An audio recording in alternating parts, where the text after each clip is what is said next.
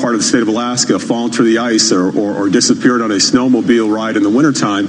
Or are some of these folks, especially the younger individuals, are they being trafficked? Have they actually left the state? So I think looking at the different possibilities as to what has happened to these individuals, I think is going to help us a lot in solving these cases. But again, the data is going to be real important, and the cooperation and collaboration between entities and states and the federal government is going to be crucial in solving these issues. So Governor Dunleavy, another thing that you've really spent a lot of your time on as governor is addressing the economic health of Alaska. It's been under a little bit of stress because of the decline in oil prices, which really has hurt your budget. Explain to us where you are in that process. So Alaska is an oil state. We used to be the oil state in the country. In 1989, we were producing 2 million barrels of oil per day. Today, it's about 500,000 barrels of oil per day. And with the drop in oil price, this has really impacted our revenue stream in the state of Alaska. So we've had to reduce the budget here the past year dramatically, about $600 million. We have about a $1.6 billion gap in our budget. We've closed it about 40%. This was a difficult year in terms of closing that gap. And so as we look into the future, we're trying to diversify our economy. Alaska, once again, has been really just solely based upon its oil production and gas. We're trying to bring in as many investors as possible. We're trying to take advantage of our proximity on the globe. I had mentioned before that we're the closest state to Asia by thousands of miles. We're about 9 hours to every industrialized place in the face of the earth in the northern hemisphere by plane. We have the second busiest cargo airport in the country and the fifth busiest cargo airport in the world. Alaska has a lot to offer. As I say to people, we're America and so much more. We have American law, American jurisprudence, but we also are like an emerging economy. We're a resource-based state with what I think is tremendous opportunity and upside for investors. We're talking with Alaskan Governor Mike Dunleavy. And Mr. Governor, when you look at the opportunities for Alaska in terms of investment, what is the low-hanging fruit, or what are the most likely targets of the sorts of sectors that you can get to come up to Alaska? Well, certainly mining, certainly oil and gas. Our tourist industry is really growing by leaps and bounds. And we're hopeful that we can stand up a timber industry once again in the state of Alaska. We have about 1/7 of the country's timber. Right now, for all intents and purposes, we really don't have a robust timber industry. So these are some real opportunities, but also transportation, out of our international airport, the Ted Stevens International Airport, but also the fact that we can transport resources from other parts of the country and Canada as well out of our ports in the state of Alaska. We have more coastline than the entire United States put together. And again, our proximity to Asia, I think, positions Alaska really well going in the future, not just for resource development, not just for our growing tourism sector, but also transportation. Governor, often in business, you have to spend money in order to make money. You have to invest in order to really get the returns. How does it for Alaska? Is there infrastructure you need to build, or investments you need to make for Alaska to attract that investment and ultimately make more money? Well, absolutely. I mean, we're a new state, relatively speaking. We came into the Union in 1959. And certainly the drop in oil has impacted our ability to build infrastructure in the state of Alaska. Our capital budgets have been smaller than in years past.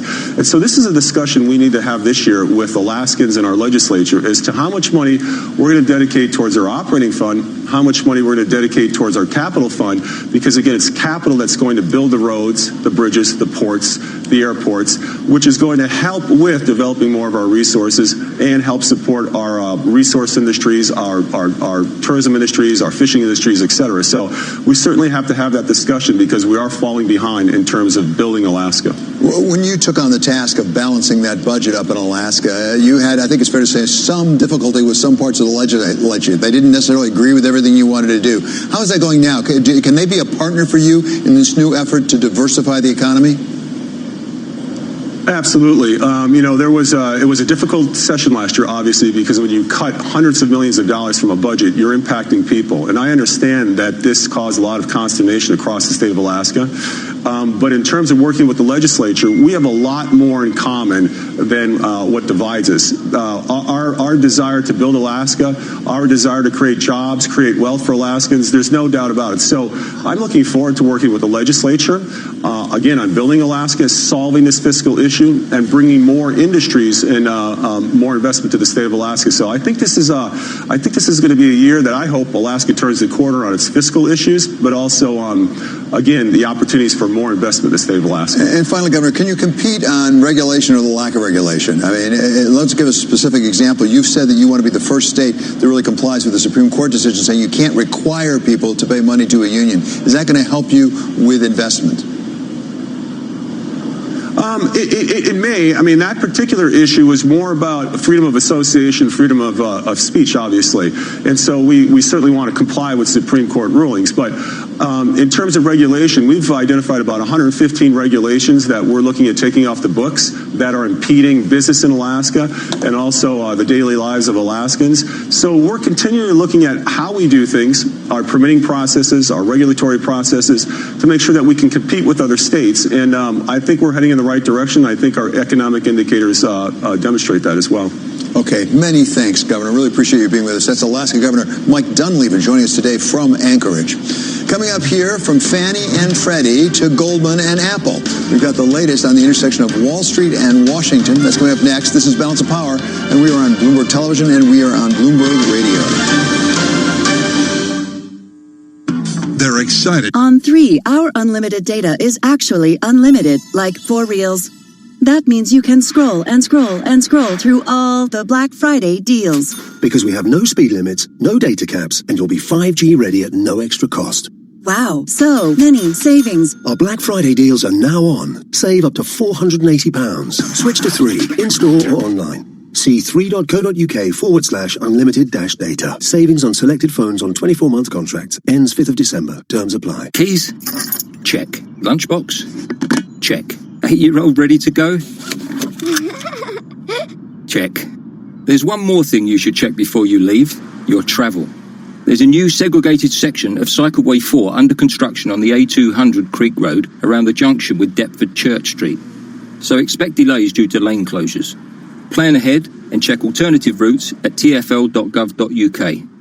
To the Mayor of London and TfL, every journey matters. Look at that. A riveting quest. A glorious opportunity. A scratch card. Yet he remains unfazed by the challenge, wavering at nothing. Miss, please keep it down. We're in the quiet area. Sorry. Here we are.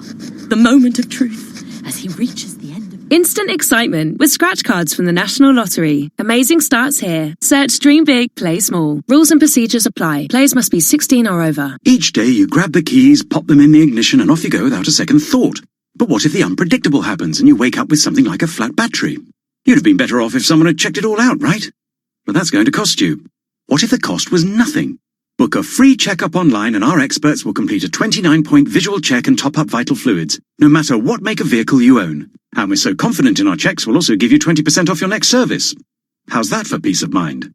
Visit your local Vauxhall retailer and quote VX20. T's and C's apply.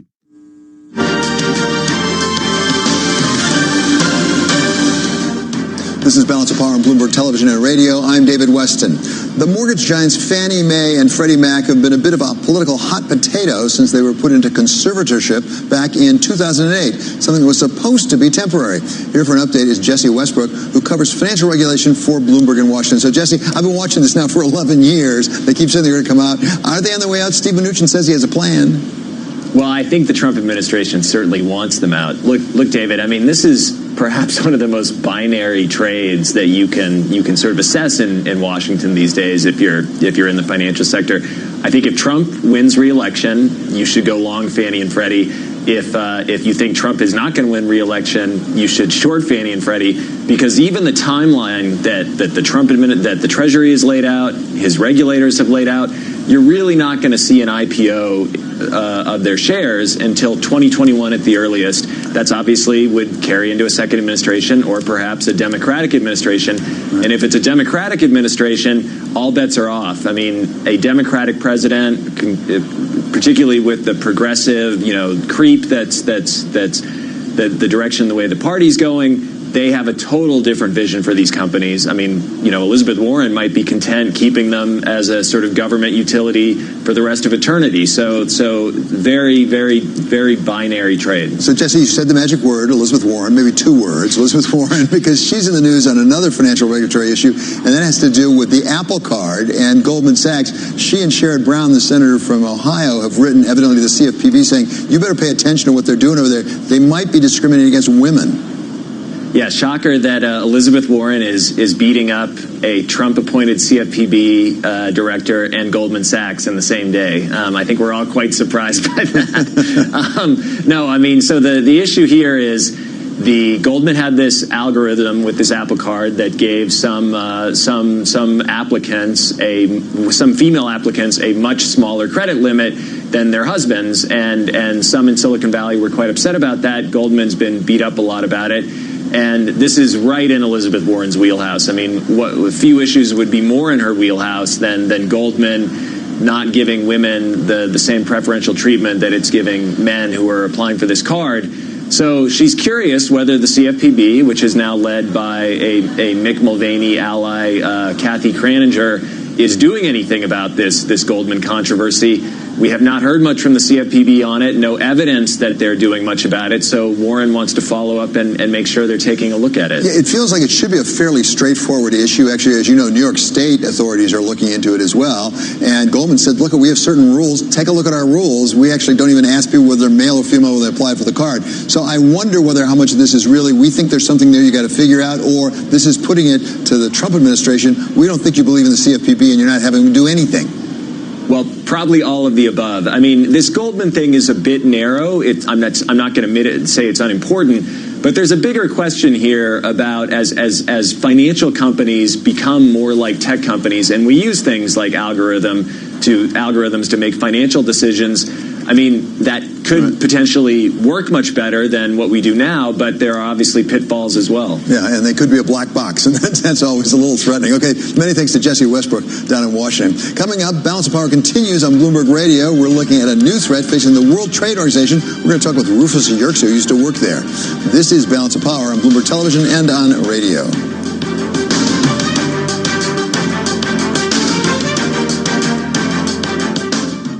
This is a Bloomberg Pursuits look at luxury. Looks like it won't be such a happy holiday season for Louis Vuitton staffers. The luxury giant has agreed to put an end to staff discounts as high as 90% for unsold products after a French tax authority decided that bargain prices on high fashion should be considered a taxable benefit.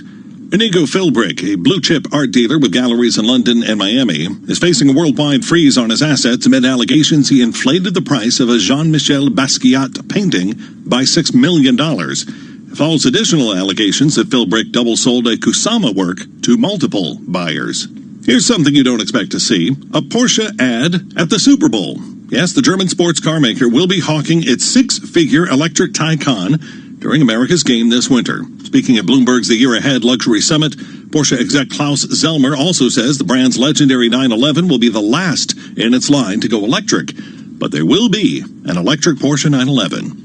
I'm Andrew O'Day, Bloomberg Radio. Intellectual property, one of the most valuable things we market in Asia. I understand you're trying to rival the likes of San Francisco, New York. We have our own brand of intellectual property. Let's focus first on this U.S.-China trade story. Find out why it's so valuable. Do you need to see substance in an agreement or just that they stop shouting at each other? Bloomberg Daybreak Asia, tonight at 6 Eastern on Bloomberg Radio, the Bloomberg Business app, and BloombergRadio.com. Bloomberg, the world is listening. You took the first step and quit smoking, but even former smokers may still be at risk for lung cancer. That's why SaveByTheScan.org wants you to know about a new low-dose CT scan that can detect lung cancer early. It takes only 60 seconds and could save your life. You took the first step, now take the next. Visit SaveByTheScan.org for a simple quiz to see if you're eligible and talk to your doctor about screening. SaveByTheScan.org is brought to you by the American Lung Association's Lung Force Initiative and the Ad Council. Why has J.D. Power ranked Commonwealth Financial Network #1 in independent advisor satisfaction among financial investment firms for the 6th straight time? We think it comes down to one thing: you. Because it's your input and feedback that keeps us focused on what's most important to you and your clients and continually pushes us to be the best we can be. Maybe that's why we receive top marks in every category of the J.D. Power 2019 Advisor Satisfaction Survey. They named us number 1 in client support, number 1 in firm leadership, number 1 in operational support, number 1 in compensation, number 1 in professional development support, and number 1 in technology support. Ready to partner with the best?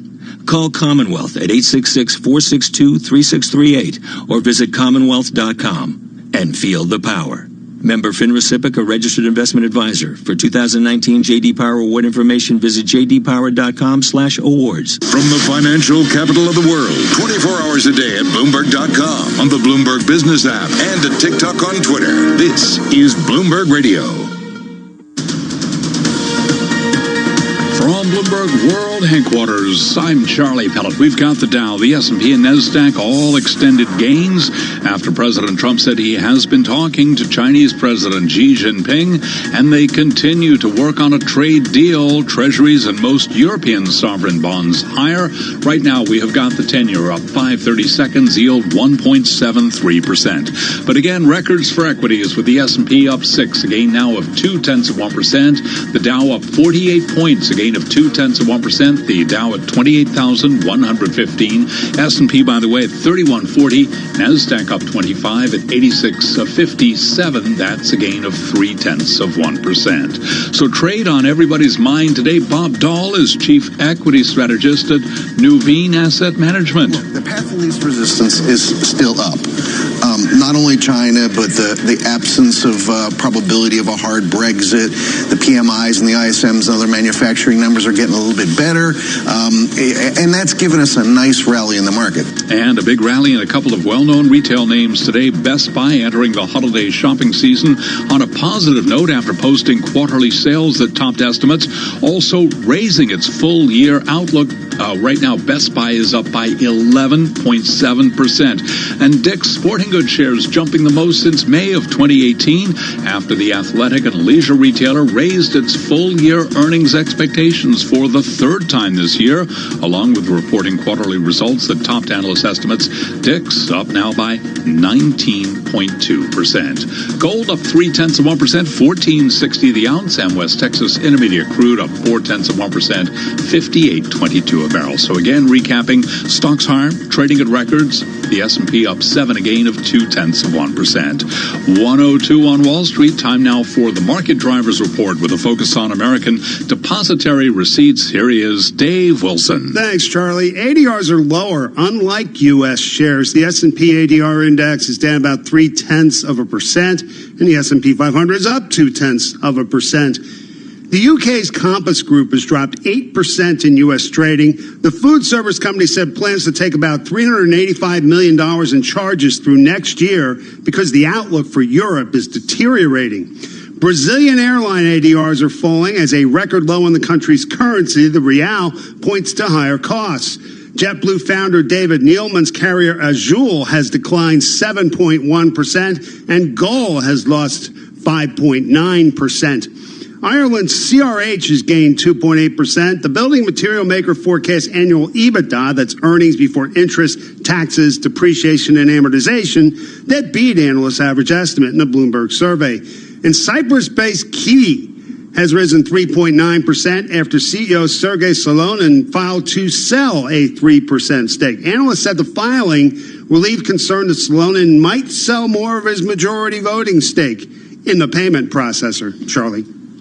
And we thank you very much. Dave Wilson checking on those American depository receipts. Again, recapping, stocks pushing higher, S&P up another 7 points to 3140. That's a gain of 0.2%. I'm Charlie Pelleton. That is a Bloomberg Business Flash. This is Balance of Power. We have the strongest economy by far in the world. We've got to grow our trade relationships. I know what's broken. I know how to fix it. Where the world of politics meets the world of business. They've got the money they need to run a very competitive race. We've got now a real crunch few days for Brexit. We want certainty in the markets. We want certainty in our trading relationships. The administration is trying to create a new divided world. Balance of Power with David Weston on Bloomberg Radio. Another federal court rules against President Trump on complying with subpoenas. China stays in touch with U.S. trade negotiators, but no deal yet. And the U.S. brings the WTO to the brink of shutting down. From the Bloomberg Interactive Broker Studio, welcome to the second hour of Balance of Power. The WTO tomorrow will decide on its budget for next year, and the largest contributor, that is the United States, is insisting that it slash payment to members of its appellate body. The impasse could bring WTO operations to a halt in the new year. Welcome now, Rufus Yerxa. He's president of the National Foreign Trade Council and former deputy director general of the WTO. Mr. Yerxa also served as deputy U.S. trade representative. So, Rufus, thank you so much for joining us. It's no secret that President Trump is not a big fan of WTO. This is what he said last July. WTO's treated the United States very badly, and I hope they change their ways. They have been treating us very badly for many, many years, and that's why we were at a big disadvantage with the WTO. And we're not planning anything now, but if they don't treat us properly, we will be doing something. So, Rufus, we'll be doing something. Are they about to do something with respect to the budget? Well, David, I think this is sort of a game of chicken that the Trump administration is playing because they're at loggerheads with a lot of the other WTO members about the dispute settlement system and this blockage of the appellate body. And so now they've just sort of introduced a new kind of, a new weapon in that, which is to sort of hold up consensus on the entire WTO budget. But my guess is that, they're not going to move all the way to a shutdown mode. I mean, that really isn't going to work with 160 some other countries. They'll find a way around that. The WTO secretary will probably stay open, but it just is an indication of the level of disagreement that the Trump administration has with the operation of the system. So just to give us a sense of how much leverage the United States has, as I understand it, it's not quite, but it's approaching 10% of the budget is the U.S. contribution. We're by far the largest contributor, and it's actually a little more than that. It's about 13%, and China's a little bit below the U.S. now because it's based on your share of total world trade imports and exports. So, the U.S. is a big share, but it's the biggest share, but it certainly, it's not like it is totally dominant, and the U.S. has to take into consideration the other countries. The EU actually, as a whole, contributes more. So you were over there, as I say, for a good long time and understand it well. As I understand, what the United States has focused on is particularly this appellate body, and more specifically the compensation paid to the members of the appellate body that they want to slash substantially. And the U.S. claim is the way the compensation is structured, it encourages the body not to move too fast, to drag it out because they get paid more money if it drags out. Is there any truth to that? No, I really don't think that's a very accurate assessment of what they do, because the fact of the matter is they have so many cases piled up that whether they move fast or slow on a particular case, it doesn't really change the annual compensation an appellate body member would get. And, these are all highly professional. Most of them have other jobs and other professions. They only do this on a part-time basis. I don't think, right now, since the U.S. has already blocked the appointment of new appellate body members, this holding up of the budget is really sort of overkill, because they've already sort of immobilized the appellate body until there's an agreement on appointment of new members. So, I'm not sure why they've taken this other step other than to, further sort of escalate their battle with the WTO. I think it's a mistake in the long run because it's going to sort of undermine U.S. leadership. You make a very important point, because there are actually two aspects. I've been talking about the budget, but there's another one of appointing members to the appellate body. And as I understand, they're about to, in the new year, not be able to sit as a body because they won't have enough members. That's correct. You need at least 3. And even with 3, the appellate body would pretty much grind very, very slowly, because normally there are 7. They have so many cases pending now, largely because of the trade wars that the U.S. itself has sort of ignited. That's led to a proliferation of cases on these 232 actions and other things. So, they've already sort of gummed up the works, and the real question now is how do we get back to making it work properly and have the U.S. in a leadership role? The president's characterization of the WTO being bad for the U.S. is completely off the mark. I mean, the U.S. wins 95% of the cases it brings as a plaintiff, and we're a big plaintiff, and we've had a lot of success pressing for other countries to comply with their obligations. Well, that's what I was going to ask about, because the one that we all know about right now is the Boeing-Airbus dispute, and there was just a ruling in favor of the United States. There was a fairly large ruling, as I recall. So what is the president really concerned about or upset about? And Robert Lighthizer certainly knows that operation very well, the United States Trade Representative. What's his view on this? Well, the problem is that certainly Ambassador Lighthizer, and I think this also affects the president's thinking, they view this in the context of U.S. as an importer and all of the defensive laws we have on anti-dumping and things like that, and we have lost a number of cases there. But, the U.S. has a huge range of interests in all kinds of areas, not just in anti-dumping, but in all the other rules of the system, where the U.S. as an exporter gains tremendous benefits in agriculture, in sectors like aircraft, in electronics, in services, and I think the problem is the Trump administration looks at it only through the lens of these import relief laws. And that I think is a fundamental mistake in their approach to the WTO. Rufus, just briefly at the end here, take it to the end case. If in fact the WTO grinds to a halt in the new year, what difference will it make? I mean, what it means, David, is that you'll still have these panel rulings, but you won't have an appellate body at the second stage. That means you formally and officially won't have these panel reports being adopted through the normal process of appellate review and then adoption. And so they'll sit there as kind of unadopted reports, which the parties that are in dispute in that particular case will have to continue fighting with each other, and you won't have a kind of a WTO authorized remedy. Okay. Many thanks to Rufus Yerxa of the National Foreign Trade Council. Is big tech big because it's efficient, or is it because does it become complacent with success? We're going to talk with Bloomberg Opinion's Noah Smith about that next. That's coming up on Balance of Power on Bloomberg Radio.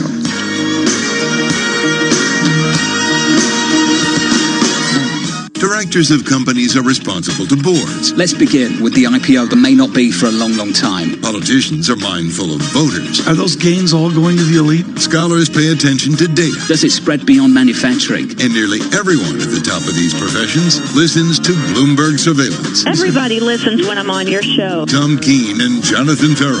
Weekday mornings at 7 Eastern on Bloomberg Radio, the Bloomberg Business app, and BloombergRadio.com. Bloomberg, the world is listening.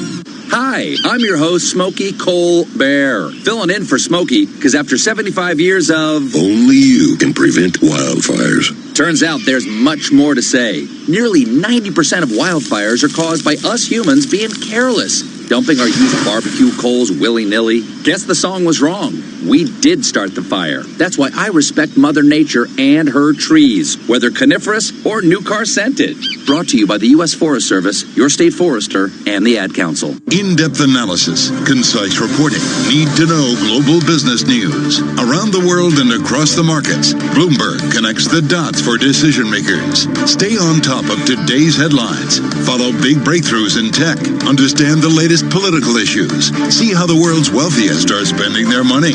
Track what's happening in the markets, and much more. Subscribe today to Bloomberg, the global standard for business reporting. Get it all at Bloomberg.com/subscriptions. Melissa from Michigan. I work an extra part-time job serving lunch at my child's school, but I still can't afford to put food on our table. Daniel from California. Choosing whether to pay the rent or pay to fix the car to get to work doesn't leave us with much at all. Now we can't even pay for meals. Hunger is a story we can end. End it at feedingamerica.org. Brought to you by Feeding America and the Ad Council. On 3, our unlimited data is actually unlimited, like for reals. That means you can scroll and scroll and scroll through all the Black Friday deals. Because we have no speed limits, no data caps, and you'll be 5G ready at no extra cost.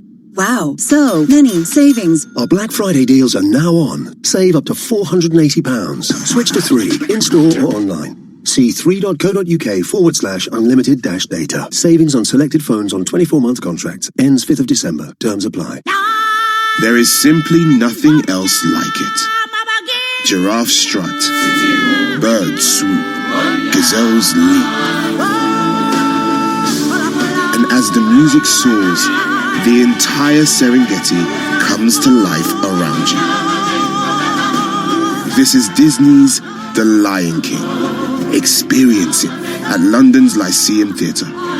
Visit thelionking.co.uk. Ladies and gentlemen, behold the world's most fantastical, sensational number. 21 million. Tonight's Euro Millions jackpot is a massive £21 million. Euro Millions, celebrating 25 years of the National Lottery. Your numbers make amazing happen. Estimated jackpot. Rules and procedures apply. Players must be 16 or over. Keys? Check. Lunchbox? Check. 8-year-old ready to go? Check. There's one more thing you should check before you leave. Your travel.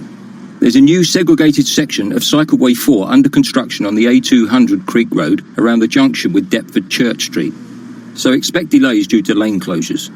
Plan ahead and check alternative routes at tfl.gov.uk. To the Mayor of London and TfL, every journey matters. Hello, I'm Jo Brand. When I see people homeless over Christmas, I find it really upsetting. Whether they're sleeping in doorways, on buses, or in hostels, it just shouldn't be happening. But it doesn't have to be like this. This Christmas, crisis centres across Britain are providing warmth and safety, plus long-term support to find people a job and a home. Please reserve a place for someone at Crisis this Christmas for just £28.87. Go to crisis.org.uk now. Thank you. This Black Friday, get Sky Entertainment for £22 a month, then feel it all with a spectacular 50% off Sky Sports, including the Manchester Derby and the darts.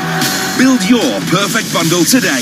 Choose any or all of our Sky TV packages and get an incredible 50% off. Hurry, join today. Visit sky.com. Offer ends 2nd of December. New 18-month minimum terms or 31 days notice to cancel depending on package. Discount on standard pricing with same minimum terms. Set up £25. Kit loaned at no cost. At Lidl, we're big on Black Friday. Get a 43-inch Toshiba Full HD Smart TV, just £199. An Xbox One with 3 games, only £129. Or a Lenovo 10-inch tablet for $89.99. And more from Friday the 29th of November. When it's gone, it's gone. Now that's big on quality and always Lidl on price. One per customer. Selected stores excludes NI. What's the sign of a really first-class funeral directors? Is it how they're with you every step of the way? Is it the care they take looking after your loved one? The superb organisation they show on the day itself? The thoughtful little touches you maybe weren't expecting? Yes, it's all those things. But there's another sign you should also be looking for. The one that says Dignity. You'll find it's on every one of our branches and on the Dignity website. When you see it, you'll know you couldn't be in better hands. Dignity Funeral Directors, taking the greatest care. Want to hear about the latest and greatest things to listen to on TuneIn? For reminders of the biggest live sports games, debates, and breaking news stories, follow @TuneIn on Facebook, Twitter, and Instagram to stay connected with the audio that matters to you. Markets, headlines, and breaking news 24 hours a day at Bloomberg.com, the Bloomberg Business app, and at TikTok on Twitter. This is a Bloomberg Business Flash. From Bloomberg World Headquarters, I'm Charlie Pellet. Another day of records for the S&P 500 Index, Dow Jones Industrial Average, and NASDAQ Composite Index after China said Sino-American trade negotiators, quote, reached consensus on certain issues in a phone call and agreed to stay in contact on the remaining points. S&P up 5, a gain of 0.2%. The Dow up 30, that's a gain of 0.1%. NASDAQ up 22, higher by 0.3%. And this update brought to you by the law offices of Deutsch Atkins PC, representing highly compensated executives with employment claims and severance issues. Call now for a free phone consultation, 800-498-0991. 10 years up 3/32 yield, 1.73%. Gold up 0.3%. West Texas Intermediate up 0.2%, 58.12 a barrel. I'm Charlie Pellet. That's a Bloomberg Business Flash. Bloomberg Opinion, informed perspectives, and expert data-driven commentary on breaking news. From the Interactive Broker Studio, it's time now for Bloomberg Opinion, and we welcome today columnist Noah Smith. So, Noah, welcome. You have a column out, fascinating, saying the web looks as if it's monopolist's best friend. Why is that? Well, because pretty much in the old days, geography was this barrier, and specialization was a barrier too. You know, if you were this, a Midwestern regional paper company or something, that was from the Office. You would you'd have your little market to yourself, and it'd be hard for the big boys to get in there because they'd have to send people on the ground. Also, if you had a very specialized product, it would be hard for big companies to compete. They'd have to get knowledge of that sort of product area. The internet has changed all that because it allows big companies to advertise just everywhere instantly and to set up operations remotely very quickly and cheaply. And it also allows them to enter a lot of product fields they hadn't been able to before. And so these big octopus companies are just sort of sticking their tentacles into everything where there used to be these natural barriers. So, no, why doesn't it cut both ways? Because as barriers to entry reduce, you should get more competition because it's also easier for everybody else to jump in. You absolutely do. Well, that's the thing. You get more competition at first, but then a few companies that start out with the initial advantages win the competition. And after that, you find yourself with just a few companies everywhere, and they're like, hey, we won the competition. We don't have to compete that hard anymore. And then they slow down and become sort of incumbent monopoly. There's some evidence in the data that shows that this may be happening now. Well, and it raises the question of how did they win the competition? If they won it by being more efficient, then isn't that a good thing? I mean, traditionally, we haven't penalized people for just being big.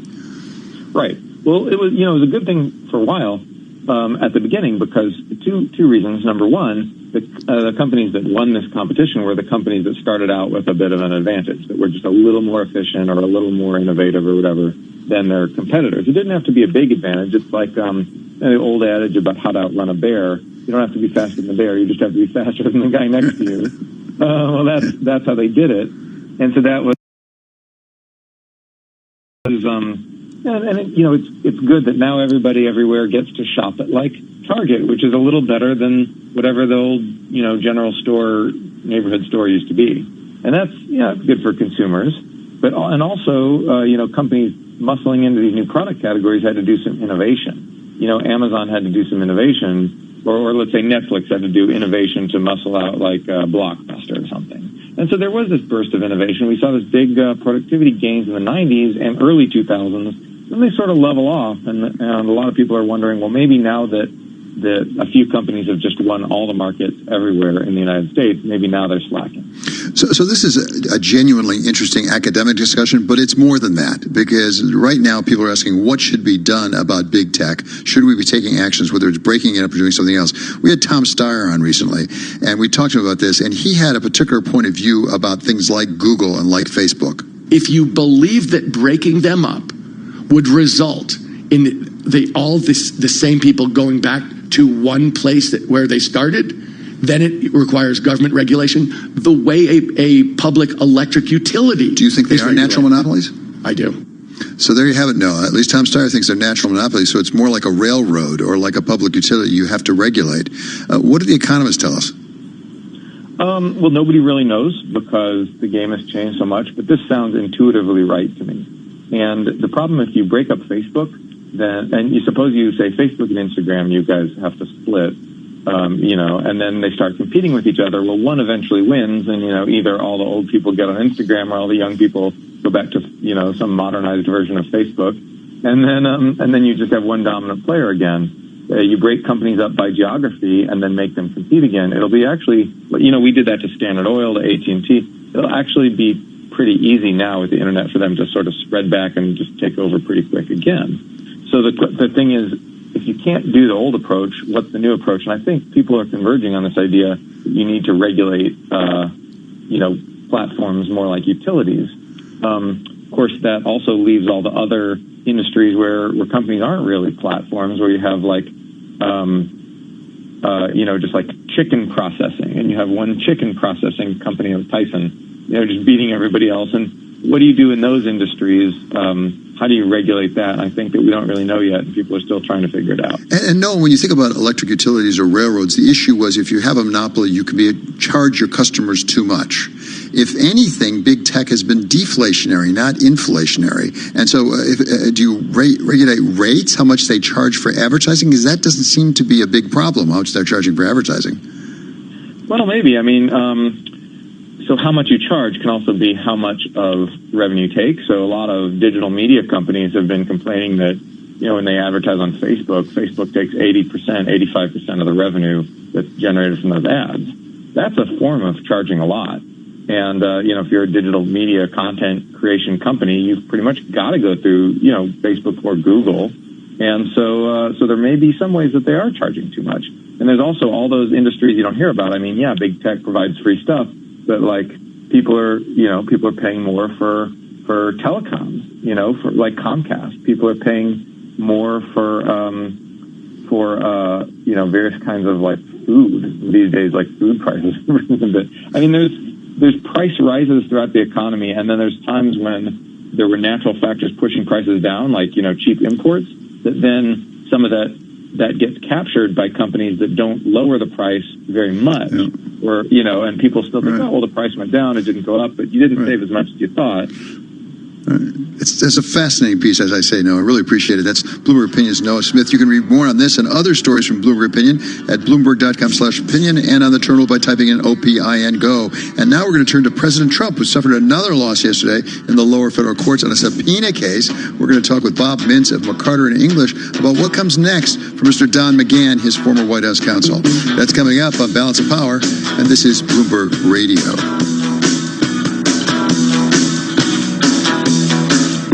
This is a Bloomberg Market Minute. Xerox is trying to buy HP, and HP has been resisting. Now Xerox says it plans to go directly to HP shareholders to present its case for a deal.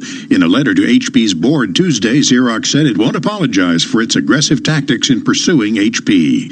Home prices in 20 U.S. cities rose at a faster pace in September.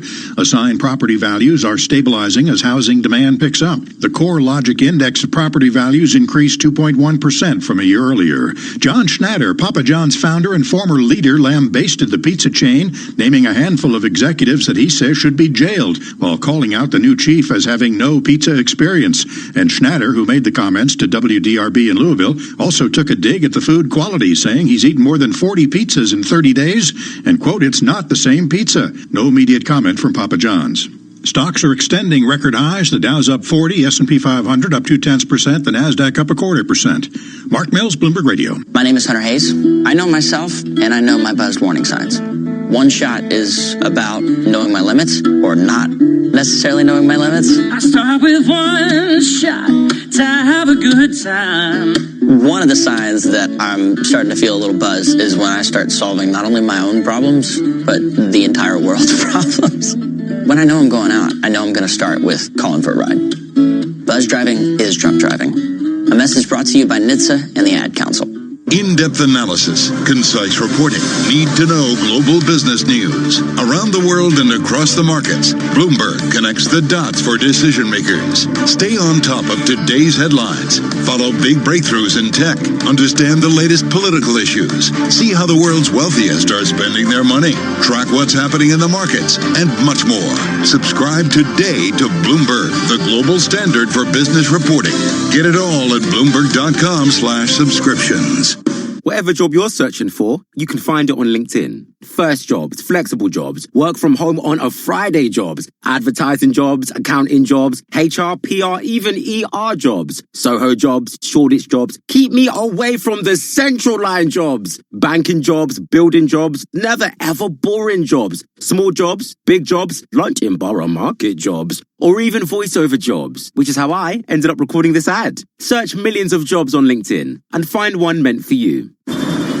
EasyJet fly to a wide range of ski destinations from London. So whether you want to go all out on a classic Alps experience or fancy something a little more low-key, it's smoother than ever, and you'll be there before you know it. Book now at easyjet.com. Something explosive is coming to the home of rugby. When Harlequins meet Leicester Tigers, expect fireworks. With tickets from £17 children and £27 adults, Big Game 12 is more than a Gallagher Premiership rugby fixture. It's London's biggest rugby party. Enjoy music, entertainment and a truly incredible atmosphere before the big game kicks off at 4:30pm, Saturday 28th of December at Twickenham Stadium. Go to tickets.quins.co.uk or search Big Game 12. 'Tis the season to be hunched over your laptop. Not on our watch. In real life, you can fill your senses and your baskets. Feel all the sights, sounds, lols, and OMGs. Wear laughing emojis on actual smiley faces. Battery is running low. Take the kids to Santa's Grotto. In real life, you can find just the right present using the most advanced search engine in the world. Your eyes. We hunt in real life. Brent Cross, London. Free parking for all sleighs and cars. I love Black Friday. Busy shops, crazy people, average deals. It's so much fun. Said no one ever. So be savvy and do Black Friday the easy way with Smarty. Grab a huge 100 gig data SIM for just £17 a month on the Mega Plan. And with no credit checks, speed restrictions or contracts tying you down, you can kick back with the best Black Friday deal around. Now that's Smarty. Search Smarty Mobile to find out more, but hurry, as this deal won't be around for long. See smarty.co.uk for terms. There is simply nothing else like it. Giraffe strut, bird swoop, gazelles leap. And as the music soars, the entire Serengeti comes to life around you. This is Disney's The Lion King. Experience it at London's Lyceum Theatre. Visit thelionking.co.uk. At Lidl, we're big on all those Christmas parties. The season to be jolly. Try our Party Time Indian snack selection for only $2.99. And our Party Time mac and cheese bites for just $1.19. Big on a Christmas you can believe in. Now that's big on quality and always Lidl on price. Subject to availability, selected stores excludes an eye. Hello, I'm Jo Brand. When I see people homeless over Christmas, I find it really upsetting. Whether they're sleeping in doorways, on buses, or in hostels, it just shouldn't be happening. But it doesn't have to be like this. This Christmas, crisis centres across Britain are providing warmth and safety, plus long-term support to find people a job and a home. Please reserve a place for someone at Crisis this Christmas for just £28.87. Go to crisis.org.uk now. Thank you. Broadcasting live from the Bloomberg Interactive Broker Studio in New York. Bloomberg 1130 to Washington, D.C. Bloomberg 99.1 to Boston. Bloomberg 106.1 to San Francisco. Bloomberg 960 to the country. Sirius XM Channel 119. And around the globe, the Bloomberg Business app and BloombergRadio.com. This is Balance of Power with David Weston. Coming up on Balance of Power, President Trump isn't having much success resisting subpoenas for testimony and documents in the various investigations into his administration.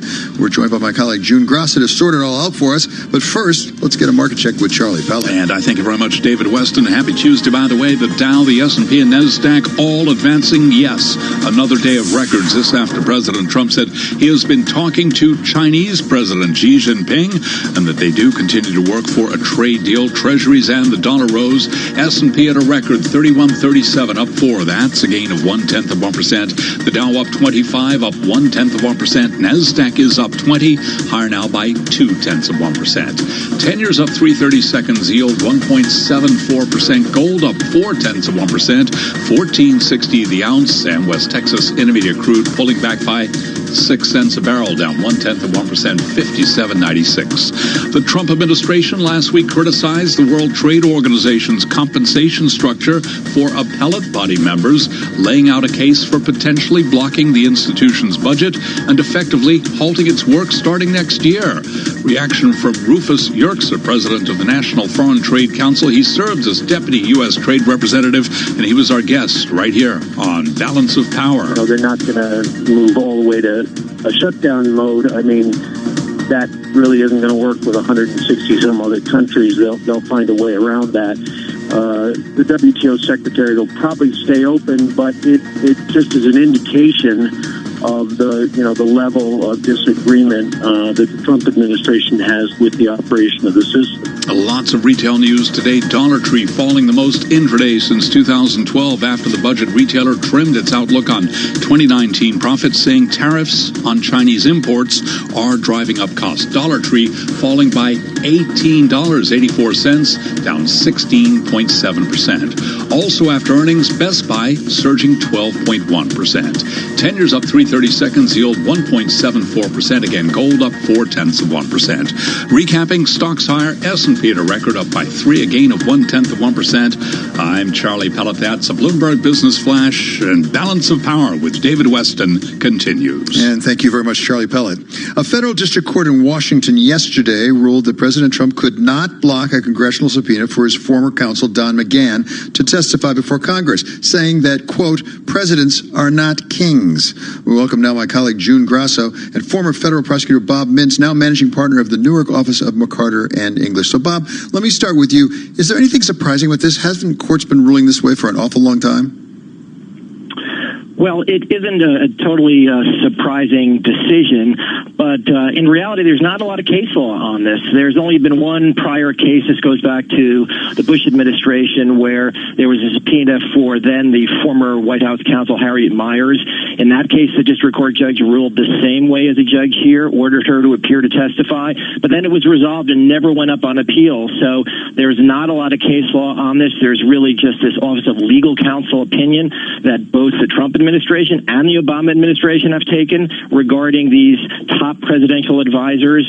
So we'll have to see where this goes on appeal. And I want to be precise exactly what the district court ruled here. They said he must appear. They didn't necessarily say he has to answer all the questions, right? He's free to say to individual questions, I'm sorry, that's subject to some form of privilege.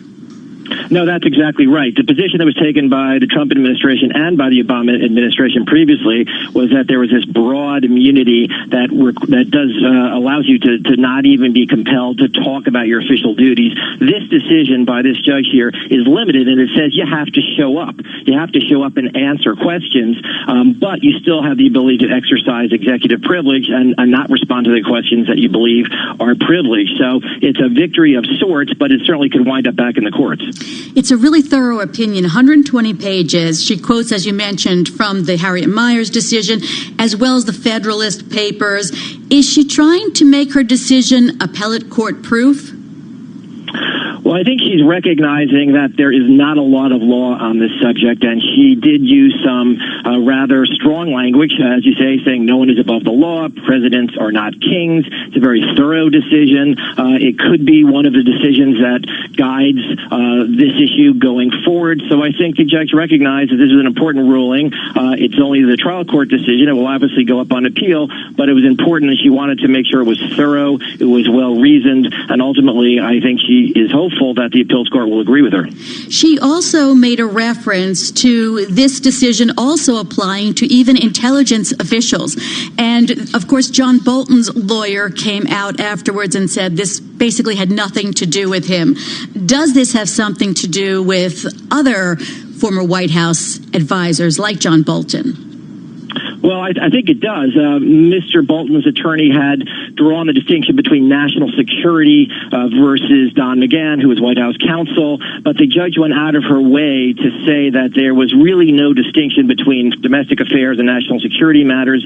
She tried to make this ruling as broad as possible so that it would sweep in Mr. Bolton and others who were claiming a national security issue as a way of avoiding testifying. Bob, this is all in the context, obviously, of the impeachment inquiry, but actually the subpoena for Don McGahn didn't have to do with the Ukraine situation, as I understand it. It actually goes back to the Mueller report, and yet it's being read now against the latter. The question I have really is, does it affect potentially other witnesses appearing in the impeachment hearing, particularly because the president himself has revealed a transcript? He's sort of waived an executive privilege, hasn't he? Well, I think you can certainly make that argument, and you're absolutely right, David, that this is initially a subpoena having to do with the Mueller investigation. Obviously, a lot has changed since then, and I think it's clearly within the House's view that these witnesses would be called to answer questions not only regarding Mueller, but regarding the Ukraine issue and the whistleblower issue that have become more of a focus of this impeachment inquiry. So I don't think it's going to be limited in terms of the scope of the questions. I think it really stands on the precedent of whether or not these witnesses can be called to testify at all. So, Bob, are the Democrats, do they take a risk when they start calling, for example, Don McGahn and something related to the Mueller investigation, when what they've been doing so far is focusing solely on the issue of the aid to Ukraine, and they've made it crystal clear that that's how they want it to go? What happens now if they start opening up this new ball of wax, so to speak? Well, I mean, that's the real strategy decision that they have to make. On the one hand, they get criticized, I think, if they try to build this impeachment case on a thin reed of solely this conversation about with the president of Ukraine and whether or not there was a quid pro quo in exchange for military aid to investigate the Bidens. The criticism there is it's too narrow. If they broaden it to include some of the issues that came up during the Mueller investigation, it has the potential for going in too many directions and making this too broad of an issue so that Republicans can attack it on multiple fronts. It's really a strategy call that the Democrats are going to have to make going forward. Might it, though, actually open up the door for at least some more people to testify? As June said, Mr. Bolton's lawyer has already said, doesn't apply to us, not us. But there are some other officials as well who's been asked to come up there. And we have the Democratic congressman, member of the House Intelligence Committee, actually, Mike Quigley, who thinks it might actually have an effect on other potential witnesses.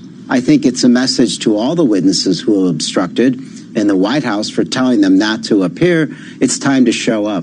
Does he have a point there? It is time to show up. Again, the question of executive privilege invoked with respect to specific questions is to the side, but does it potentially open up the door for some other witnesses to show up finally?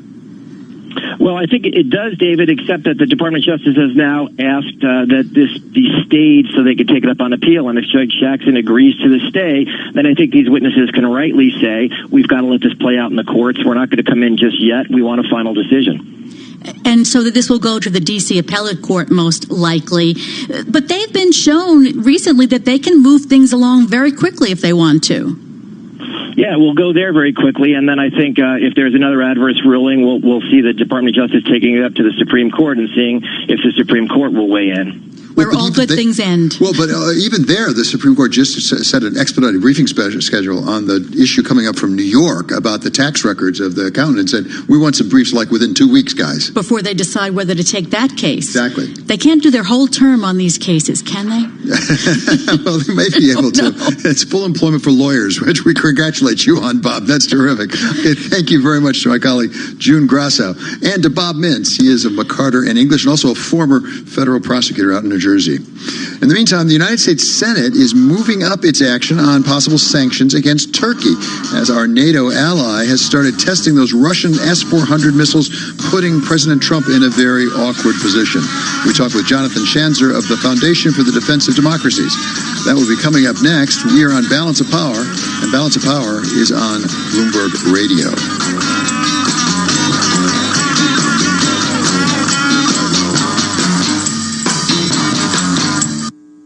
Why do hedge funds and other alternative managers rely on Pershing? Mark Alderati, a managing director at BNY Mellon's Pershing and head of Prime Services, explains. In today's environment of market volatility, Pershing's Prime Services is well positioned to support the needs of hedge funds and other alternative investment managers.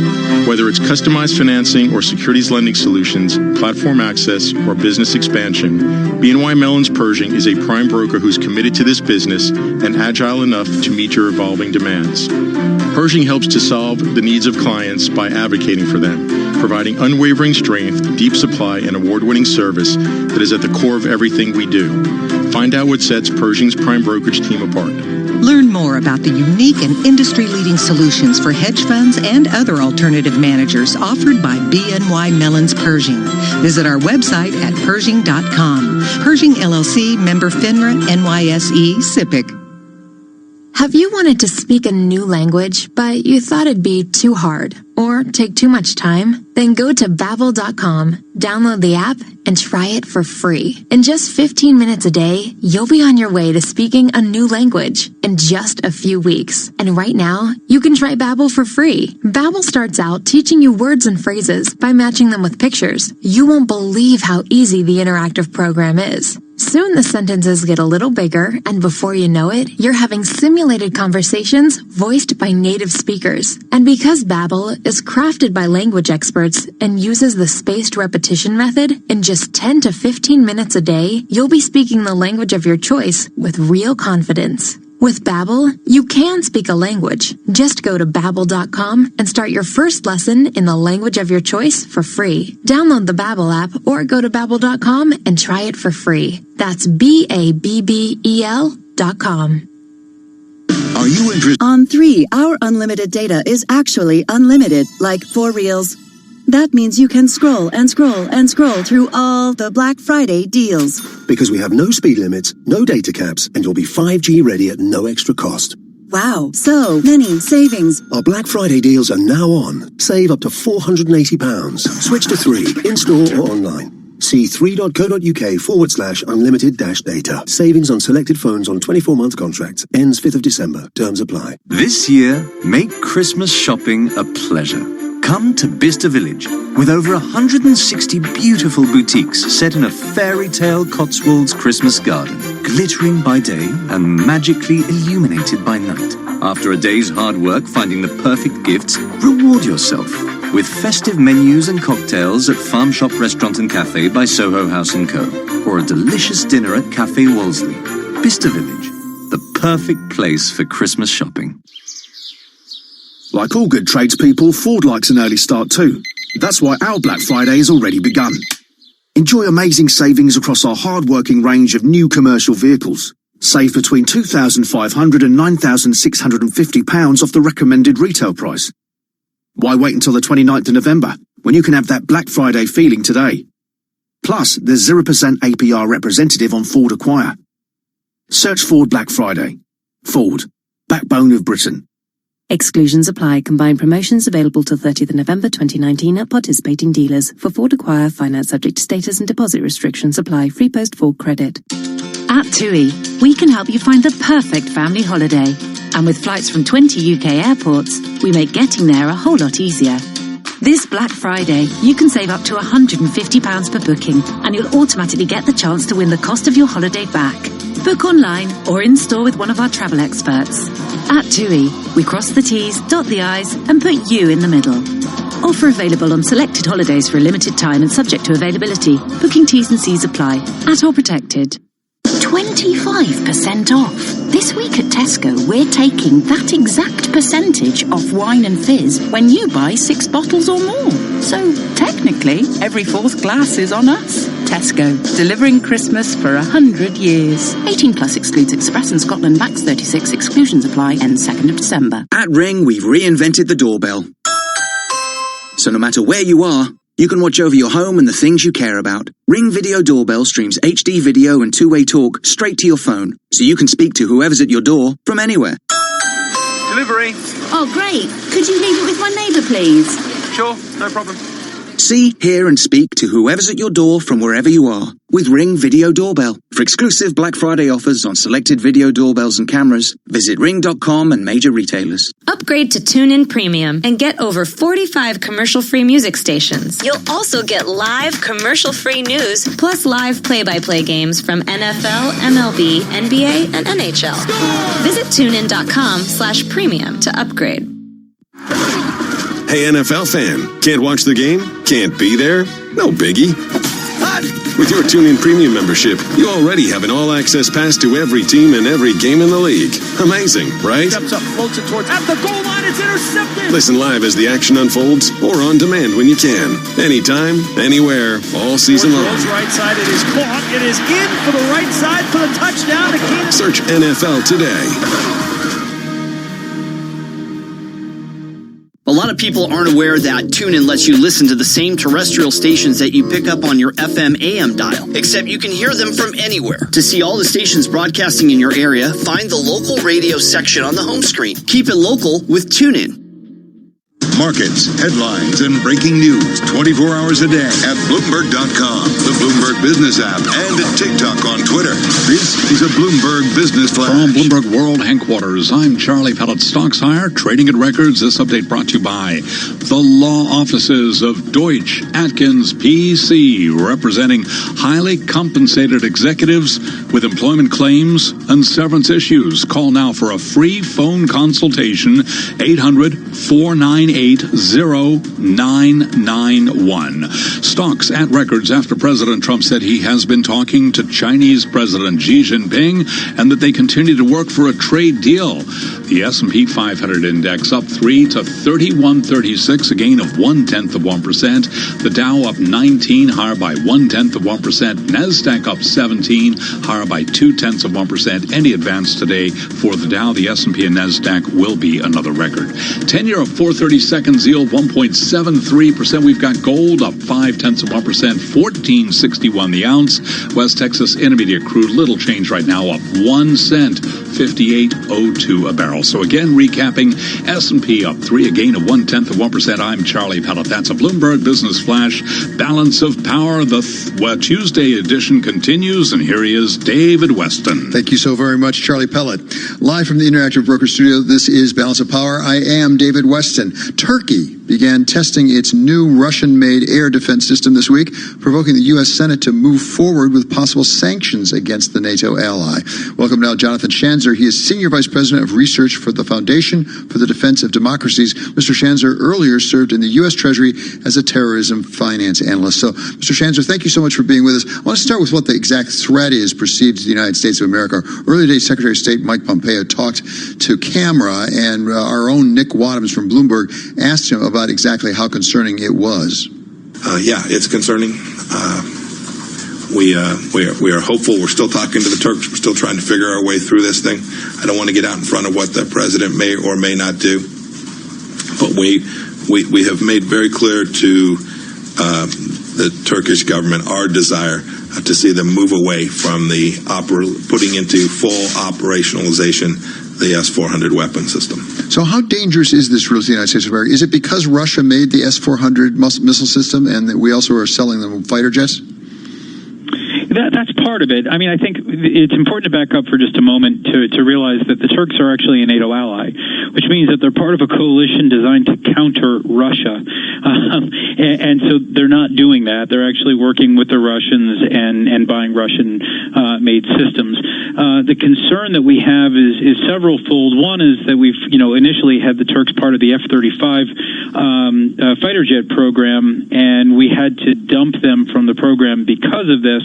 But the real concern that we continue to hear about is the interoperability question, and that is that basically the S-400 system would act as kind of a cyber threat against U.S.-made hardware. So whether it's the F-35, the F-16, or any of the other hardware that we have placed in Turkey, specifically at the base called Incirlik, which is a massive sprawling airbase where we have a lot of material, there will be an opportunity for the Russians to collect on us, and this is something that we're trying to prevent, and it's one of the reasons why Congress imposed these CATSA sanctions a couple of years ago, which are now coming into play. So explain exactly what those sanctions entail, if in fact they go forward with them. Yeah, it's basically, this is the Countering American Adversaries Through Sanctions Act. It was really designed to punish countries that acquire Russian-made systems, and there really aren't a whole lot of countries that would be doing this that would trigger this kind of action from Congress, but you could have punitive measures, financial sanctions against Turkey for having done this. Of course, the president has already imposed sanctions and then lifted them in response to the Turkish incursion into northern Syria, but we could see a reimposition of sanctions and effectively a blocking of certain Turkish institutions tied to the defense industry from the U.S. government, from the U.S. banking system. We can imagine why Russia might want to sell these S-400s to Turkey. Why is Turkey buying them? Well, this is the question that I think many people are asking right now, is whether Turkey is really an ally of the United States, really a NATO ally any longer. We've watched as the Turks have drifted towards the support of violent Islamist groups, whether it be Al-Qaeda in Syria or Hamas. They've helped Iran evade sanctions to the tune of $20 billion. And, of course, they're unraveling at home in terms of their democratic institutions crushing free speech, gutting the judiciary. So we're really watching a backsliding of this country, which makes them more of a natural ally for the Russians and the United States at the end of the day. The Russians are much more transactional. They're not demanding anything from the Turks other than a basic alliance along with the purchase of some of their systems. So this has been the troubling sort of story behind what's happening with the Turks, and the Trump administration has been doing everything that it can to try to hold this thing together with duct tape. I think it's probably too little, too late. I think the Turks have probably already crossed over to the other side, but the Trump administration is doing everything it can to try to woo Turkey back, and in some cases it really does appear obsequious. It really appears that we're appeasing the Turks, and it's not a good look for the administration. Is there a broader question here about how effective economic sanctions can be in deterring another country from supporting terrorism? You mentioned Iran specifically. We now have a lot of sanctions on Iran. Are they being curtailed in Yemen? Are they being curtailed with Hezbollah or some of the other sort of state-sponsored terrorists that they support? From what we can tell right now, the administration's sanction policy on Iran has been incredibly effective.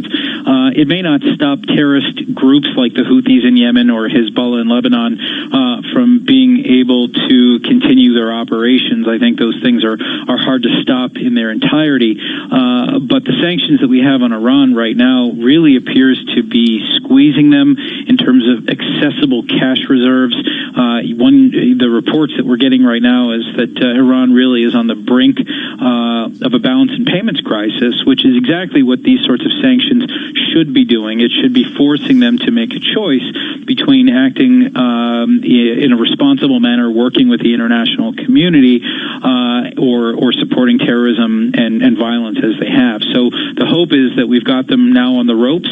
We're not going to stop all the different terrorist groups that they support, but certainly the government itself is feeling the squeeze. Where have economic sanctions been most successful in your experience as you look around the world? Well, I think Iran was incredibly effective leading into the Iran nuclear deal, and then we decided to take our collective foot off the gas, and I think that was a huge mistake. But I would say the most effective sanction that I've seen has been removing Iran from the SWIFT banking system. This is that electronic banking system that allows countries or companies to move money anywhere around the world. When you're cut off from that, it really does limit your ability to move money anywhere. And when that's happened to Iran now twice, it has really had a significant impact. Some of the other measures that we take, the targeted measures, can hurt, especially if we cut off, for example, Iran's oil sales. That's been another, I think, very important measure that we've taken. But SWIFT has been, I think, the nuclear sanction thus far. Jonathan, thank you so much for being with us today. It was really helpful. Many thanks to Jonathan Sanzo, he of the Foundation for Defense of Democracies. And now it's time for Jason Kelly to tell us what's going on with Bloomberg Business Week today. All right, so we're going to talk a lot of retail, and that will be exciting. And we're going to hear from Best Buy and, ahead of shopping season. But I want your 30-second review of Ford versus Ferrari. Oh, I loved it. I don't think I've ever done it. I took myself to the movies one afternoon on Saturday, and I loved every minute of it. Yeah. It was so exciting. And the car races were great, but also there was a lot of human interest. And the buddy film, basically. Yeah. And Carroll Shelby on the one hand. Right. And the British race car driver was terrific. Ken Miles. Yeah. The chemistry also, I felt like, between Damon and Bale was really amazing. And the story of Ken Miles sort of giving up the Le Mans. Yeah. Because Ford ordered him to cross the finish line at the same time, and it turns out he lost it as a result. And a very handsome Lee Iacocca. Yeah, exactly. But didn't come across that great. I mean, no better than Beebe, but... Yeah, better than Beebe for sure. Okay, that's going on with Bloomberg Business Week. In the meantime, that does it for Balance of Power. This is David Weston. We're on Bloomberg Radio. On 3, our unlimited data is actually unlimited, like 4 reels. That means you can scroll and scroll and scroll through all the Black Friday deals. Because we have no speed limits, no data caps, and you'll be 5G ready at no extra cost. Wow, so many savings. Our Black Friday deals are now on. Save up to £480. Switch to 3, in-store or online. See 3.co.uk/unlimited-data. Savings on selected phones on 24-month contracts. Ends 5th of December. Terms apply. This is the Survivalist Network. It's been 6 days since the zombies appeared. I haven't slept since Wednesday. My zombie neighbour just tried to bite my arm off. Luckily, he couldn't get his infected fingers past the high tensile steel of my Toyota Hilux Invincible. That £199 per month with 0% APR representative is feeling like excellent value now. Get to a Toyota Hilux Invincible. You'll be fine. 0% APR representative on new sales of Hilux Invincible over 42 months. £199 per month. Customer deposit of £9,701 when financed through Access Toyota by 16th of December 2019. £12,525 optional final payment. Subject to status to over 18s. Indemnities may be required. Conditions apply. Toyota Financial Services. In the stock market and in life, everything can change from 1 minute to the next. Be the first to hear the latest money news and market trends with CNBC on TuneIn. Wherever your day takes you, listen to CNBC's full slate of programming, including shows like Fast Money, Squawk Box, and Mad Money with Jim Cramer. And when the next big business story breaks, CNBC lets you know with live updates and commentary. At the office, at home, or on the go. Search CNBC on TuneIn to listen.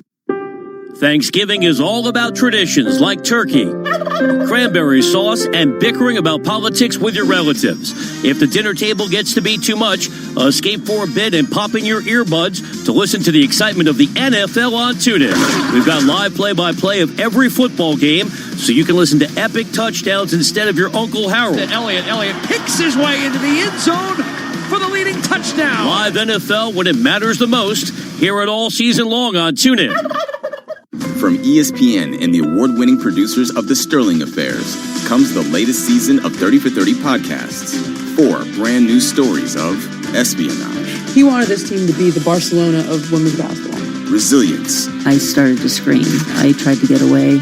Corruption. It's the culture of win at all costs. And rebirth.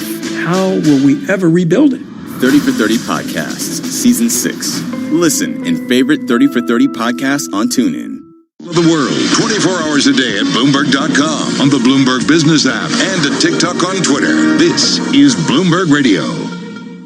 This is Bloomberg Business Week. It's very hard to get acquisitions to work at market bottoms. Insight from the reporters and editors who bring you America's most trusted business magazine. What history tells us is that leaders are anointed by the risks they take, not the risks they avoid. Plus, global business, finance, and tech news as it happens.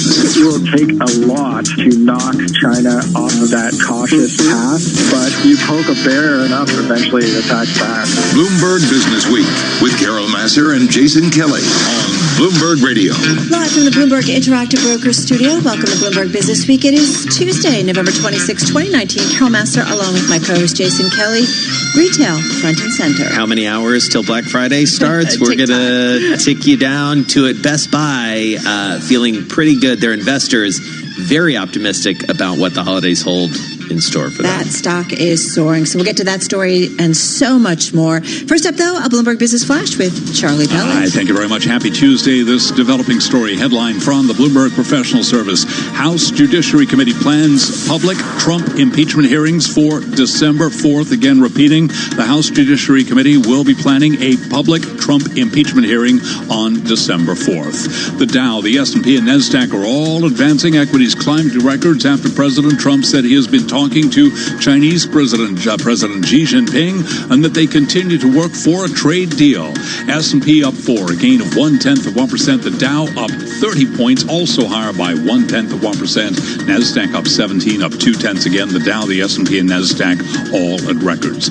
10 years up 5/30 seconds at yield 1.73%. Gold up 0.5%, 14.62 the ounce. West Texas Intermediate crude 58.01 a barrel. I'm Charlie Pellet. That's a Bloomberg Business Flash. Charlie, thanks a lot. You're listening to Bloomberg Business Week here on a Tuesday afternoon, a pre-Turkey Day show. We're going to talk a little bit about the economy, from confusion, maybe a little downward pressure, to joy. We're calling it Koi's Joy. You are calling it Koi's Joy, and we actually kind of love it. Yeah, it's a great story in the magazine, and if you have been listening to us, Jason and I have been quoting it nonstop because what a difference 3 months make when it comes to the economic outlook. So we'll get to that. Speaking of things that we're keeping an eye on, HP earnings after the closing bell. And it's really about the Xerox takeover offer, because Xerox is taking its offer to shareholders. So, I mean, that's really the story. Well, and this is one of these 1-2 punches we heard from HPE yesterday. Correct. That's the enterprise business. This is the more traditional printer business. That's HPQ. We're going to hear from them after the bell. And back to shopping, we've got quite a gift guide for you to wrap up the show. Yeah, for those who don't know what to get. And you have a lot of money? Check. All right, Rob Report. That's our source for this. So it's the real stuff. All right, all of that to come. First up, though, let's set the Business Week agenda. We've got in our Bloomberg Interactive Broker studio, Joe Weisenthal, markets editor at Bloomberg News, co-host of What'd You Miss. Find that at 4 p.m. Wall Street time on Bloomberg Television. Dave Wilson also with us. He's stocks editor at Bloomberg News. So, Dave, let me start with you. One thing that people need to know about on this Tuesday. Boy, I tell you, I mean, even though the S&P 500 is looking at another record, I mean, this is shaping up to be the narrowest trading range that we've seen in some time. Even with the extremes we've got on earnings, all you have to do is look at retailing to see that. When you got Best Buy up 12%, Dick's Sporting Goods up 19%, and Dollar Tree down 17%, that's not adding up to any real market direction. And you have to wonder, with the Thanksgiving holiday coming up, the end of the year coming up, whether we're going to see a whole lot more days like today in the next few weeks. And why not, considering the gains that we've already seen so far this year? I mean, you could kind of, I won't say cash it in, but you could essentially, and you've had a great year. I won't say cash it in, but I did. You can either sell your shares or just hang on, sit it out, wait for next year, and hope things keep going. All right, Joe Weisenthal, what's top of mind for you, especially over at the news desk?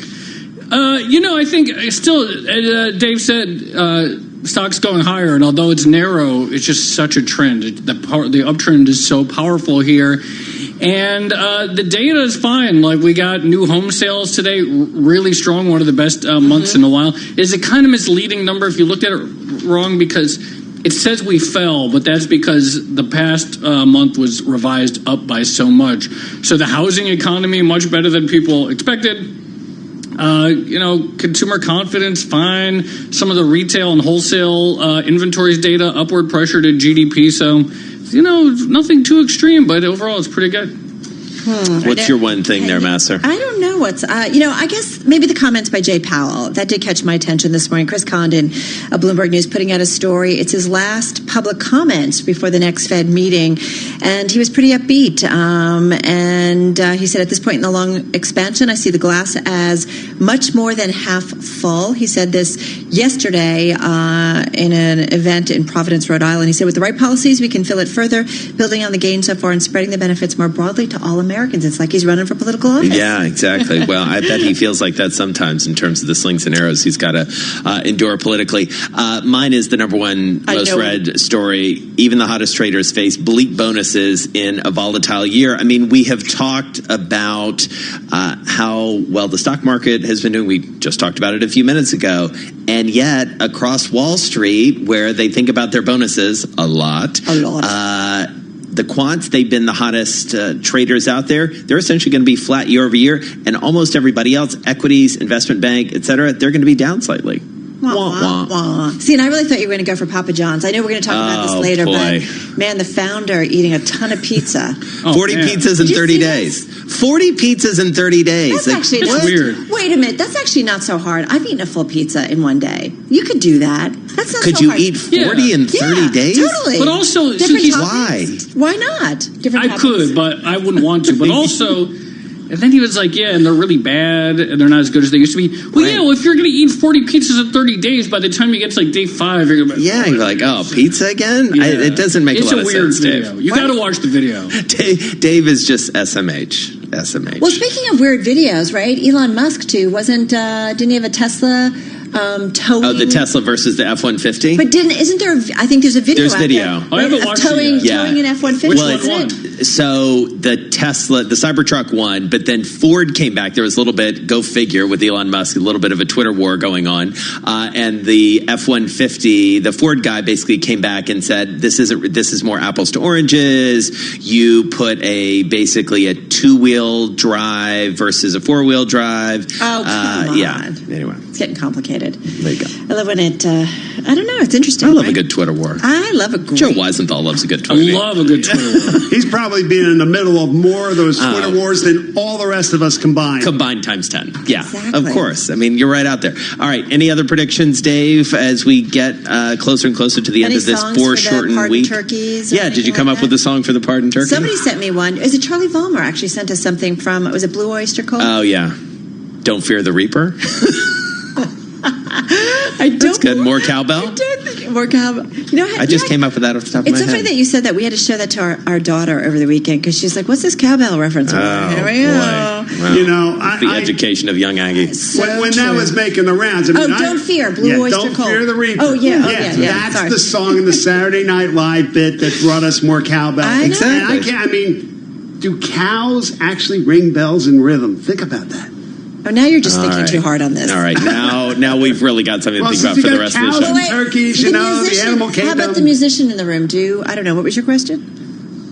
What was the question? Do cows ring bells in rhythm? I'm so glad you're here with us, Joe.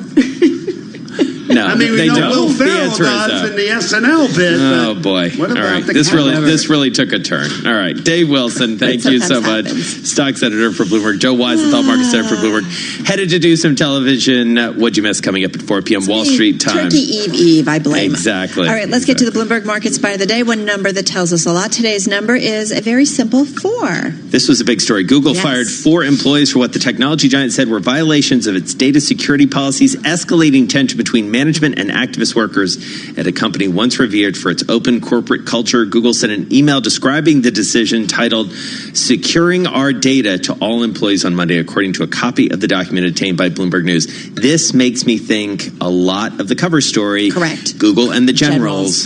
This is all about Google and the military, but it's really a story that's about Google in midlife and trying to figure out what it is. A far cry in many ways from Don't Be Evil. Right, and wanting to be part of those defense contracts because that's a lot of dollars. All right, let's get to World and National News headlines. Let's turn things over to Bob Moon. Carol, the House Judiciary Committee is set to take over the impeachment probe of President Trump next week, scheduling a December 4th hearing on the question of high crimes and misdemeanors set out in the Constitution.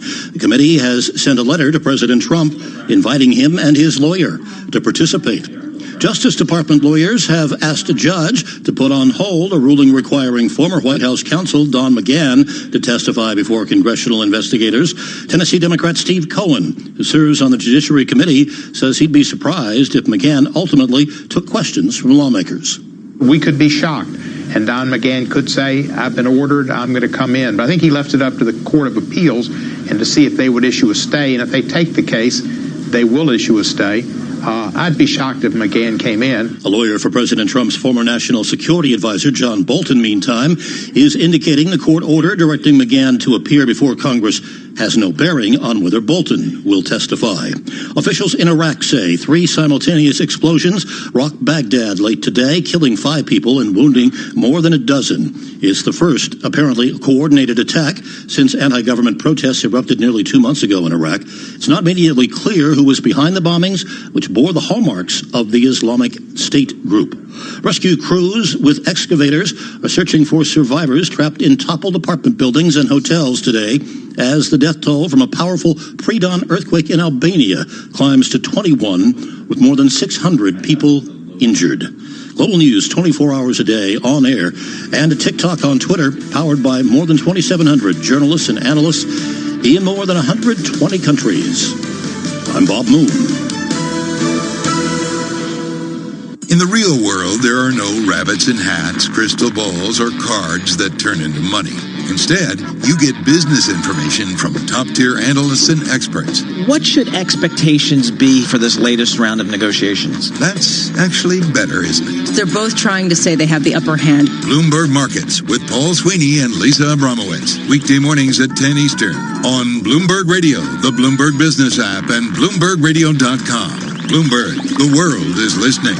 Hi, we're the Goo Goo Dolls. We're fortunate that our daughters have what they need to grow and learn. But that isn't the case for nearly 13 million kids in the U.S. that struggle with hunger. Childhood hunger is a heartbreaking reality that Feeding America is working to change. Each Each year, the Feeding America network of food banks rescues billions of pounds of good food that would have gone to waste and provides it to families and children in need. You can help kids in need in your community by visiting feedingamerica.org. Brought to you by Feeding America and the Ad Council. In-depth analysis, concise reporting, need-to-know global business news. Around the world and across the markets, Bloomberg connects the dots for decision makers. Stay on top of today's headlines. Follow big breakthroughs in tech. Understand the latest political issues. See how the world's wealthiest are spending their money. Track what's happening in the markets, and much more. Subscribe today to Bloomberg, the global standard for business reporting. Get it all at Bloomberg.com/subscriptions. Hope you enjoyed your meal. And I just want to say, he's lucky to have a brother like you. Lucky? Caring for my brother is far from easy. But he's a part of me, like my arms and legs, so I'll be his. No time for tired. Nothing can disable this love. He needs me, but I'm the lucky one, even though I need help now and then. If you're caring for a loved one, visit aarp.org/caregiving for care guides and community. Support for your strength. Brought to you by AARP and the... I love Black Friday. Busy shops, crazy people, average deals. It's so much fun. Said no one ever. So be savvy and do Black Friday the easy way with Smarty. Grab a huge 100 gig data SIM for just £17 a month on the Mega Plan. And with no credit checks, speed restrictions or contracts tying you down, you can kick back with the best Black Friday deal around. Now that's Smarty. Search Smarty Mobile to find out more, but hurry, as this deal won't be around for long. See smarty.co.uk for terms. There is simply nothing else like it. Giraffe strut, bird swoop, gazelles leap. And as the music soars, the entire Serengeti comes to life around you. This is Disney's The Lion King. Experience it at London's Lyceum Theatre. Visit thelionking.co.uk. At Lidl, we're big on all those Christmas parties. The season to be jolly. Try our Party Time Indian snack selection for only $2.99. And our Party Time mac and cheese bites for just $1.19.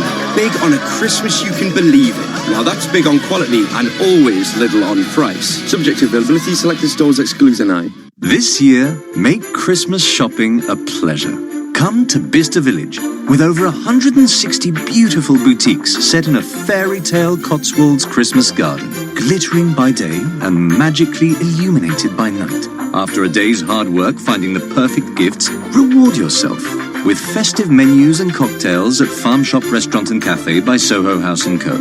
or a delicious dinner at Cafe Wolseley. Bicester Village, the perfect place for Christmas shopping. The S in Audi S-Line stands for many things like sporty, stylish, streamlined, and now seductively priced. Like the new Audi A4 S-Line, which you can now have from £359 per month, £2,154 initial rental. Test drive one at your local Audi centre, but you'll have to be swift. The offer ends soon. Search Audi S-Line.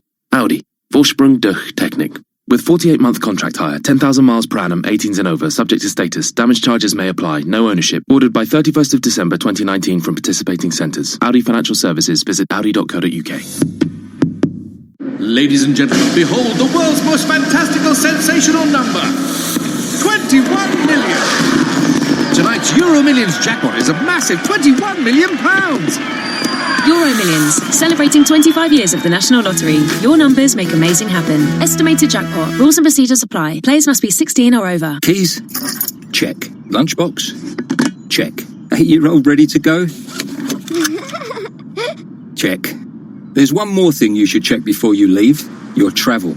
There's a new segregated section of Cycleway 4 under construction on the A200 Creek Road around the junction with Deptford Church Street. So expect delays due to lane closures. Plan ahead and check alternative routes at tfl.gov.uk.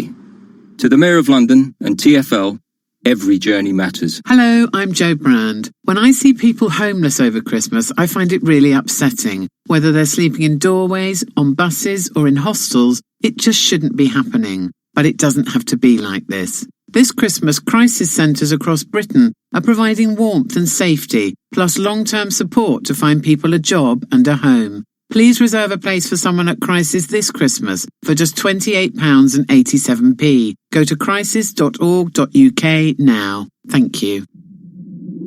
Did you know that at Boots.com, there are thousands of amazing gifts to choose from? And if you order online, they can be delivered to the boots of your choice for collection. So gift like you get them at the fantastical choice of thousands of gifts to order and collect boutique. Charges may apply. See Boots.com for details.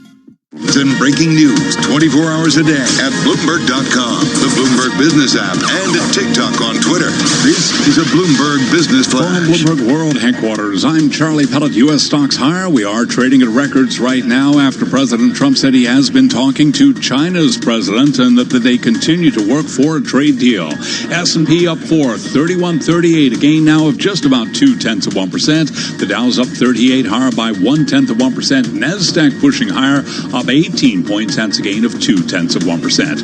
10-years up 4/32 with a yield of 1.73%. Gold up 0.4%. 14.61 the ounce. And West Texas Intermediate crude oil up 0.3%. 58.19 a barrel. So again, recapping, equities higher, yes, at records. S&P up 4, up by 0.2%. I'm Charlie Pellet. That is a Bloomberg Business Flash.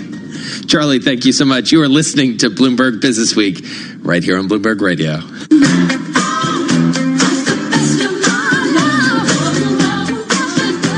So talk about investors loving what they heard from Best Buy today, because, man, that stock is taking off. The retailer boosting its forecast after posting quarterly sales that topped estimates. Let's get into it with Matthew Boyle. He's U.S. retail reporter at Bloomberg News. He is in our Bloomberg Interactive Broker studio here right in New York. Wow. Right? Whoa, as Carol Massey likes to say. You're dancing. So, I am dancing. They're dancing in Minneapolis, I would imagine, too. Dance. They've been doing that happy dance for some time. Yeah. Now. Although last quarter was not, it was a pretty rocky one. They talked about uncertainty in the back half of the year, and that got everybody spooked, saying, is it tariffs? Is it, the lack of a huge product like the Nintendo Switch? What's going on? So the shares are down. Yet today they came out, calmed everybody with your proverbial beat and raise, just like their buddies Target did last week. And things are looking pretty good for them going into the holidays. So were we managed? Like, what happened? I mean, stock's up 56%. Well, new CEOs, you want to set low expectations and clear them. They just had a big investor day as well in New York, where they laid out a big 5-year plan going deep into areas like healthcare that they've never been in. So there's a sense of the investors like, okay, are these guys, are going to be able to pull it off here? Right.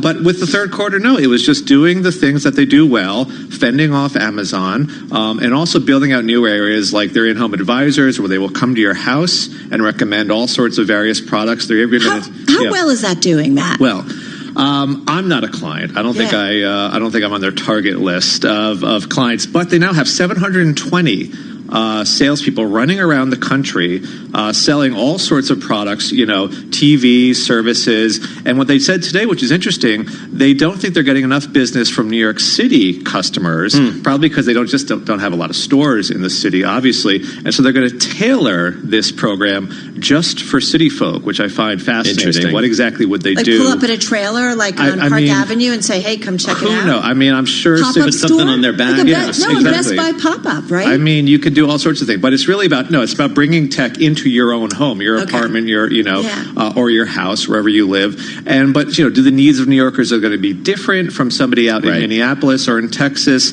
I don't know, but they're testing and learning, and that's the interesting thing, and that's something that Amazon is currently not doing. So remind us about this new CEO. She took over from Hubert Joly, right? So Corey was Hubert's protege, right? He had groomed her, and she had learned also under the wing of the former CFO Sharon McCullum, who was really instrumental in their turnaround over the past 5 years. So she's had some great teachers, let's put it that way. And I think the street really likes her. I mean, we have a Q&A with her every quarter. She's very good at explaining things. I think she's gotten a very good reception. That said, though, Hubert Joly set a very high bar for her to clear, and this holiday season is going to be a big test for her. Well, and one of the things I remember from some of the reporting you did, I believe earlier this year, maybe late last year, was this whole idea of, hug your enemies even closer, them sort of figuring out how to deal with Amazon. Doing deals with Amazon, Right. getting basically into bed with Amazon, selling the Fire TV, having their own dedicated website, on Amazon, selling Best Buy branded insignia or store branded insignia products on that's Amazon. working. And it has been working. I mean, you go into Amazon, type in what's the best-selling TV, more often than not, it's one of those products. Now, granted, it helps that Amazon is pushing it as well, and there's a lot of algorithms that go into what it spits out. But so far, yes, that has worked for them. Is it going to work in the long run as Amazon gets ever more aggressive? We don't know. But for now, why doesn't Amazon just buy them? They're getting more expensive by the day with their shares up 12% today. But I mean, it's not out of. I mean, they're a $21 billion market cap. Look, Amazon's trying to figure out food right now. That's their biggest challenge. They can handle consumer electronics. That was one of their earliest markets. Right now, it's like, what are we going to do? With our new grocery chain and stuff like that. So, you know what I think is interesting, Matt, about Best Buy, and you would know because this is your world, but I mean, they are trying different things, right? They're not standing still. And I think that's what catches retailers that are really at a loss, is when they just don't do things and try something differently. This new program they have to service any gadget you bought, no matter where you bought it. They call it Total Tech Support, and they now have 2 million customers. Now, are all of them happy? We know what the challenge is with services, like, these warranties they make me buy. These are great for retailers' margins. Right. But if you're looking around for shopping and let's say you have somebody you're buying for, they don't want just another product. They don't want another bit of plastic. Get them a service plan, maybe, and tie all their products together, especially for a family or for an aging relative who doesn't understand technology as much. That could be an interesting, gift idea for them. So how much of a bellwether is Best Buy when it comes to helping us anticipate what may happen in the holiday shopping season? Not as good a bellwether as a Walmart or a Target. Because there's nothing like getting a stove under the Christmas tree. But think about what they're selling. They're selling, the TVs that everyone's going to want on Black Friday. They even have gotten into toys, not in a huge degree, but once Toys R Us went under last year, the electronic toys, right? They're electronic toys, but also just run-of-the-mill toys. Seriously? They were selling some of them last year. Anything to take a little bit more sales. So they are a fairly decent bellwether. I mean, you're going to want to be looking at, what sort of lines do they have outside their stores when they're opening up? What are people walking out with? What are they not walking out with? Again, that's the problem with consumer electronics. There's not a must-have item this season. There's no Nintendo Switch. Even Fortnite last year. Remember the Fortnite game? Right. That gave a huge boost to Best Buy sales of headphones and stuff like that. So that's lacking this year. So how are they going to make up for that? I mean, Matt, do most times when somebody walks into Best Buy, they come out with something versus just like looky-loos, just like, let me see what it is before I go online? Showrooming, as they say. There's always been a lot of showroom, but Best Buy, that's what Joe Lee did. He made sure their prices were matched with Amazon so that that showrooming was, decreased, certainly. But there are some guys I would probably just love to hang out in a Best Buy in the same way that a lot of guys love to hang out in a Home Depot. And not just guys. I mean, people love to talk about technology. Thank you for saying that. Exactly. I love Home Depot. And the blue shirts at Best Buy know what they're talking about. Yeah. That's the thing. If you want to go in and talk about, do I really need virtual reality? What about this Ring, doorbell, this smart home stuff is confusing me. They'll walk you through it, and more often than not, you probably will walk out with something. Right. All right. Great stuff. Matt Boyle, U.S. retail reporter here at Bloomberg, breaking it down as it relates to Best Buy. Those shares surging, best performer in the S&P. This is Bloomberg. This is a Bloomberg Market Minute. Stocks are slightly higher, trading in a narrow range. The Dow Jones Industrial Average is up 37, the S&P 500 up 4, the Nasdaq Composite is up 17. Drug stocks are lower following a report that federal prosecutors have launched a criminal probe into whether the companies intentionally let opioid painkillers flood communities. At least 6 companies say they've received grand jury subpoenas. Dick's Sporting Goods is up 18%, the most in a year and a half. Its third quarter results beat Wall Street estimates, showing no ill effects from its retreat from gun sales. It also raised its full-year earnings forecast. Generators are a hot item in California, where utilities have been shutting power to large areas to help prevent wildfires. Generac says sales are up 300% in the state this year.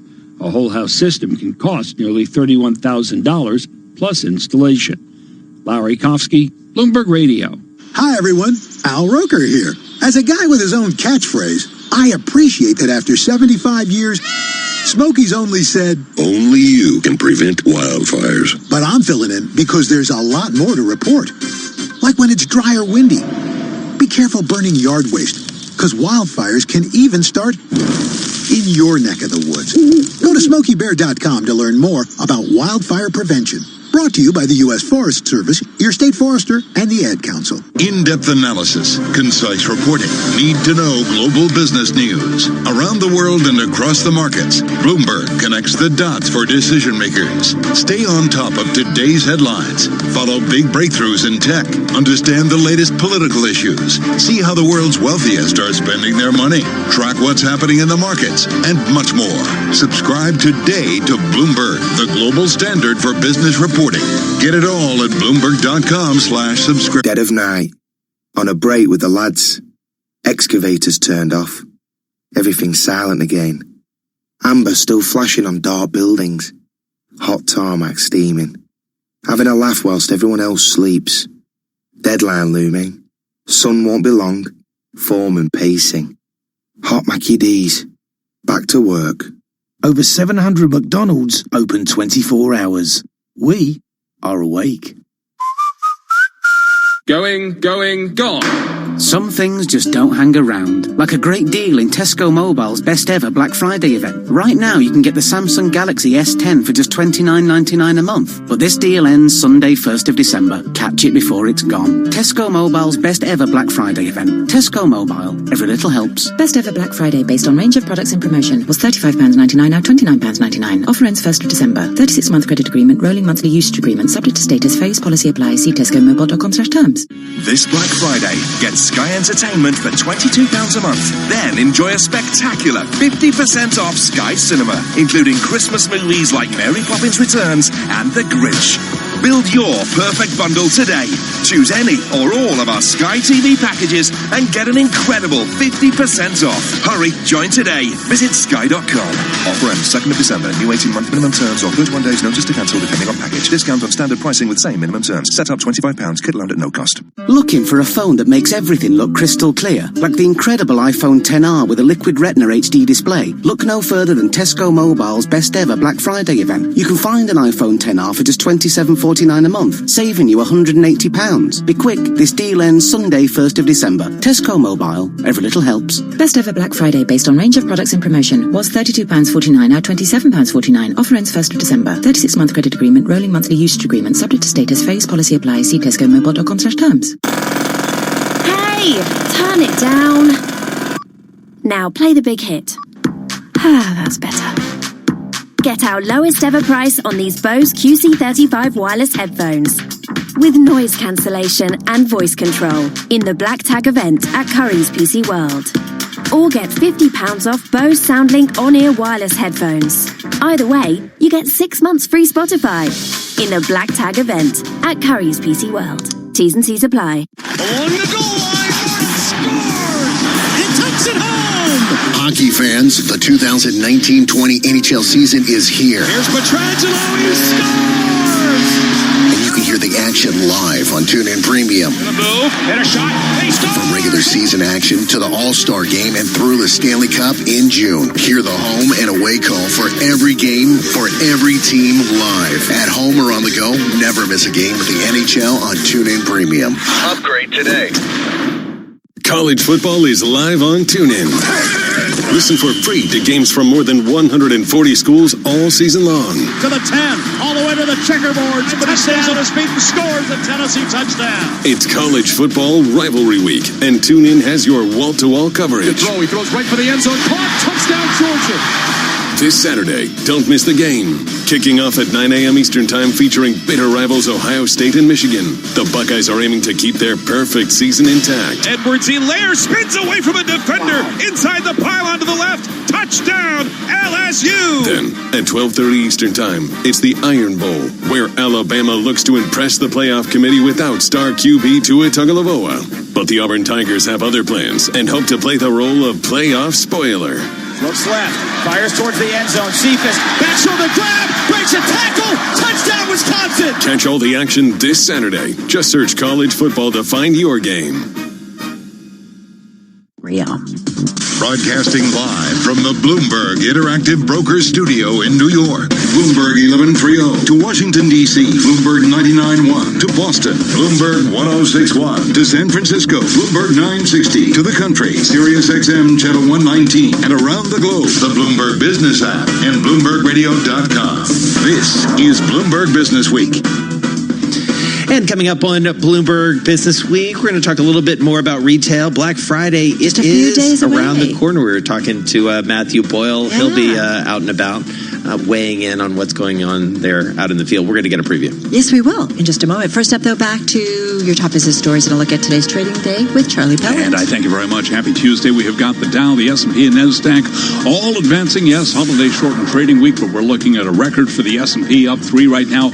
31.37, a gain of just about 0.1%. The Dow also at a record, up 34, also up 0.1%. NASDAQ doing a little bit better today, up 15 at a record to 86.47, up by 0.2%. As for the why to all of this, President Trump says he has been talking to Chinese President Xi Jinping and that they continue to work for a trade deal. As for trade in the markets, Brian Levitt is senior investment strategist at Invesco Advisors. We're still in this environment where investors have not gotten overly enthusiastic about equity. Stocks are still cheap to bonds. Policies accommodate. So a lot of investors want, the summer, the recession fears, and this has been going on for too long. This cycle, in my opinion, is not ending anytime soon. This is an elongated bull market, and it should go on for longer than most people suspect. The 10-year up 3.30, the yield 1.74%, gold up 0.4%, 14.61 the ounce. West Texas Intermediate crude up 0.6%, 58.35 a barrel. Lots of retailing news today. Dollar Tree shares plunging after the budget retailer trimmed its outlook on 2019 profit. Dollar Tree down 16.5%. Best Buy entering the holiday shopping season on a positive note after posting quarterly sales that topped estimates. Best Buy shares up by 10.9%. Dick's Sporting Goods raising its full-year earnings expectations for the third time this year.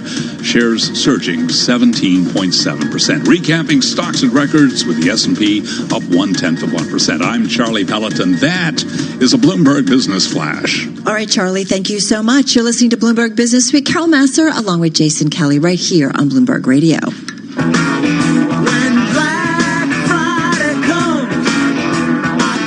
All right, you can never go wrong. A little Steely Dan, and very appropriate given that we are, call it 72 hours away from Black Friday, probably starting even earlier for some who are especially eager.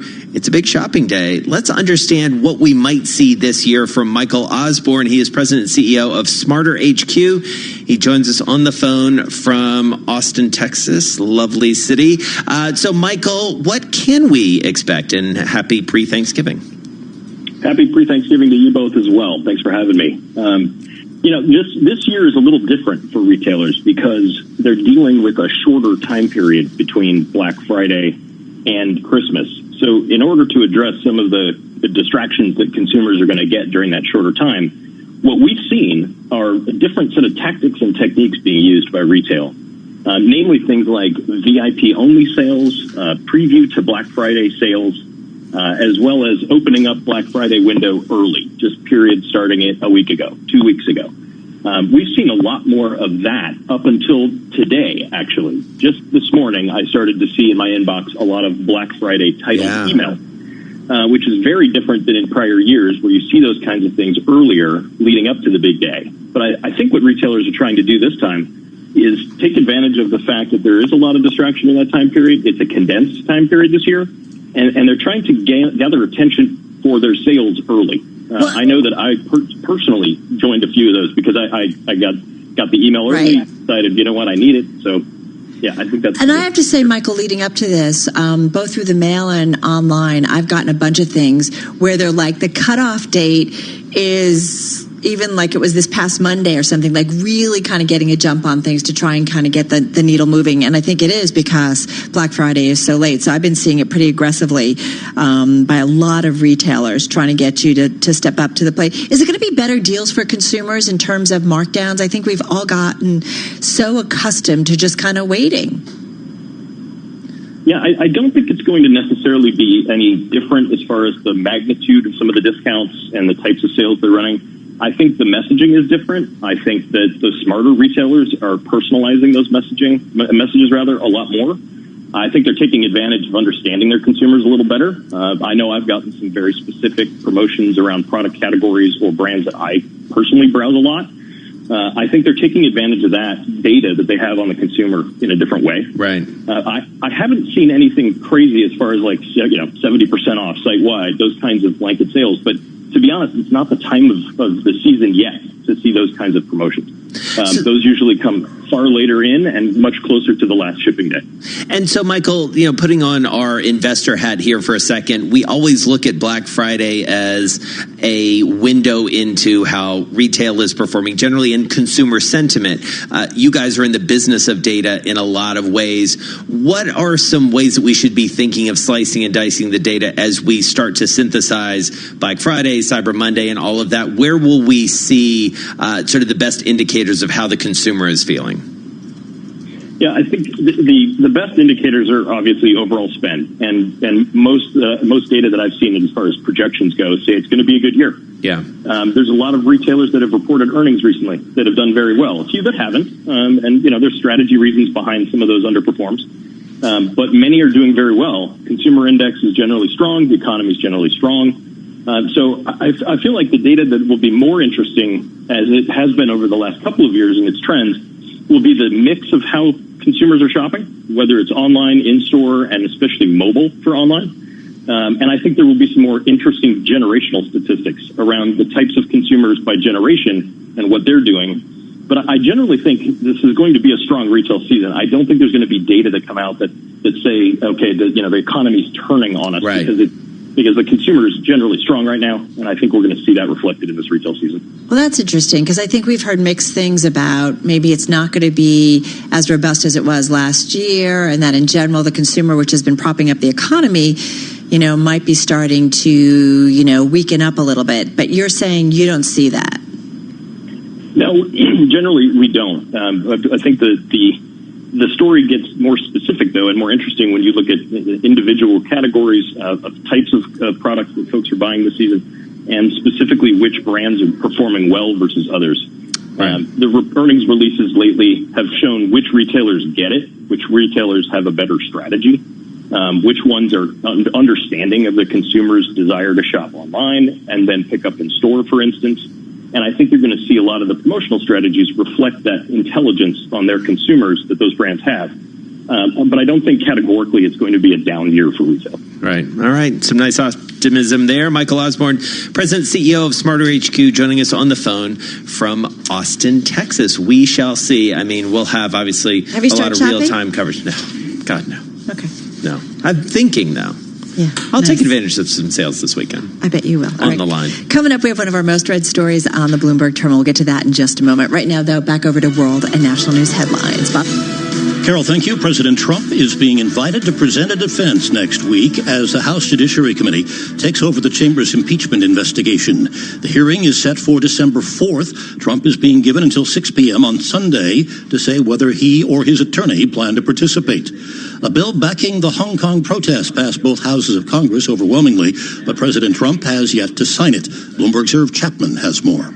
As he signed an executive order to combat crime on Indian reservations, the president was asked his reaction to the pro-democracy election result in Hong Kong. We're with them. I have a very good relationship, as you know, with President Xi. We're in the final throes of a very important deal.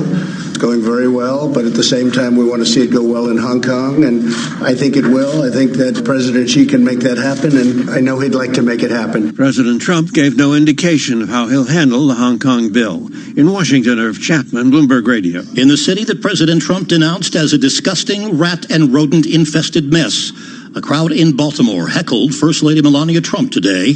Her brief appearance before an audience of middle and high school students remained noisy throughout her 5-minute remarks, starting from the moment she was introduced. It is my pleasure to introduce to you the First Lady of the United States of America.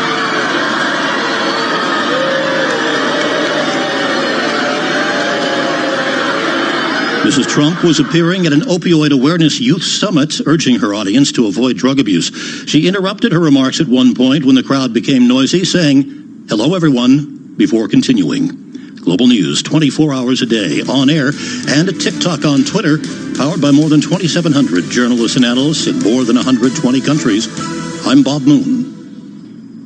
Why has J.D. Power ranked Commonwealth Financial Network #1 in independent advisor satisfaction among financial investment firms for the 6th straight time? We think it comes down to one thing: you. Because it's your input and feedback that keeps us focused on what's most important to you and your clients, and continually pushes us to be the best we can be. Maybe that's why we receive top marks in every category of the J.D. Power 2019 Advisor Satisfaction Survey. They named us #1 in client support, #1 in firm leadership, #1 in operational support, #1 in compensation, #1 in professional development support, and #1 in technology support. Ready to partner with the best? Call Commonwealth at 866-462-3638 or visit commonwealth.com and feel the power. Member FINRA SIPC, a registered investment advisor. For 2019 J.D. Power Award information, visit jdpower.com/awards. Startups and research universities like New Jersey Institute of Technology are fueling the innovation economy. And few people are better positioned to see what's on the horizon in New Jersey than physicist and state representative Andrew Zwicker. How technology is transforming our financial sector is revolutionary, and so much of that is in New Jersey. We are innovators when it comes to agriculture, and there is opportunity now for great transformation in how are we going to grow food in an ever-growing population, and how do we turn urban centers into agricultural centers. Autonomous vehicles is another one where we have some of the world's leading experts, and how this will transform how those who are either elderly or are visually impaired or mobilely impaired can start to use autonomous vehicles to transform their lives and have access to transportation they could have never had before. NJIT, New Jersey Institute of Technology. Learn more at njit.edu/research. On 3, our unlimited data is actually unlimited, like 4 reels. That means you can scroll and scroll and scroll through all the Black Friday deals. Because we have no speed limits, no data caps, and you'll be 5G ready at no extra cost. Wow, so many savings. Our Black Friday deals are now on. Save up to £480. Switch to 3, in-store or online. See 3.co.uk/unlimited-data. Savings on selected phones on 24-month contracts. Ends 5th of December. Terms apply. Like all good tradespeople, Ford likes an early start too. That's why our Black Friday has already begun. Enjoy amazing savings across our hard-working range of new commercial vehicles. Save between £2,500 and £9,650 off the recommended retail price. Why wait until the 29th of November, when you can have that Black Friday feeling today? Plus, there's 0% APR representative on Ford Acquire. Search Ford Black Friday. Ford, backbone of Britain. Exclusions apply. Combined promotions available till 30th of November 2019 at participating dealers. For Ford Acquire, finance subject to status and deposit restrictions apply. Free post Ford credit. This Black Friday, get Sky Entertainment for £22 a month, then feel it all with a spectacular 50% off Sky Sports, including the Manchester Derby and the darts. Build your perfect bundle today. Choose any or all of our Sky TV packages and get an incredible 50% off. Hurry, join today. Visit sky.com. Offer ends 2nd of December. New 18-month minimum terms or 31 days notice to cancel depending on package. Discount on standard pricing with same minimum terms. Set up £25. Kit loan at no cost. Start hearing more of what you want. Upgrade to TuneIn Premium and get over 45 commercial-free music stations, live commercial-free news, and every live NFL, MLB, NBA, and NHL game. Visit TuneIn.com/premium to upgrade. College football is live on TuneIn. Listen for free to games from more than 140 schools all season long. To the 10, all the way to the checkerboard. But he stays on his feet and scores a Tennessee touchdown. It's college football rivalry week, and TuneIn has your wall-to-wall coverage. Good throw. He throws right for the end zone. Caught. Touchdown, Georgia. this Saturday. Don't miss the game. Kicking off at 9 a.m. Eastern Time, featuring bitter rivals Ohio State and Michigan. The Buckeyes are aiming to keep their perfect season intact. Edwards-Helaire spins away from a defender. Inside the pylon to the left. Touchdown, LSU! Then, at 12:30 Eastern Time, it's the Iron Bowl, where Alabama looks to impress the playoff committee without star QB Tua Tagovailoa. But the Auburn Tigers have other plans and hope to play the role of playoff spoiler. Looks left, fires towards the end zone. Cephas, back shoulder grab, breaks a tackle, touchdown Wisconsin! Catch all the action this Saturday. Just search college football to find your game. Dreaming of prepping that perfect Thanksgiving feast? Like, tune in, lend a hand with our collection of cooking podcasts, like the Bon Appetit Foodcast. All right, guys, we have 10 minutes to discuss your expertly spiced and glazed roast turkey. It starts and now. Good food. So welcome to Good Food. Oh, thank you for having me. So how many years have you been hosting your own? It varies from year to year and by my own. Search Thanksgiving on TuneIn to take your turkey day table to the next level. Current Bloomberg 1130. Markets, headlines, and breaking news 24 hours a day at Bloomberg.com, the Bloomberg Business app, and at TikTok on Twitter. This is a Bloomberg Business Flash. From Bloomberg World Headquarters, I'm Charlie Pellet. The Dow, the S&P, and NASDAQ, they're all at records right now. We have got the S&P 500 index higher by 4, a gain of just about 0.1%. Optimism about trade sending stocks to a record, with the Dow up 35, higher by 0.1%. The NASDAQ Composite Index up now by 0.2%, higher by 14. NASDAQ, by the way, 86.47. S&P at 31.37. The Dow at 28,100. 10-year at 4.30 seconds with a yield of 1.74%. Right now, West Texas Intermediate crude up 0.7%, 58.41 a barrel, and gold up 0.4%, 14.61 the ounce. So again, recapping, stocks at records. S&P 500 index higher by 4. That's a gain of 0.1%. I'm Charlie Pellet, and that is a Bloomberg Business Flash. All right, Charlie, thank you so much. You're listening to Bloomberg Business Week on this Tuesday. Carol Masser, along with my co-host Jason Kelly, and this is Bloomberg Radio. I'm giving you the warning. All right, so politics, markets, we like to see where they intersect. We also like to see when big, well-known investors are essentially making a call. And that's what this story is all about. Katie Greifeld here with us, FX and rates reporter for Bloomberg, here in our Bloomberg Interactive Brokers studio. And she's got a really interesting story about how one investor, at least, is starting to take some action looking ahead to 2020. Hello. Hi, how you doing? I'm doing great. So tell us about Scott Besson over at Key. So what's really interesting about this story is you've seen a lot of big hedge fund names come out and make calls, such as the S&P is going to drop 25% if Warren, takes the presidency. Senator Elizabeth Warren, of course, yes, the leading Democratic candidates at the moment. Yes, and Scott Besson at Key Square is actually putting money behind it. So he's actually looking at the dollar rather than equities, and he's saying that now's a really good time to short the dollar. FX volatility is extremely low. It's near a 5-year low, and that makes these dollar put options pretty inexpensive. So, should Warren start to gain even more traction in the polls, he thinks that would drag down the dollar. And just quickly remind us who Scott Besson is, because his track record, his sort of heritage on Wall Street is well known. Right, yeah. Or well regarded, I should say. Maybe not well known, well regarded.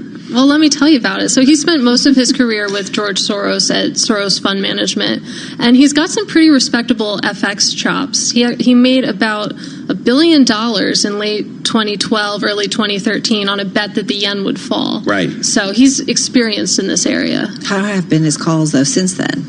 That's a good question. I mean, it'll be interesting to see how this one pans out. And Key Square was launched in 2016, so less of a track record there. But it's about $4.5 billion assets under management right now, and $2 billion of that initial money came from George Soros. Right. I do think it's interesting, too, to make a bet, because we've been talking to a lot of individuals, too, about, when is the time to start making that election bet? When is the time to start thinking about that? And a lot of folks have said it's too early. I mean, it is a risky bet, because you don't know. The race is still very crowded. Exactly. Yeah, it is risky. And it's so interesting 12 months out to see this come through. But that just ties back to that volatility angle, that it's pretty inexpensive to make this bet now. And if you look at the letter that was sent to investors, he makes it pretty clear that markets are already in a fragile place in his view, that some of the factors that have drawn overseas investors to the U.S. Are starting to fade, such as, superior economic growth, technological leadership. He sees those factors fading already, and even the threat of a Warren presidency, as he puts it, would see this exodus of capital. Well, and he also pointed out in that letter, which I found very interesting, sort of the historical precedent here in terms of when ultimately sort of the bets are made and when they pay off, and when essentially the rising and falling tends to happen, and a lot of it is already baked in by the time the election actually happens, right? Exactly. Yeah, he had a great example of Ronald Reagan. So he was looking at stocks, and in the 7 months ahead of the 1980 election, stocks gained 31%. Right. So his point is that most of the moves that you're going to see, they're going to be in the months before election, which is also part of the reason why he's moving now. Right. Certainly as we get closer and closer, right, people are more willing to make the bets, or you feel like you have more, maybe clarity, perhaps? Right. And so as you look around, just to broaden it out a little bit, as you're sitting there on the FX desk and talking to your colleagues, as we get toward the end of the year, what are the sort of key themes that people are thinking about, talking about, and as you talk to investors out there? Well, it's the constant question of where's the dollar going to go next, since that's really the key to the U.S. or to the FX universe. And I would say it's a pretty lively debate right now, but most of the people I talk to are feeling lightly bearish, at least, on the dollar. Lightly bearish. Yeah, but let's remember that's been the weak dollar call has been the call of the year for the past 3 years. I was just going to say, right? So it's interesting. It's going to be interesting to see how it plays out, but most people are looking to trade. That's the big question that's going to inform all their FX calls. And it's really hard to have a lot of conviction right now when we don't know what's going to happen. But risk reward, if you're willing to ante up this far in advance, there could be an incredible reward if your call is right? Yeah, again, if you want to buy dollar puts right now, it's pretty cheap. Exactly. But that's whether you're doing. Is there a lot of, I do wonder too, Katie, is there a lot of talk on Wall Street when it comes to people kind of picking positions at this point? Or is everybody still, for the most part, think it's too early? I mean, in terms of the next year ahead, or yeah. In terms of the election outcome and thinking about what who might ultimately end up there, and then what kind of policies follow as a result. And then, of course, it also it's contingent too on what the outcome is in Congress. Well, so that's interesting. So Scott is Bessent rather, is definitely one of the first people I've seen who's actually putting a trade on. You've seen a lot of commentary from sell-side analysts, game planning what different candidates might look like, but I really haven't seen anyone other than Scott Bessent who has actually put a trade on trying to capitalize on whatever market reaction there may be. Right, absolutely. All right, so last question for you, because we have been asking everybody this. Favorite pie ahead of Thanksgiving? You're a runner, so I feel like the world is your oyster when it comes. You can eat as much pie as you can't hedge your bet. Yeah, no hedging. No hedging. I've only had it a few times, but sweet potato pie. Wow, strong call. Strong call. We haven't heard that one. I've tried to make it myself, and it's never turned out. But when well done. Yeah. Nicely done. You're the first one to weigh in on that's good. that. Everybody's just sort of, and I love pumpkin pie. Everybody defaults to pumpkin, which is cool, or pecan. Pecan is good. If I say pecan, I get in trouble. I know. She gets in trouble with every Southerner. Yeah, my mom, who's a frequent listener, really does not like it when Carol mispronounces pecan. Katie Greifeld, thank you so much. Happy Thanksgiving. Thank you. FX and rates reporter for Bloomberg. A great story, one of the most read on the terminal, because we are starting to get this sense of people, even outside of the election, trying to figure out what 2020 holds. Obviously, politics sits on top of so many conversations, but you think about where we were this time last year, thinking about 2019. We'll go back to 2016 when the markets initially, certainly the equity markets, everybody kind of freaked out. We saw a big sell-off, and then we ended up with a rally. So it's like, just when you after the election? After the 2016 election. Yeah. So just when you think you've figured out how investors are going to read something, then it plays out differently. And I feel like we all learned some big lessons last time around. Absolutely. All right. Well, coming up, we're going to talk a little bit more about the world of economics. Two ways. We're going to get an update on the bond trade, check in with our Bloomberg economics team, and then Coy's Joy. I'm gonna make it a thing. Peter Coy is going to be along. We love talking to him. He'll be here with Joel Weber talking about Coy's his Joy. great Sounds like piece a in the Hallmark magazine. film, like Coy's part of the Joy. holiday. I know. It's like, he was Christmas down on his in luck, Kansas, but then a Coy's miracle Joy. happened.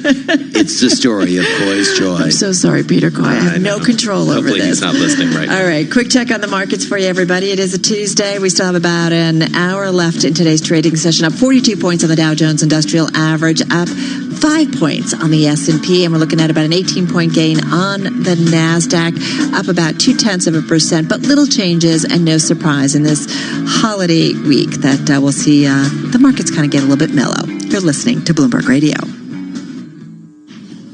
Because Bloomberg Best. On 3, our unlimited data is actually unlimited, like for reals. That means you can scroll and scroll and scroll through all the Black Friday deals. Because we have no speed limits, no data caps, and you'll be 5G ready at no extra cost. Wow, so many savings. Our Black Friday deals are now on. Save up to £480. Switch to 3, in-store or online. See 3.co.uk/unlimited-data. Savings on selected phones on 24-month contracts. Ends 5th of December. Terms apply. Coffee shop, cashback, cat flaps, cashback, beanbags, rucksack, hire car, buy a car, flapjack, cashback, dumbbells, cashback, takeaway, holiday to anywhere the sun is at, bum bag, laptop, big match, hatchback, binge watching, paintballing, crab fishing, cashback, anything you want to buy, everywhere you want to go. Guess what? Cashback. Whatever you spend your money on, get money back every time with the American Express Platinum Cashback Everyday Credit Card. Search Amex Cashback. Representative 22.9% APR variable. Minimum annual spend to receive cashback. Terms apply. 18 plus subject to approval. The puck drops. 12 players face off to win. The suspense is pure torture, but you wouldn't miss this for the world. TuneIn brings you every minute of the NHL season. Listen live to hockey when it matters most on TuneIn. Don't want to miss a second of your NFL team's next matchup? Let TuneIn remind you. Just make sure notifications are enabled on your phone and search for your team profile on the TuneIn app. Then, find the game you want under events and tap Notify Me. We'll send you an alert as soon as live coverage begins. College football is live on TuneIn. Listen for free to games from more than 140 schools all season long. To the 10, all the way to the checkerboard. But he stays on his feet and scores the Tennessee touchdown. It's college football rivalry week, and TuneIn has your wall-to-wall coverage. He throws right for the end zone. Caught, touchdown, Georgia.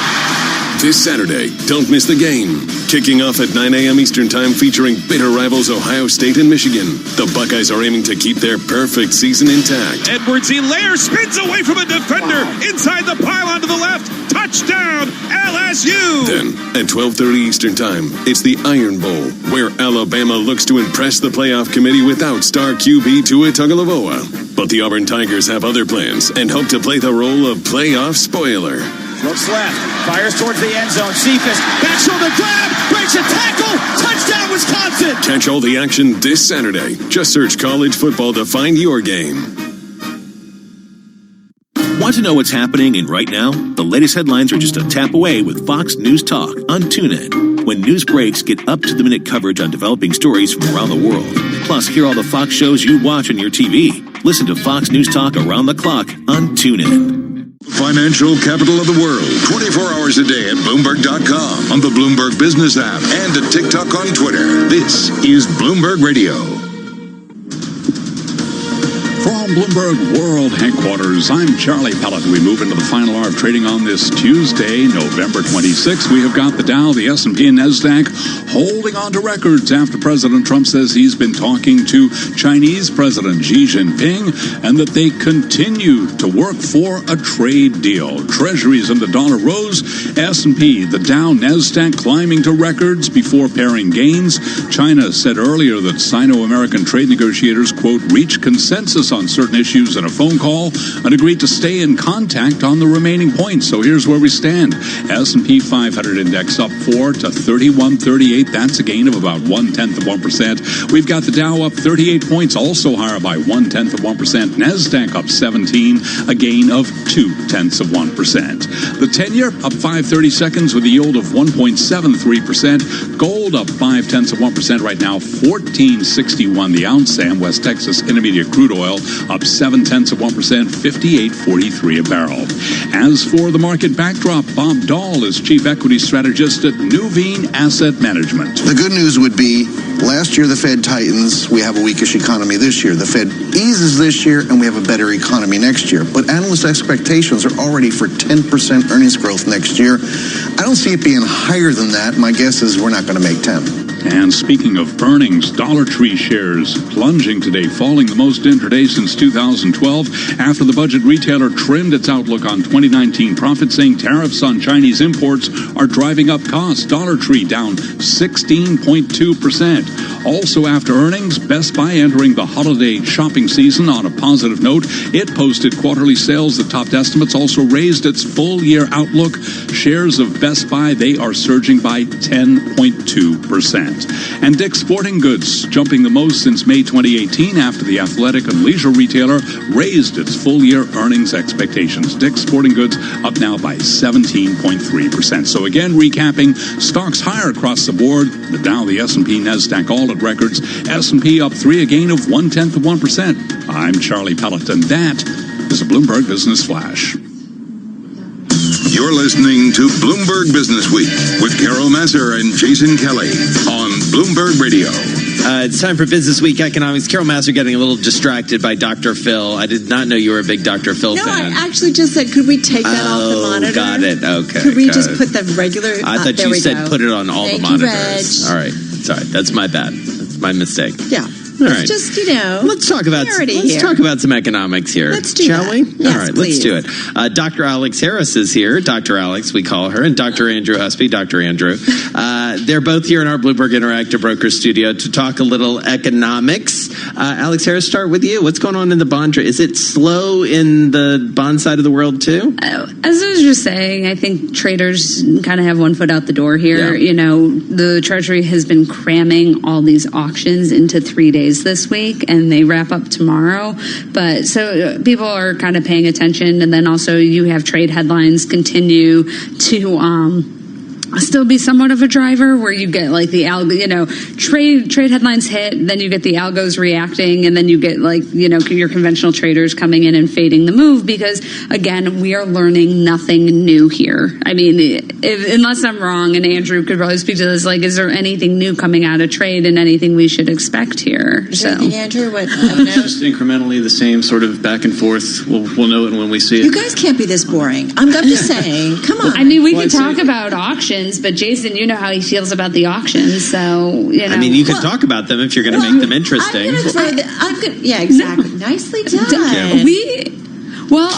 I will tell you that the 530s curve is flattening, and it's about the 6th day of flattening that we've seen this session. Should we be concerned about that? I was reading that story this morning. I think a lot of it is right now we're getting the belly supply. So your 2-year, 5-year, and 7-year supply is this week. So I think that's tending to put a little bit of pressure on the curve here.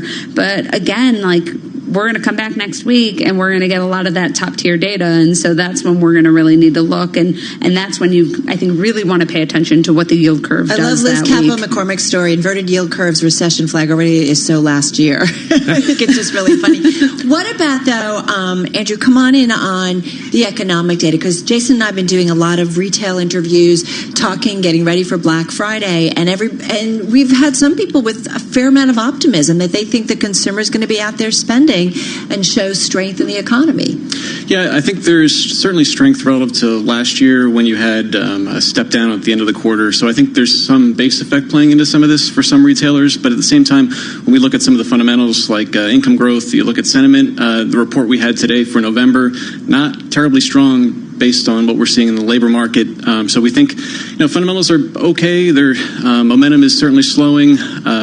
If you look at a number of other metrics like home sales, those have been great, but we're thinking that might be more a reflection of this late year downdraft in interest rates, which might be impacting the seasonally adjusted numbers a bit more than the unadjusted data. So we're getting a bit of a lift into year end, but we'll see if that momentum really continues. And our view is that probably doesn't. But again, back to the retail side. You guys have brought down your estimates, right? We did. And it's on the consumer side. So I think if you look at, it depends on the retailer. Some will be upbeat. Some of the news reports we've gotten have been a little bit more downbeat. So on balance, though, we look at the aggregate target, and that momentum seems to be slowing into Q4. So that's, I think, our key message heading into the end of the year. How much does the bond market pay attention to something like Black Friday and all the shopping stuff? Again, it won't necessarily be real time. We're going to have to wait and see what the data looks like. And, I feel like while equities tend to be glass half full, the bond market tends to move the other way. Right. And so people are going to wonder, well, is this anything from next year getting pulled forward? And that I think is what people are going to be looking at, or looking for as well. And something to keep in mind, given that, there's still so much uncertainty out there, and the bond market is definitely cognizant of that, although, What's the most uncertain thing out there that's so important at this point? I mean, obviously, trade is the big one, I think, because you have, all these...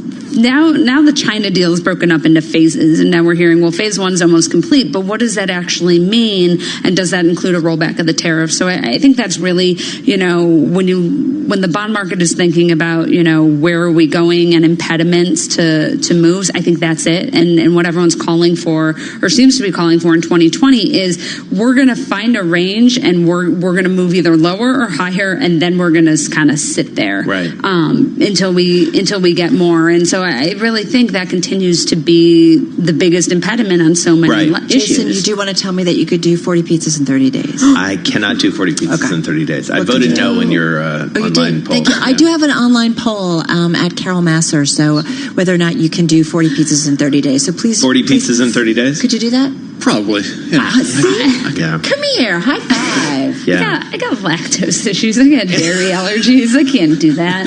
So no cheese on your pizzas? Not so much. I like the vegan. So 40 vegan pizzas in 30 days? Maybe that I could do, but probably not. I think I'd get sick of it. How about a recession in the next 40 days or 30 days? S&P Global Ratings, they say there's now 30% chance the U.S. economy enters a recession in the next 12 months, scaling back the 35% recession risk it forecast back in that crazy day of August. Well, what I was going to say before we got pizza sidetracked, the question I was going to pose to Andrew is, it feels like, just going back to Black Friday and the big holiday weekend coming up, if the consumer goes sideways, that feels like the biggest risk, because that's what everybody's counting on, right? Right, that's where we'd put it. We'd say, okay, everyone knows these other elements are weak, but if the consumer goes sideways, if you do get, a step down in, say, service sector job growth, one key thing we think might have been overlooked in say, Powell's speech last night. This is Fed Chair Powell. He spoke last night. If you look at, you got a lot of the headlines focused on him saying it was a glass half full economy. Right. But if you look in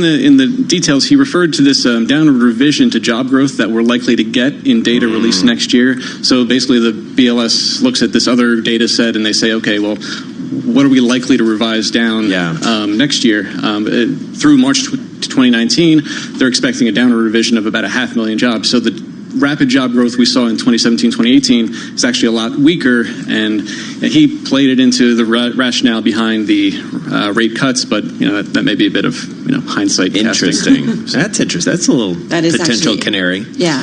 All right. Thank you both so much. Andrew Husby is U.S. economist for Bloomberg Economics. Alex Harris, of course, bond reporter for Bloomberg. I'd like to point out that she did not bring us the pie. I know. I'm just going to point that out. TikTok. TikTok. No excuses. Bob Moon's got World and National News. Hey, Bob. Jason, thank you. A note to the President today from the Chairman of the House Judiciary Committee. On December 4th, the panel will discuss whether your alleged actions warrant the House's exercising its authority to adopt articles of impeachment. And Congressman Gerald Nadler goes on to make this invitation. I am hopeful that you and your counsel will opt to participate in the committee's hearing, consistent with the rules of decorum and with the solemn nature of the work before us. President Trump is given until this Sunday night to say if he or his attorney will present a defense. After Trump tweeted that he would encourage his Secretary of State to testify, will Mike Pompeo do so? The meaning of his answer at a news conference today is unclear. When the time is right, all good things happen. Pompeo says he's complying with all the legal requirements. Mexico's president announced an infrastructure plan worth $44 billion a day after economic data showed the Mexican economy suffered a slight recession in the first half of the year. Bloomberg's Irv Chapman reports on the cross-border implications. The border wall is irrelevant to the enormous economic relationship between the two countries, Mike McGinnis of the law firm Jones Day said in a Bloomberg interview. It's the busiest, most frequently crossed border in the world. $1.7 billion of product cross that border every day. 20,000 trucks, more than 200,000 cars, more than 500,000 pedestrians on any given day. The automobile and electronics industries, among others, are heavily interdependent, McGinnis said, as are 14 million people who live in 4 U.S. states and 6 Mexican states that share the border. In Washington, Irv Chapman, Bloomberg Radio. Global news 24 hours a day, on air and at TikTok, on Twitter. I'm Bob Moon.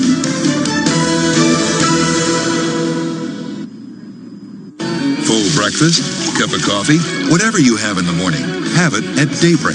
What's the outlook for the pound if there is another election? Nathan Hager. The U.S. could still delay those tariffs? And Karen Moscow. It is the 5th major industry player to make some sort of zero commission offer. Bloomberg Daybreak. Bloomberg has more from Hong Kong. Weekdays at 5 a.m. Eastern on Bloomberg Radio, the Bloomberg Business app, and BloombergRadio.com. Bloomberg, the world is listening.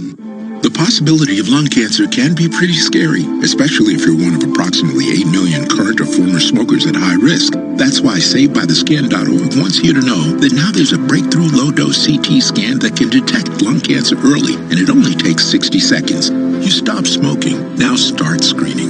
For an easy quiz to see if you're eligible, visit SaveByTheScan.org. It could save your life. SaveByTheScan.org is brought to you by the American Lung Association's Lung Force Initiative and the Ad Council. In-depth analysis, concise reporting, need-to-know global business news. Around the world and across the markets, Bloomberg connects the dots for decision makers. Stay on top of today's headlines. Follow big breakthroughs in tech. Understand the latest political issues. See how the world's wealthiest are spending their money. Track what's happening in the markets, and much more. Subscribe today to Bloomberg, the global standard for business reporting. Get it all at Bloomberg.com/subscriptions. Right now, Doctors Without Borders medical teams are operating in some of the most remote and dangerous corners of the world. When front yards become front lines, at the crossroads of conflict and epidemic, where there are no hospitals, that's where we operate. Your response is critical to our response in places where few others will go. That's where we operate. Learn more at doctorswithoutborders.org. On 3, our unlimited data is actually unlimited, like for reals. That means you can scroll and scroll and scroll through all the Black Friday deals. Because we have no speed limits, no data caps, and you'll be 5G ready at no extra cost. Wow, so many savings. Our Black Friday deals are now on. Save up to £480. Switch to 3, in-store or online. See 3.co.uk/unlimited-data. Savings on selected phones on 24-month contracts. Ends 5th of December. Terms apply. Hiya, Johnny from Solihull News. I'm in a right party mood today, mate. It was a roll down in last Saturday's lotto draw, and thousands of you won a bigger share of the jackpot. The shop's been buzzing with winners. Come on, Sandra, let's crank up them tunes. Lotto, celebrating 25 years of the National Lottery. Your numbers make amazing happen. Rules and procedures apply. Players must be 16 or over. At Asda this Christmas, treat them to a gift or 2, or 3, with 3 for 2 on a wide range of beauty and toiletry gift sets from Dove, Lynx, Bayliss and Harding and many more. Asda, let's make Christmas extra special. Selected stores and lines subject to availability. Individual prices £1 to £20, cheapest item free. Dead of night, on a break with the lads. Excavators turned off. Everything's silent again. Amber still flashing on dark buildings. Hot tarmac steaming. Having a laugh whilst everyone else sleeps. Deadline looming. Sun won't be long. Foreman pacing. Hot Mackie D's. Back to work. Over 700 McDonald's open 24 hours. We are awake. Don't want to miss a second of your NFL team's next matchup? Let TuneIn remind you. Just make sure notifications are enabled on your phone and search for your team profile on the TuneIn app. Then, find the game you want under Events and tap Notify Me. We'll send you an alert as soon as live coverage begins. NFL fans, hear every live game on TuneIn Premium. This Thanksgiving Thursday, hear the home and away call as TuneIn features all 3 Thursday games, starting at 12:30 p.m. Eastern with the Bears at the Lions. Then, at 4:30 p.m. Eastern, the Bills at the Dallas Cowboys. And to wrap it up, eat your pumpkin pie while listening to the New Orleans Saints at the Atlanta Falcons at 8:20 p.m. Eastern. At home or on the go, hear the home and away call of every NFL game this season on TuneIn Premium. Upgrade today. From ESPN and the award-winning producers of The Sterling Affairs comes the latest season of 30 for 30 podcasts. 4 brand new stories of espionage. He wanted this team to be the Barcelona of women's basketball. Resilience. I started to scream. I tried to get away. Corruption. It's the culture of win at all costs. And rebirth. How will we ever rebuild it? 30 for 30 Podcasts, Season 6. Listen in favorite 30 for 30 podcasts on TuneIn. Ah, finally another commercial, said no one ever. Visit TuneIn.com/premium to upgrade now and get over 45 commercial-free music stations. Far wing, elevates, triple bucket. The war of the crowd. The shot clock ticks down. Will the ball go in? The suspense is pure torture, but you wouldn't miss this for the world. And the replays just don't cut it. The sideline, the man bleeds for 3. TuneIn Premium brings you every minute of the NBA season streaming live, so you can be there when it matters most. Hear it now, hear it live on TuneIn. Fake in the lane, turnaround jumper from 8 feet is good on Search the right NBA today to start listening. Want to know what's happening in right now? The latest headlines are just a tap away with Fox News Talk on TuneIn. When news breaks, get up-to-the-minute coverage on developing stories from around the world. Plus, hear all the Fox shows you watch on your TV. Listen to Fox News Talk around the clock on TuneIn. Markets, headlines, and breaking news 24 hours a day at Bloomberg.com, the Bloomberg Business app, and at TikTok on Twitter.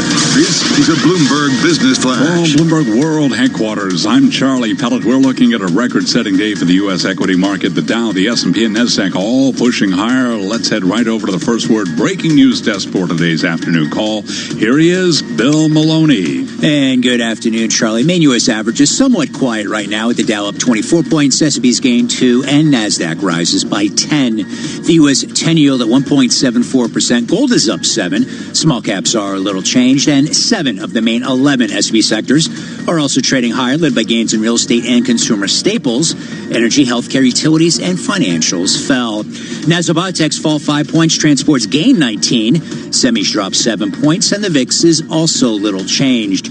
Leaders to the upside in the Dow, Disney and Procter & Gamble, while Walgreens and Pfizer led to the downside. After earnings, Dollar Tree plunged 16%. Palo Alto Networks dropped 11%, and HPE fell 9%, while Best Buy and Dick's Sporting surged after their earnings. In other news, Teva plunged as federal prosecutors started a criminal probe of the opioid makers. And wrapping things up, some of the names reporting after the bell tonight include Autodesk, Dell Technologies, and VMware.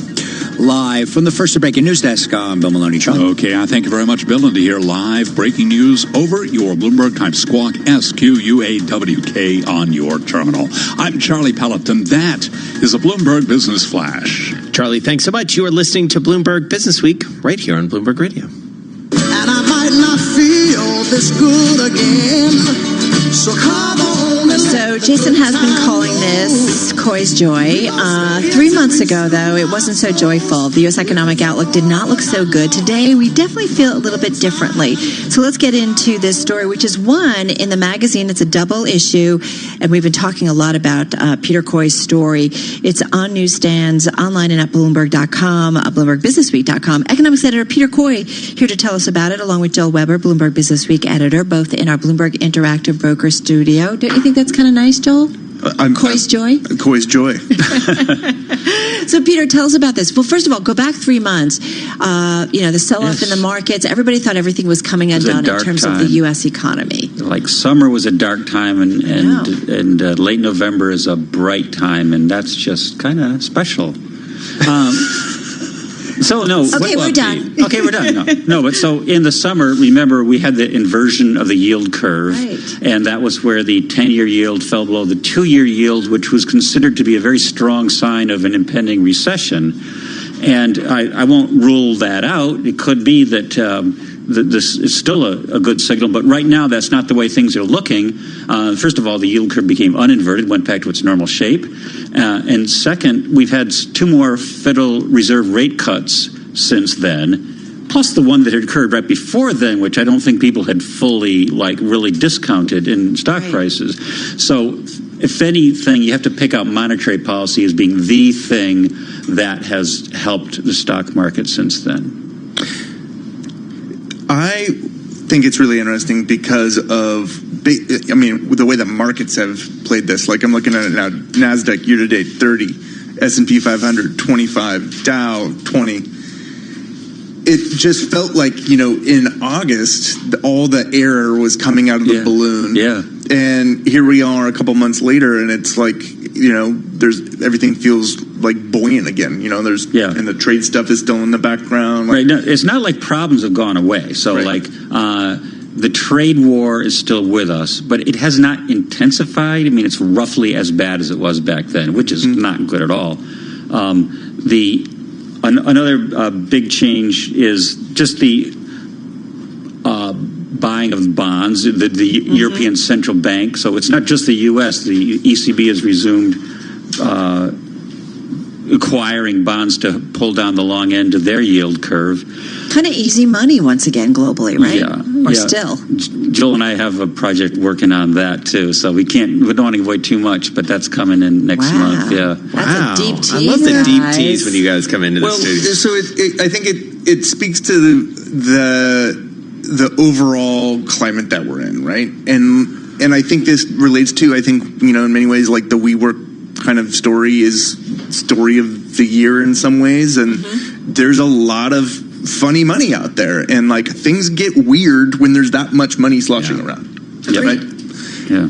And so is that going to change anytime soon? I mean, this sort of, I do think this world full of liquidity, I feel like that's a story of 2019 in a lot of ways. I've read about it in Bloomberg Business Week. Or the past decade, but yeah. Yeah, right. A lot of it in private equity, right? We talk about the private markets versus public. So does any of that change? It's not as if the central banks of the world are going to suddenly decide to become austere. Right. And the last thing they want to do is provoke a global recession. So we're going to have probably easy monetary policy for some time to come. I mean, the U.S. policy, we actually have positive interest rates in the U.S., which used to be anomaly, completely normal, and now it's where the outlier versus Japan and Western Europe. So look at the pricing. I just did a chart this afternoon looking at the high yield spreads over treasuries, and they've come way down. They're not at historical record lows, but if you take out the energy sector where the spreads are wide because so many people are worried about the energy companies going under, then they really are especially narrow. So what that says is that people are reaching for yield. They're going for things like high yield because they can't get any return on sort of safer securities. And that's always a warning sign that there could be trouble ahead. What about the rest of sort of the difference between the U.S. and the international side, Peter? What else have you noticed? Well, the one thing that's sticking with this theme of the difference in interest rates is that it tends to cause money to come into the U.S., pushes up the dollar, which all else equal hurts the U.S. on trade because it makes our goods more expensive for the rest of the world. It makes foreign goods cheaper. We actually, the euro and yen have held up better than you might have expected given that yield differential, but then there's also inflation. So it's not a good thing. That's why Trump is constantly complaining that interest rates are too high in the U.S., the dollar's too strong. I do wonder if in 3 months from now, I wonder what our discussion will be. Well, winter's coming, but that's not always ominous, evidently. Apparently not. Yeah, apparently not. All right. Well, a very upbeat story. Maybe not Koi's joy. Koi's sort of muted joy. Yes. Joy to the world. Joy to the Coy. All right. Peter Coy, economics editor for Bloomberg Business Week. Joel Weber, editor of Bloomberg Business Week, both here in our Bloomberg Interactive Brokers studio. Coming up, an IPO put on hold. We're going to talk a little bit about that with our own Shonali Bosick. We're going to get David Wilson's chart of the day. A lot ahead. Yeah, a lot. And then we're going to take you down to the closing bell. Of course, about 35 minutes left in today's trading day. You are listening to Bloomberg Business Week, and this is Bloomberg Radio. This is a Bloomberg Market Minute. Stocks remain narrowly higher in the final hour, on track to close at all-time highs. The Dow Jones Industrial Average is up 28. The S&P 500 is up 2 points. The Nasdaq Composite is up 10. Arts and crafts retailer A.C. Moore is calling it quits. Parent company Nicole Craft says most of the chain's nearly 150 stores will be closed, but the rival Michaels chain will acquire up to 40 of the locations and reopen them under its own name.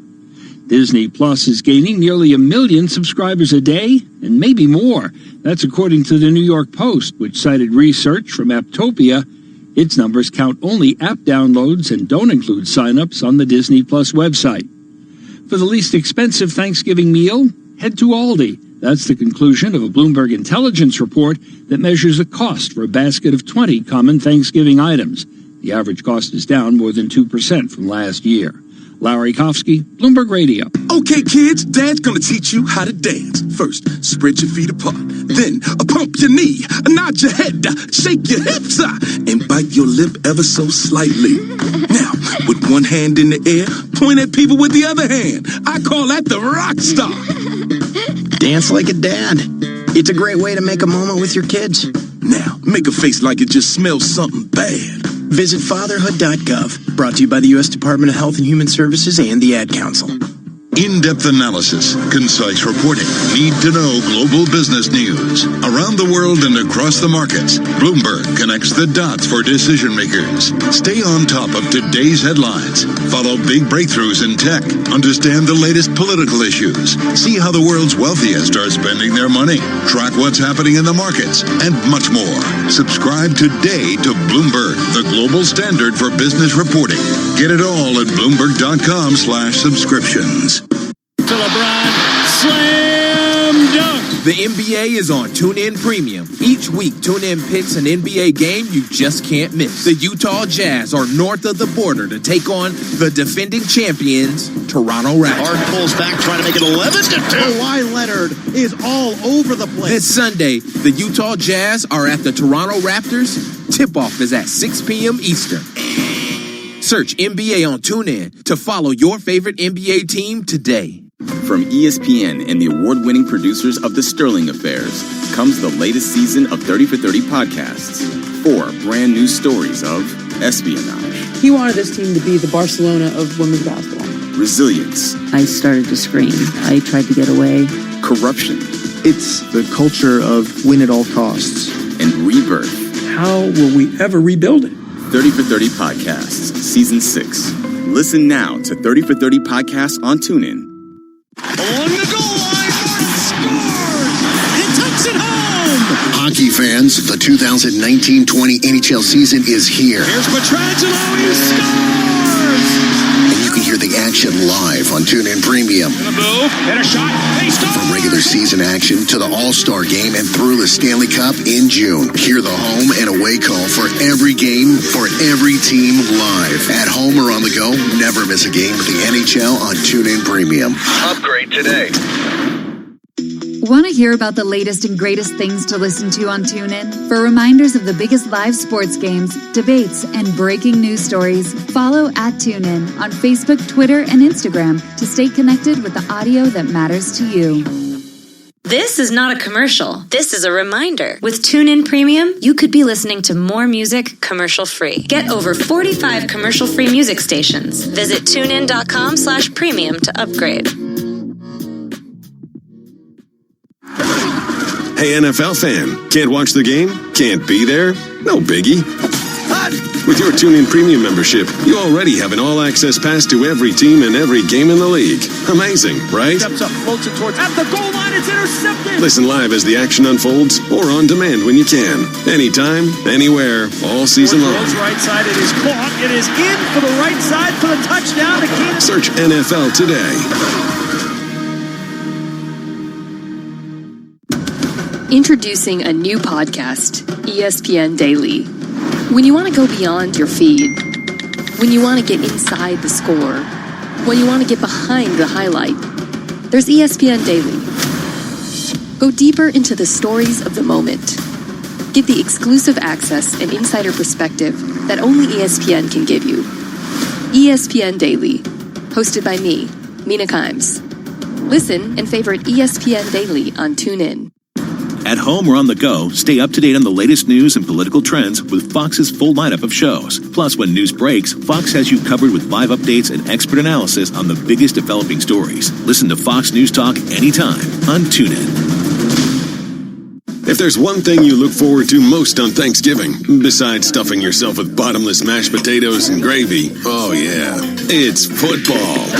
And wherever you are at game time, you can catch the NFL's epic Turkey Day triple feature on TuneIn this Thursday, starting at 12:30 Eastern. Don't miss the back-to-back-to-back lineup of Bears v. Lions, Bills v. Cowboys, and Saints v. Falcons. Whether you're driving to the in-laws or carving the bird, search NFL on TuneIn to hear the holiday action. Happy Thanksgiving. Bloomberg 1130 to Washington, D.C. Bloomberg 99.1 to Boston. Bloomberg 106.1 to San Francisco. Bloomberg 960 to the country. Sirius XM Channel 119 and around the globe. The Bloomberg Business app and BloombergRadio.com. This is Bloomberg Business Week. IPOs are hard even for bankers, apparently. Carol Perella-Weinberg saying apparently that they're going to hold off a little bit amid a sort of volatile market. I think it's kind of interesting to see this development. So we're going to get into it with Shonali Basak, our Wall Street reporter, in just a moment. First up, though, let's get back to what's going on in the world of business and Charlie Pellet. Hi, thank you very much. We've got the Dow, the S&P, and NASDAQ all advancing 28 minutes to go ahead of the closing bell. On track for records. The Dow, the S&P, and NASDAQ all advancing again today after President Trump said he has been talking to Chinese President Xi Jinping, and they continue to work on a trade deal. Best Buy shares, they're rallying 9.3%, entering the holiday shopping season on a positive note after posting quarterly sales that topped estimates and raising its full-year outlook, sending shares higher. Creighton Harrison is Bloomberg's global business managing editor for the Americas. It's looking real good, and part of that is same-store sales. They beat for the third quarter, and they're taking their guidance up for the fourth quarter. That's a little bit of a sigh of relief. If you remember last quarter, they actually took their guidance down and got hammered pretty hard by the street. So this is a good sign headed into the holiday season. They're feeling like they're a little more back on track. Also after earnings, Dick's up by 17.3%. Dollar Tree heading the other direction, plunging 16.4%. Brazil's central bank shocked traders by intervening in the foreign exchange market for the first time in 3 months, selling dollars in 2 surprise auctions to prop up the real after it slumped to a record low. The currency paired losses after the second intervention and was down 0.4% on the day. And the Taxus, the French lender roiled by risk management problems since last year, has suspended a senior trader at a subsidiary in New York pending an internal investigation.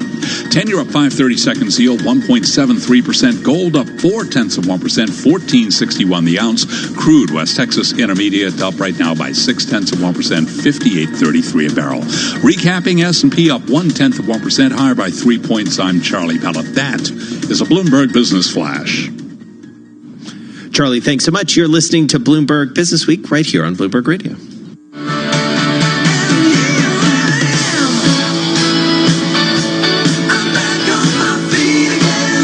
Nice song. It's kind of a happy song. That's some sort of 80s band? No, you're sort of on target. It's not Foreigner, is it? No. Isn't it Valerie Bertinelli's husband? No. It's not Van Halen. Not Van Halen. Such a girl. It's the Babies. Oh, Back on My Feet Again. Right. Would never have gotten that. Yeah, well, that's what I got figured. the decade right. But hey.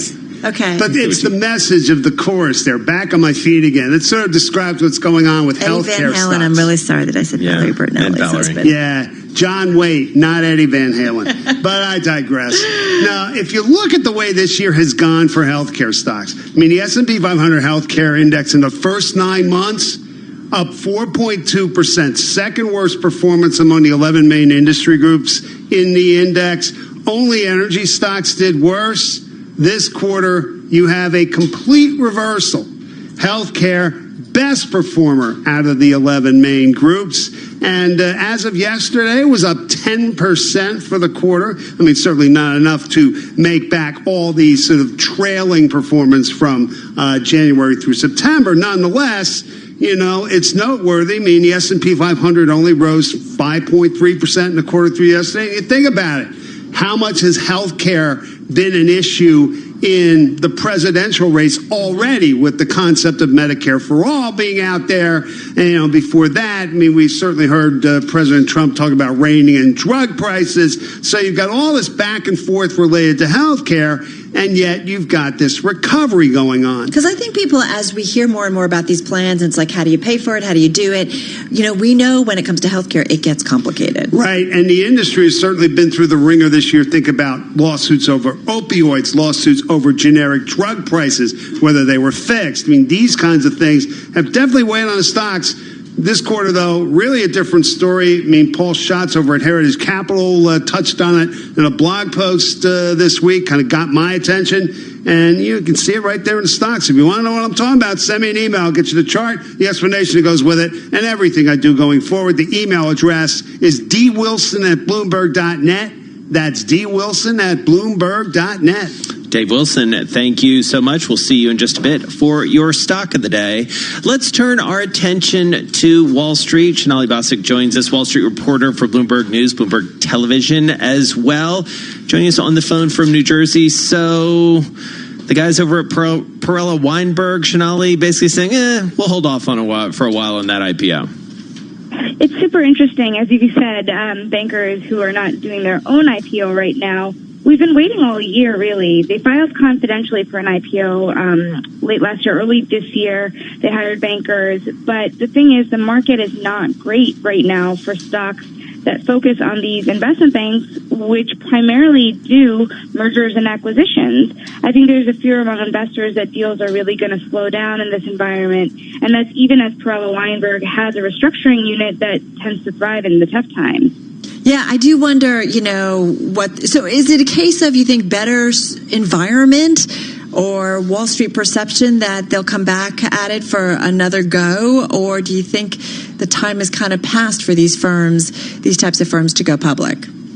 You know, it's funny because on one hand, it's not even just that the market is tough. It's just that there are a lot of these firms out there. After the financial crisis, a lot of top bankers left firms and just formed their own firms. So when Perella Weinberg goes public, they'll be competing with a lot.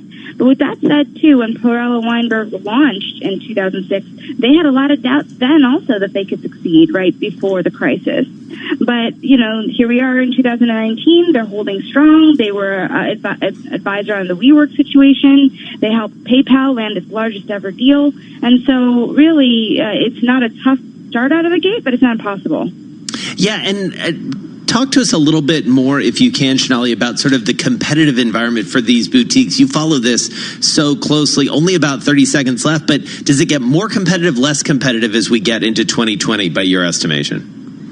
I think that there are some bankers that these firms want to take out of the large banks, but beyond that, I think everyone has a realization that it's really tough to start your own firm in this day and age, unless your clients are going to follow you all the way through. Yeah, that's a great point. All right, nice reporting as always, Sonali Basak, joining us on the phone from New Jersey. The timeline is also different, right? Like, companies can stay private for so much longer. Totally. So in terms of being with a company from the start or from the early days and then taking them public, I feel like that timeline has expanded, and it's maybe more frustrating for these guys. And for a Wall Street boutique, there are clever ways that they can, if people need to get paid out, there are clever ways that they can do it, figure out that don't necessarily mean going public. So we'll see how it goes. Yeah, exactly. All right, coming up, folks, we're going to count you down to the closing bell on this Tuesday. Right now, we've got equities just a tad higher, but we're seeing kind of a little bit of a quiet trade as we get ready for the holidays. But we are looking at about a 4-point gain on the S&P, Dow up about 37, NASDAQ just up about 15 points. All right, let's get over to Bob Moon. He's got your world and national headlines. Hey, Bob. Jason, the House Judiciary Committee is set to take over the impeachment probe of President Trump next week, scheduling a December 4th hearing on the question of of high crimes and misdemeanors. The hearing, announced today, will feature legal experts who will examine the constitutional grounds for impeachment, and President Trump is being invited to present a defense next week, either himself or through his attorney. Fire and ice and possible mudslides making for big headaches in different parts of the country. Some travelers were forced to spend the night at Denver's airport, which has received 9.5 inches of snow so far, and about 30% of Denver's average daily 1,600 flights have been canceled. Officials in Minnesota are warning holiday travelers to be prepared for blizzard conditions with almost zero visibility.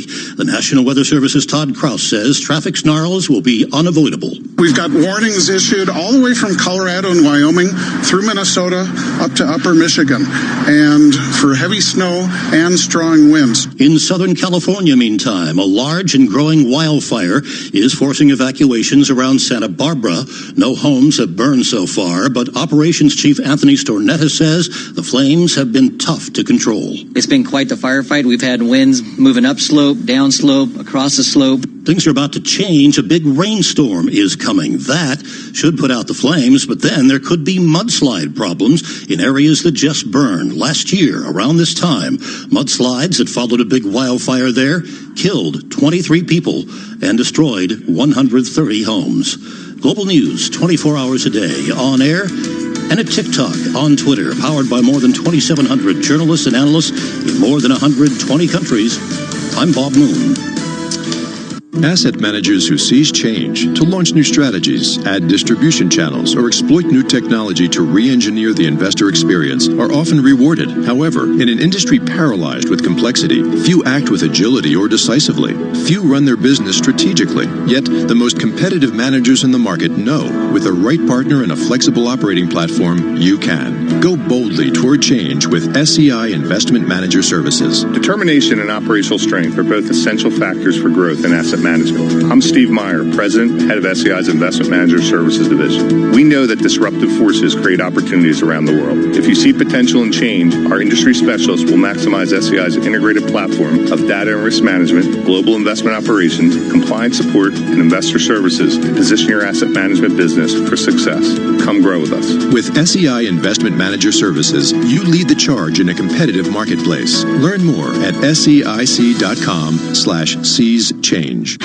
Business is constantly evolving. Is your financial printer evolving to keep ahead of the curve? At Command Financial, we are redefining financial printing by providing industry-leading expertise, leveraging technology, and honing processes and best practices. Every day, Command helps SEC registrants, as well as members of their working groups, including securities attorneys and investment bankers, prepare, file, and disseminate regulatory and disclosure documents, such as registration statements, M&A documents, and mutual fund prospectuses and reports. Command provides a full range of services to help you effectively complete your deal, meet your disclosure requirements, and achieve your shareholder communications objectives. Visit our website at commandfinancial.com and learn how we're evolving, not only with the times, but also with your business requirements. Command Financial, redefining financial printing. Are you in? When you're not listening to your team, take it to the end zone, the rim, or the net. Keep up with the biggest moments in sports by following TuneIn on social media. Block, Cook into the end zone for the touchdown. From reminders of the live top games to tips of the best sports stations and podcasts. Welcome to Undisputed. We are live from Los Angeles. I'm Jenny Taft here with Skip Follow Bayless. at TuneIn on Facebook, Twitter, and Instagram to get the most out of TuneIn. Introducing a new podcast, ESPN Daily. When you want to go beyond your feed, when you want to get inside the score, when you want to get behind the highlight, there's ESPN Daily. Go deeper into the stories of the moment. Get the exclusive access and insider perspective that only ESPN can give you. ESPN Daily, hosted by me, Mina Kimes. Listen and favorite ESPN Daily on TuneIn. From ESPN and the award-winning producers of The Sterling Affairs comes the latest season of 30 for 30 podcasts. 4 brand new stories of espionage, He wanted this team to be the Barcelona of women's basketball. Resilience. I started to scream. I tried to get away. Corruption. It's the culture of win at all costs. And rebirth. How will we ever rebuild it? 30 for 30 Podcasts, Season 6. Listen and favorite 30 for 30 podcasts on TuneIn. Want to know what's happening in right now? The latest headlines are just a tap away with Fox News Talk on TuneIn. When news breaks, get up-to-the-minute coverage on developing stories from around the world. Plus, hear all the Fox shows you watch on your TV. Listen to Fox News Talk around the clock on TuneIn. Ah, finally another commercial, said no one ever. Visit TuneIn.com/premium to upgrade now and get over 45 commercial-free music stations. Along the goal line, Martin scores! He takes it home! Hockey fans, the 2019-20 NHL season is here. Here's Pietrangelo, he scores! And you can hear the action live on TuneIn Premium. Gonna move, hit a shot, he scores! From regular season action to the All-Star Game and through the Stanley Cup in June. Hear the home and away call for every game, for every team live. At home or on the go, never miss a game with the NHL on TuneIn Premium. Upgrade today. Drive into the in-laws' house for Thanksgiving? Having a long airport layover on your way home? Or maybe you're camping out on Black Friday in quest of the deal of the season. Whatever the case, ease the pain and make it a long weekend to remember with TuneIn. Featuring nonstop music, binge-worthy podcasts, 24-hour news, and live NFL, NHL, and NBA games. At home or on the move, soundtrack your Thanksgiving with TuneIn. Hey, can't watch the big NBA game because your life's just too busy? I've got some news for you. TuneIn Premium is the answer to all your problems. Hear every home and away game live or on demand everywhere you go. Just search NBA to listen. Hey, NFL fan, can't watch the game? Can't be there? We've got you covered. With TuneIn Premium, you can listen to every NFL game live as it's happening. LaShawn McCoy has an opening on the right side, punches into the end zone for the touchdown. Or catch it later on demand. Offset backs behind Mahomes. The give is to Williams. Starts right, cuts it back to the left, and blows into the end zone for the touchdown. You call the plays. Follow the NFL anytime, anywhere, all season long with TuneIn Premium. Upgrade today. College football is live on TuneIn. Listen for free to games from more than 140 schools all season long. To the 10, all the way to the checkerboards, but he stays on his feet and scores a Tennessee touchdown. It's college football rivalry week, and TuneIn has your wall-to-wall coverage. Good throw, he throws right for the end zone, caught, touchdown Georgia. This Saturday, don't miss the game. Kicking off at 9 a.m. Eastern Time, featuring bitter rivals Ohio State and Michigan. The Buckeyes are aiming to keep their perfect season intact. Edwards-Helaire spins away from a defender. Inside the pylon to the left. Touchdown, LSU. Then, at 12:30 Eastern Time, it's the Iron Bowl, where Alabama looks to impress the playoff committee without star QB Tua Tagovailoa. But the Auburn Tigers have other plans and hope to play the role of playoff spoiler. Looks left, fires towards the end zone. Cephas, back shoulder grab, breaks a tackle, touchdown Wisconsin! Catch all the action this Saturday. Just search college football to find your game. Headlines and breaking news 24 hours a day at Bloomberg.com, the Bloomberg Business app, and TikTok on Twitter. This is a Bloomberg Business Flash. From Bloomberg World Headquarters, I'm Charlie Pellet. We've got equities trading at records. 13 minutes to go ahead of that closing bell on this Tuesday with the Dow, the S&P, and NASDAQ all advancing right now. S&P up 6. That's a gain of 0.2%. The Dow and NASDAQ also higher by 0.2%. But the S&P up 6 at 3139 on track for a record close. The Dow up 58, higher by 0.2. NASDAQ higher by 20. That's a gain now of 0.2%. 10-year up 5/30 seconds with a yield of 1.76%. Gold up 0.5%, 14.62 the ounce. And West Texas Intermediate crude up 6 cents right now, 58.34 a barrel. So again, recapping, stocks on track for a record close. S&P higher by 6. I'm Charlie Pellet, and that is a Bloomberg Business Flash. I'm driving in my car. I turn on the radio. How about you let me drive? Oh, no. Who's gonna drive you home? Honey, please, I'll do the driving. Drive on. Excuse me, I want to drive. Just drive, baby. What's the question? It drives us.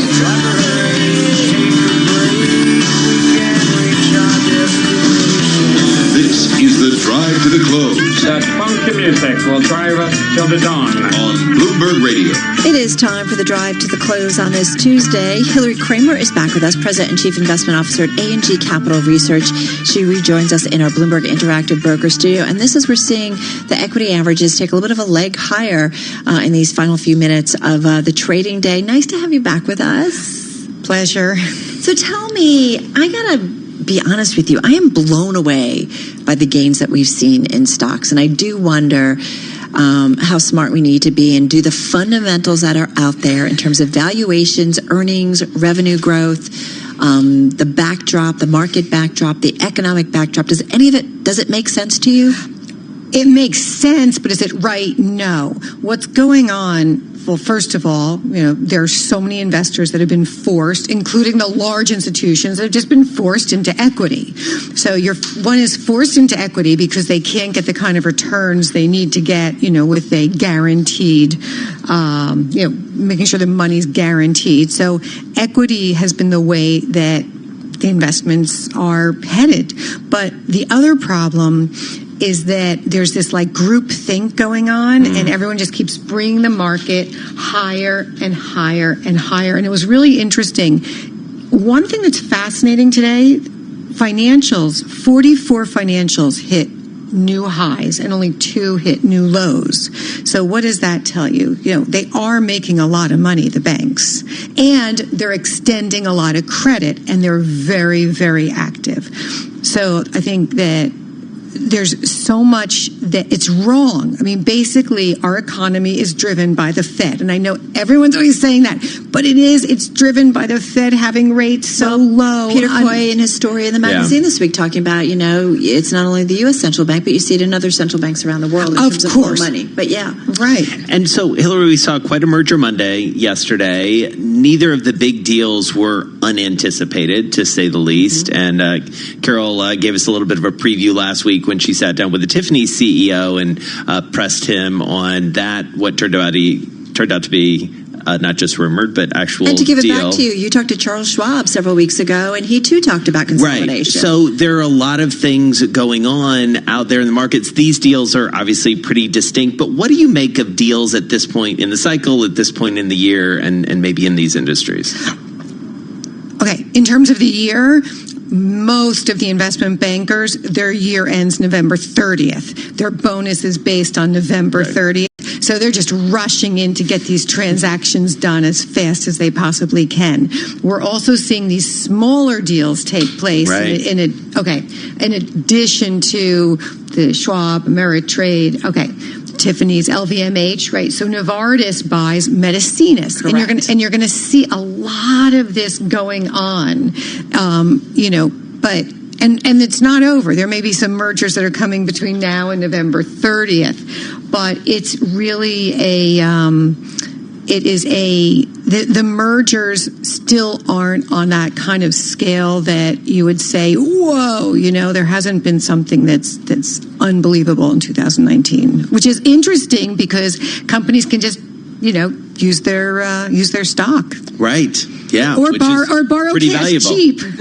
So let's talk about names that you think are interesting. Yes. So where do you think, what would be a name that you would think is a good time for investors to get into right now? I have a whole bunch of them, Carol, and we always run out of time. I know, so go. Okay, Sanofi, SNY, French pharmaceutical company. There's a 3.7% dividend yield. Vaccines. Sanofi is the global provider of vaccines.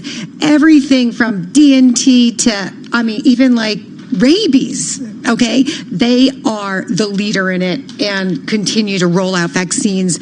You really want to be in Sanofi. Then the other place to be is, I am a firm believer that we had a lot of IPOs that just came out of the chute and just nobody paid attention to them. They just didn't get the money allocated. And a lot of it was because they are good companies and are going to do well. One is VIR.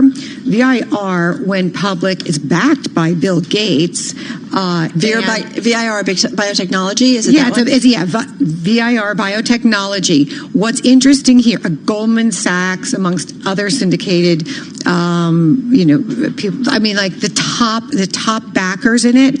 And this is, of course, is also for flu and for, a vaccine. Is it down 41% since its IPO? It's down 41%, but earlier last week, you had Goldman Sachs come out and say when it was like $13 that there was 167% upside. And since then, it's just drifted down. But a lot of it is the attention just isn't there, and it will turn to it. Doesn't it make sense to know? What do they do? What do they do? Vaccines. Oh, vaccines. It's for the flu. This is flu season. Okay. Look, everyone is, it's going to be that reactive kind of macro investing that's going to take place. Oh, and if things get bad, I just want to jump around here. Things get bad, that like waste management, everyone's going to be jumping into that, and Hormel, HRL, because of course we think that as soon as the market goes down, everyone's going to be eating spam for the rest of their lives, and that's what keeps HRL, really a predominantly significant company and a really great one to own. Come on. With all, we're talking about healthier food and stuff, you think Hormel is still... Yeah, also, I actually met the person who runs acquisitions, the internal mergers and acquisition person, and they are on the hunt. And if you take a look at their brands, you'll see that they've continued, Hormel has continued to expand using a lot of, using their stock and making investments along the way. The other place that you really want to be, I think defense is, you want those stocks. You want to be in the defense stocks. Raytheon, not UTX side, but Raytheon, once the deal is done, Raytheon is amazing because they have that whole kind of like Raytheon E-Systems. Okay? Already at 42% this year, and you've got a dividend on top of it. That's right. And it's going to go higher. I think that's one of the big important lessons for all investors. Just because something's up 100% on the year doesn't mean it can't go up 200%. Right. Take a look at how Microsoft has performed, and Mr. Softy, MSFT, it's up 45% on the year. Just when you think it can't go up higher. Actually, what's really interesting is retail. These retailers, we know the Best Buy story. Right. Came out with earnings, they guided higher for the fourth quarter. Stocks up 29% on the year, but Burlington stores up 52% on the year, and I've seen them move into the Kmarts. Right. And I know that it's been embraced by the shopping community. Right. Of course we know Disney's going to be up because that's a go-to. Right. Okay, you have to stop now. You got a lot of names, and we got to go to a break. Oh no! We always love catching up with you. We'll catch up with you before the end of the year, we're sure, because we want to get your take on everything that's happening in that between Thanksgiving and Christmas period, especially in retail. Hillary Kramer, President and CIO of A&G, thank you so much. This is Bloomberg. There is simply nothing else like it. Giraffe strut, bird swoop, gazelles leap. And as the music soars, the entire Serengeti comes to life around you. This is Disney's The Lion King. Experience it at London's Lyceum Theatre. Visit thelionking.co.uk. On 3, our unlimited data is actually unlimited, like for reals. That means you can scroll and scroll and scroll through all the Black Friday deals. Because we have no speed limits, no data caps, and you'll be 5G ready at no extra cost. Wow, so many savings. Our Black Friday deals are now on. Save up to £480. Switch to 3, in-store or online. See 3.co.uk/unlimited-data. Savings on selected phones on 24-month contracts. Ends 5th of December. Terms apply. The trainers I really wanted? I got them 70% off. Wow, that's amazing. Where from? Online at Zalando. They have so many Cyber Week deals on right now. Attention travellers, we have reached our final destination. Black Friday at Zalando. Save up to 70% on thousands of shoes, accessories and clothing. Zalando. Free to be. Far wing elevates. Triple bucket. The roar of the crowd. The shot clock ticks down. Will the ball go in? The suspense is pure torture, but you wouldn't miss this for the world. And the replays just don't cut the it. Sideline, the Van Fleet for 3. TuneIn Premium brings you every minute of the NBA season streaming live, so you can be there when it matters most. Hear it now. Hear it live on TuneIn. Fake in the lane, turnaround jumper from 8 feet is good on Search the right. NBA Today to start listening. Want to hear about the latest and greatest things to listen to on TuneIn? For reminders of the biggest live sports games, debates, and breaking news stories, follow @TuneIn on Facebook, Twitter, and Instagram to stay connected with the audio that matters to you. Capital of the world, 24 hours a day at Bloomberg.com, on the Bloomberg Business app, and at TikTok on Twitter. This is Bloomberg Radio. Markets, headlines, and breaking news 24 hours a day at Bloomberg.com, the Bloomberg Business app, and at TikTok on Twitter. This is a Bloomberg Business Flash. From Bloomberg World Headquarters, I'm Charlie Pellet. Another day of records on Wall Street as we await the latest numbers out of Dell and Hewlett-Packard Inc. Folks from Agnico Eagle Mines ringing that closing bell with the Dow Jones Industrial Average jumping 51 points, up 0.2%. New high 28,117. S&P at 3140, up 6, a gain there of 0.2%. NASDAQ also higher by 0.2%, up 15 to 8,647 on the NASDAQ Composite Index. So equities climbing to records after President Trump said he has been talking to Chinese President Xi Jinping and that they continue to work on a trade deal. Hillary Kramer is the president, chief investment officer at A&G Capital. Moments ago, right here on Bloomberg Business Week, she says as markets rise, you cannot ignore the banks. One thing that's fascinating today, financials, 44 financials hit new highs and only 2 hit new lows. So what does that tell you? You know, they are making a lot of money, the banks, and they're extending a lot of credit, and they're very, very active. Lots of retailers active today. Dollar Tree shares dropped the most intraday since 2012 after the budget retailer trimmed its outlook for 2019 profit, saying tariffs on Chinese imports are driving up costs. Dollar Tree plunging 15.2%. Best Buy entered the holiday shopping season on a positive note after posting quarterly sales that topped estimates and raising its full-year outlook, sending the shares surging. Best Buy up today by 9.8%. Also among retailers, Dick's Sporting Goods jumping the most since May of 2018 after the athletic and leisure retailer raised its full-year earnings expectations for the third time this year. Dick's Sporting Goods up today by 18.7%. 10-year up 6/30 seconds with a yield of 1.74%. Gold up 0.5%.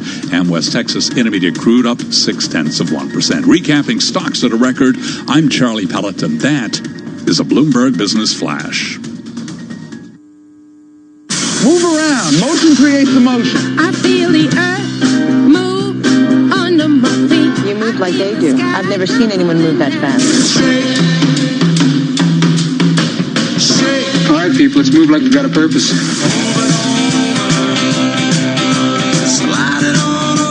Company's called Movers and Shakers.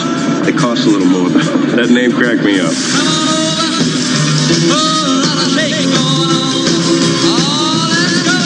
Bloomberg Business Week, Movers and Shakers, with Carol Masser and Jason Kelly on Bloomberg Radio.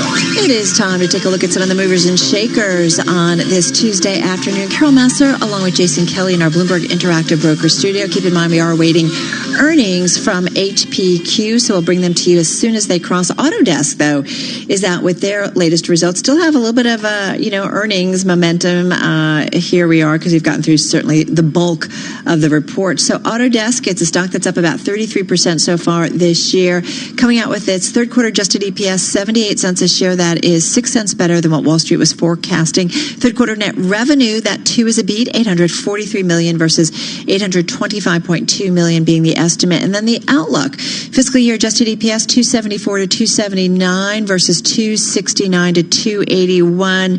So changing it, adjusting it a little bit, pulling in kind of the upper end of the range. What are we seeing in terms of the stock? The stock's down just a touch. It was a touch. Now it's down about 3%. It was down 1.5% or so. So guessing that forecast might be no doubt, disappointing people. Down 4%. Yeah, keeping going down there.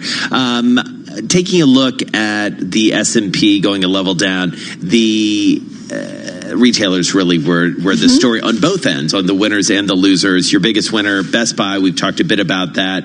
That seems to be maybe not a broad story yet. It feels like we need to hear from more retailers coming out of Black Friday. It's a different type of company. And as Matt Boyle pointed out when he was visiting with us earlier, it's a great execution story in many ways. New CEOs are picking up where the last CEO left off. Not a lot of drama there. Kind of the frenemy approach with Amazon seems to be working as well. On the other side, and we haven't heard as much about tariffs really impacting retailers, especially, or companies in general. That is not the case with Dollar Tree. That is your worst performer in the S&P, and basically saying tariffs are really hurting them. That may make more sense given when you think about sort of the lower end stuff that they sell. A lot of imports from China, and therefore they may be a little bit more exposed, and it may be a little more difficult for them to source from places other than China. That stock, let me just see. Dollar Tree was down 15%. Is that what you're talking about? Dollar Tree, yeah. Dollar Tree. Number one decline. Down pretty markedly. Another name that I wanted to mention, please. Fitbit.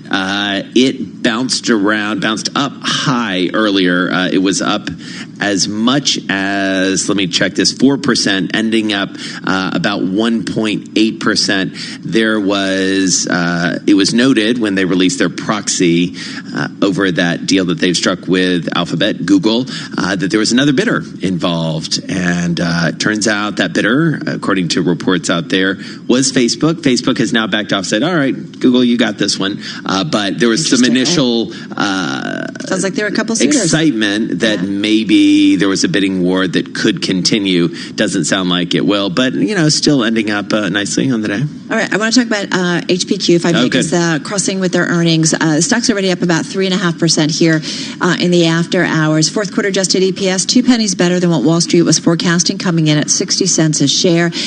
Taking a look at the outlook, 2020 adjusted EPS of 224 to 232. Looks like they're bumping up the range there. The estimate out there is 224. First quarter adjusted EPS are looking for 53 to 56. So again, bumping it up. So strong profit forecast, the top Wall Street estimates. So some optimism there. Keep in mind, though, they are kind of pushing back on this takeover offer from Xerox Holdings. Xerox, of course, coming out today and saying we're going to take it to shareholders. So there's a lot going on in terms of the future of this company.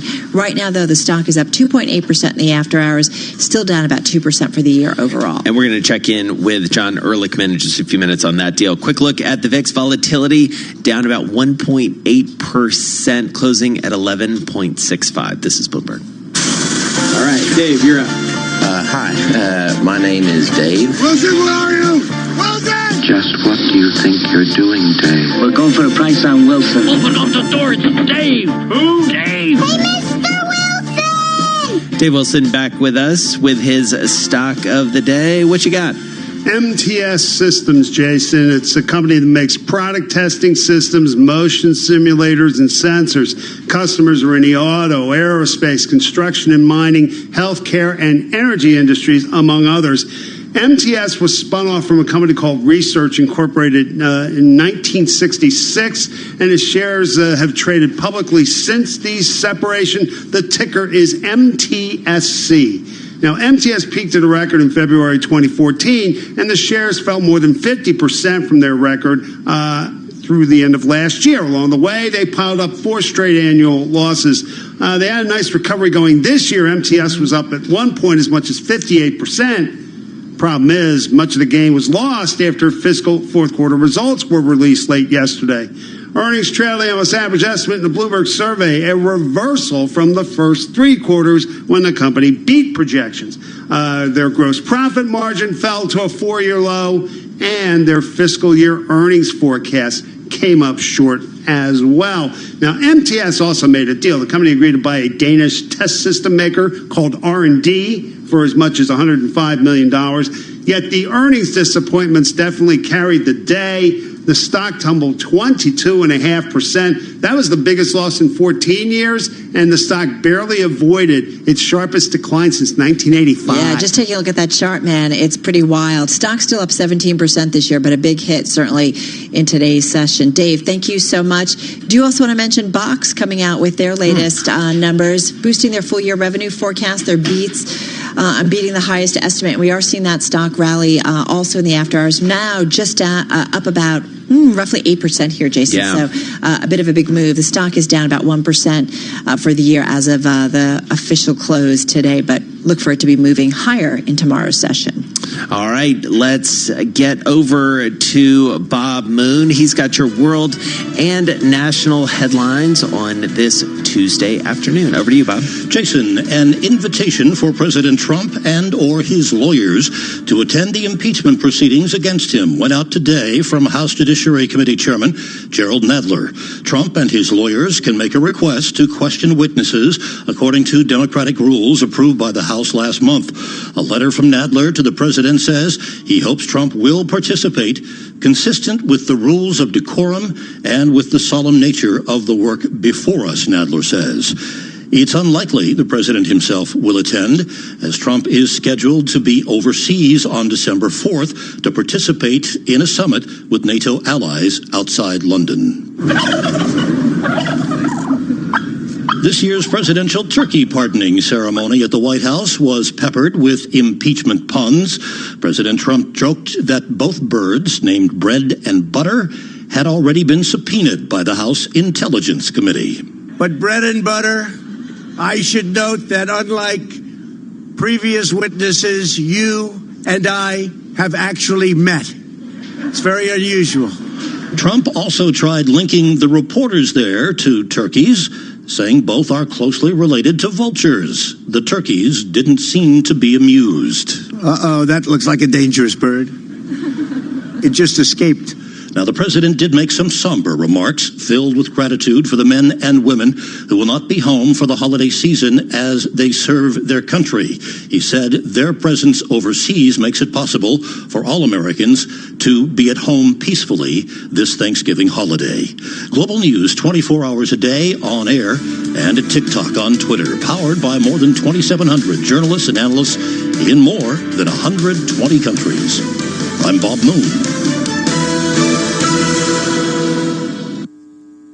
You don't usually find the titans of finance, business, and politics sitting around together. There's been this transfer of royal power and royal prerogative. But amazingly, they're nearly all here every weekday. Let's talk about their data. What are you looking for? Bloomberg Surveillance with Tom Keene and Jonathan Farrow. So where does the circuit breaker come from? Weekday mornings at 7 Eastern. He's got to respond, doesn't he? On Bloomberg Radio, the Bloomberg Business app, and BloombergRadio.com. Bloomberg, the world is listening. Adopt US Kids presents What to Expect When You're Expecting a Teenager. Learning the lingo. GOAT, G-O-A-T, acronym, stands for Greatest of All Time. As in, spaghetti sandwiches for dinner?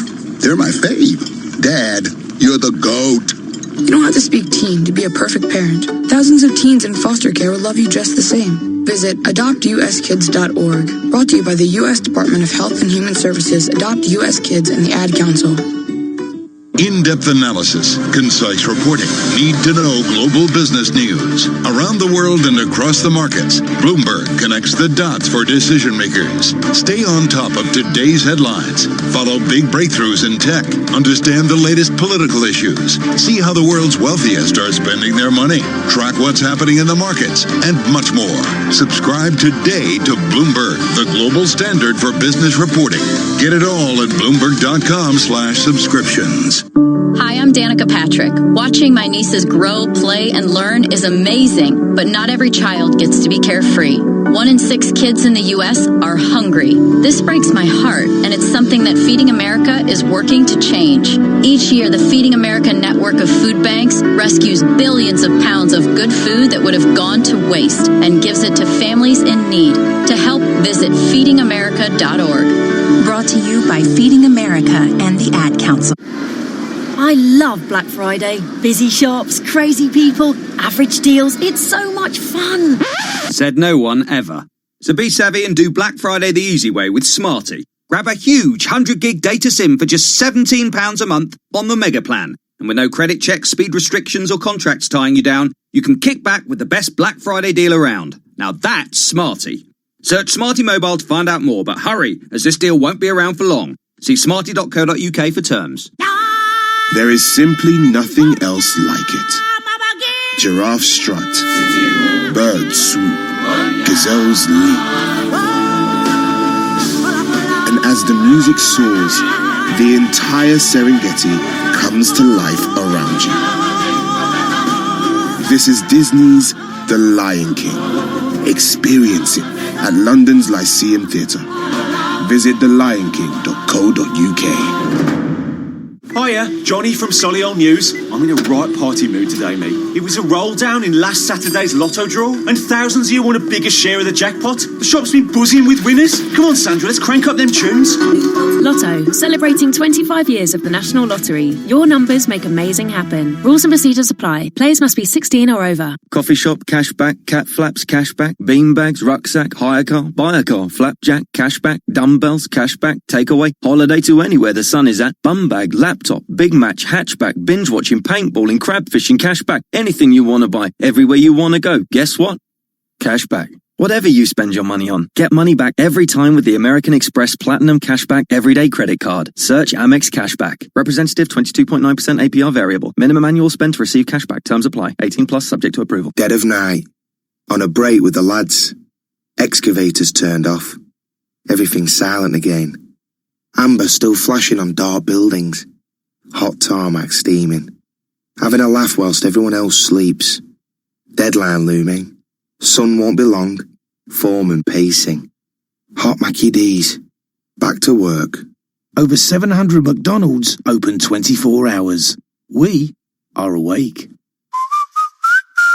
Want to know what's happening in right now? The latest headlines are just a tap away with Fox News Talk on TuneIn. When news breaks, get up-to-the-minute coverage on developing stories from around the world. Plus, hear all the Fox shows you watch on your TV. Listen to Fox News Talk around the clock on TuneIn. To LeBron, slam dunk. The NBA is on TuneIn Premium. Each week, TuneIn picks an NBA game you just can't miss. The Utah Jazz are north of the border to take on the defending champions, Toronto Raptors. Hard pulls back, trying to make it 11-2. Kawhi Leonard is all over the place. This Sunday, the Utah Jazz are at the Toronto Raptors. Tip-off is at 6 p.m. Eastern. Search NBA on TuneIn to follow your favorite NBA team today. College football is live on TuneIn. Listen for free to games from more than 140 schools all season long. To the 10, all the way to the checkerboards, but he stays on his feet and scores a Tennessee touchdown. It's college football rivalry week, and TuneIn has your wall-to-wall coverage. Good throw, he throws right for the end zone, caught, touchdown Georgia. This Saturday, don't miss the game. Kicking off at 9 a.m. Eastern Time, featuring bitter rivals Ohio State and Michigan. The Buckeyes are aiming to keep their perfect season intact. Edwards-Helaire spins away from a defender. Inside the pylon to the left. Touchdown, LSU. Then, at 12:30 Eastern Time, it's the Iron Bowl, where Alabama looks to impress the playoff committee without star QB Tua Tagovailoa. But the Auburn Tigers have other plans and hope to play the role of playoff spoiler. Looks left, fires towards the end zone. Cephas, back shoulder grab, breaks a tackle, touchdown Wisconsin! Catch all the action this Saturday. Just search college football to find your game. And breaking news 24 hours a day at Bloomberg.com, the Bloomberg Business app, and at TikTok on Twitter.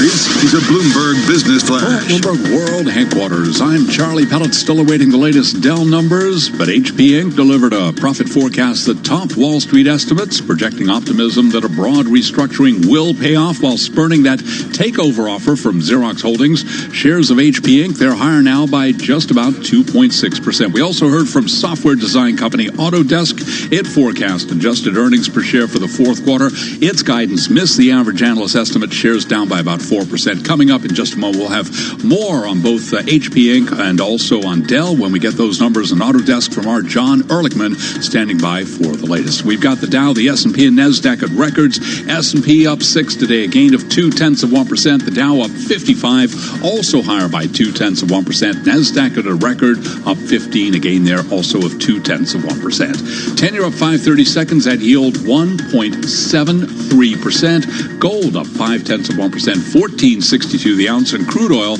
West Texas Intermediate, up by 0.6%, $58.36 a barrel. I'm Charlie Pellet, and that is a Bloomberg Business Flash. Lovely, lovely. Thank you so much, Charlie Pellet. You're listening to Bloomberg Business Week. This is Bloomberg Radio.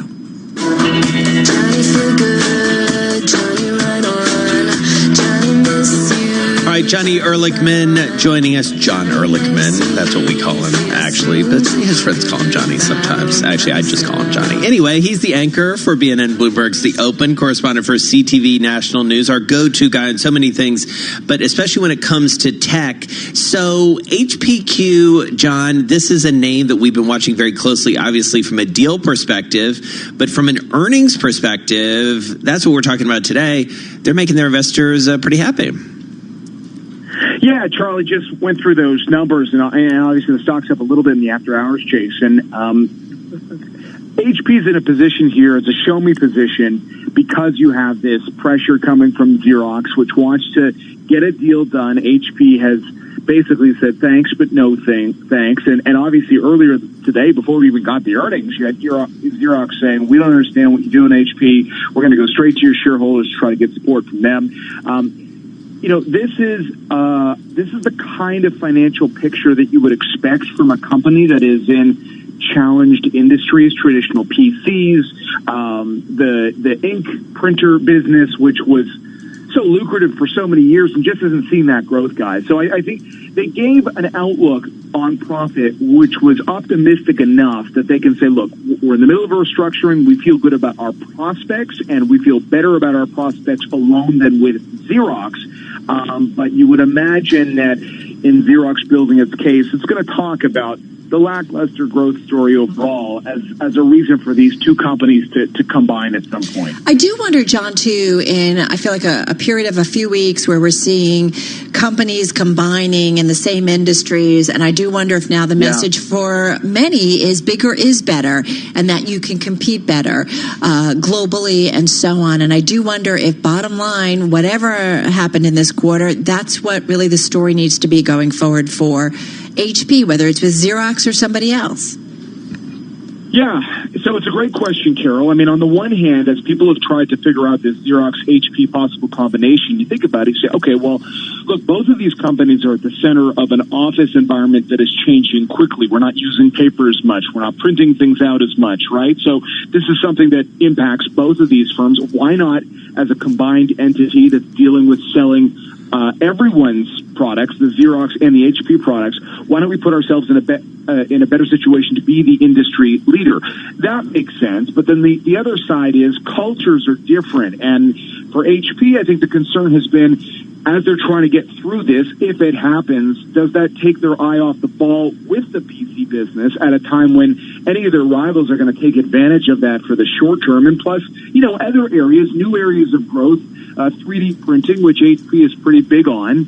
Can they benefit in any way by being connected to Xerox for that? So that's the back and forth on this, outside of the sheer story and outside of the fact that Carl Icahn would like to see a deal done and has been an investor in both of them. But Carol mentioned the bottom line. Look, I mean, HP's in the middle of cutting a lot of jobs right now, so that's where you need to go outside of the revenue growth to keep the earnings story looking decent. And so this is not much of a bellwether, is it, at this point, John, in terms of helping us understand what corporate demand is? I mean, I feel like we get a lot of that from HPE, which we heard from yesterday. But what does HPQ tell us about the sort of broader market out there as we head toward the end of the year? Yeah, I just don't think they're at the center of that story. Yeah. We're about to get busy with the holiday shopping season, and we're going to be basing that even with Best Buy today, right? Yeah. We're talking about how many tablets they're selling. So this is I don't want to be too dramatic about it, but on some levels it is a survival story. There's still a global market out there for PCs. It's just, to Carol's earlier point, who is best fitted to control that market? And it's going to be fascinating to see how the Xerox HP story plays out over the next few weeks. Yeah, it's a good old-fashioned, sort of knockdown, drag out merger. You got an activist investor, and I love the story you alluded to earlier, John. This idea that Xerox comes back and it's like, we just think you're being irresponsible. We're just, that's it. We're taking it to the shareholders. We'll show you. I mean, it's some funny rhetoric. To your father, basically. They really are getting nasty. It's that war of words, but I think that speaks to the need for both companies to get their position going forward. Right, exactly. So I have a really important question for you, John. Can you eat 40 pizzas in 30 days?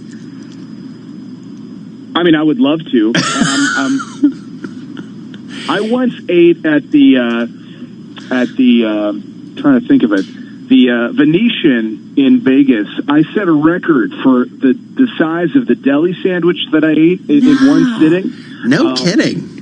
How big was it? That's one day. Wow. So I mean, I'll send you a picture, Carol Master. Please do. Actually, put it on Twitter if you would. Yeah, can you put it on Twitter and copy us on that, Jen? Or you could DM me if you don't want to share it with the world. Just DM. Our DMs are open.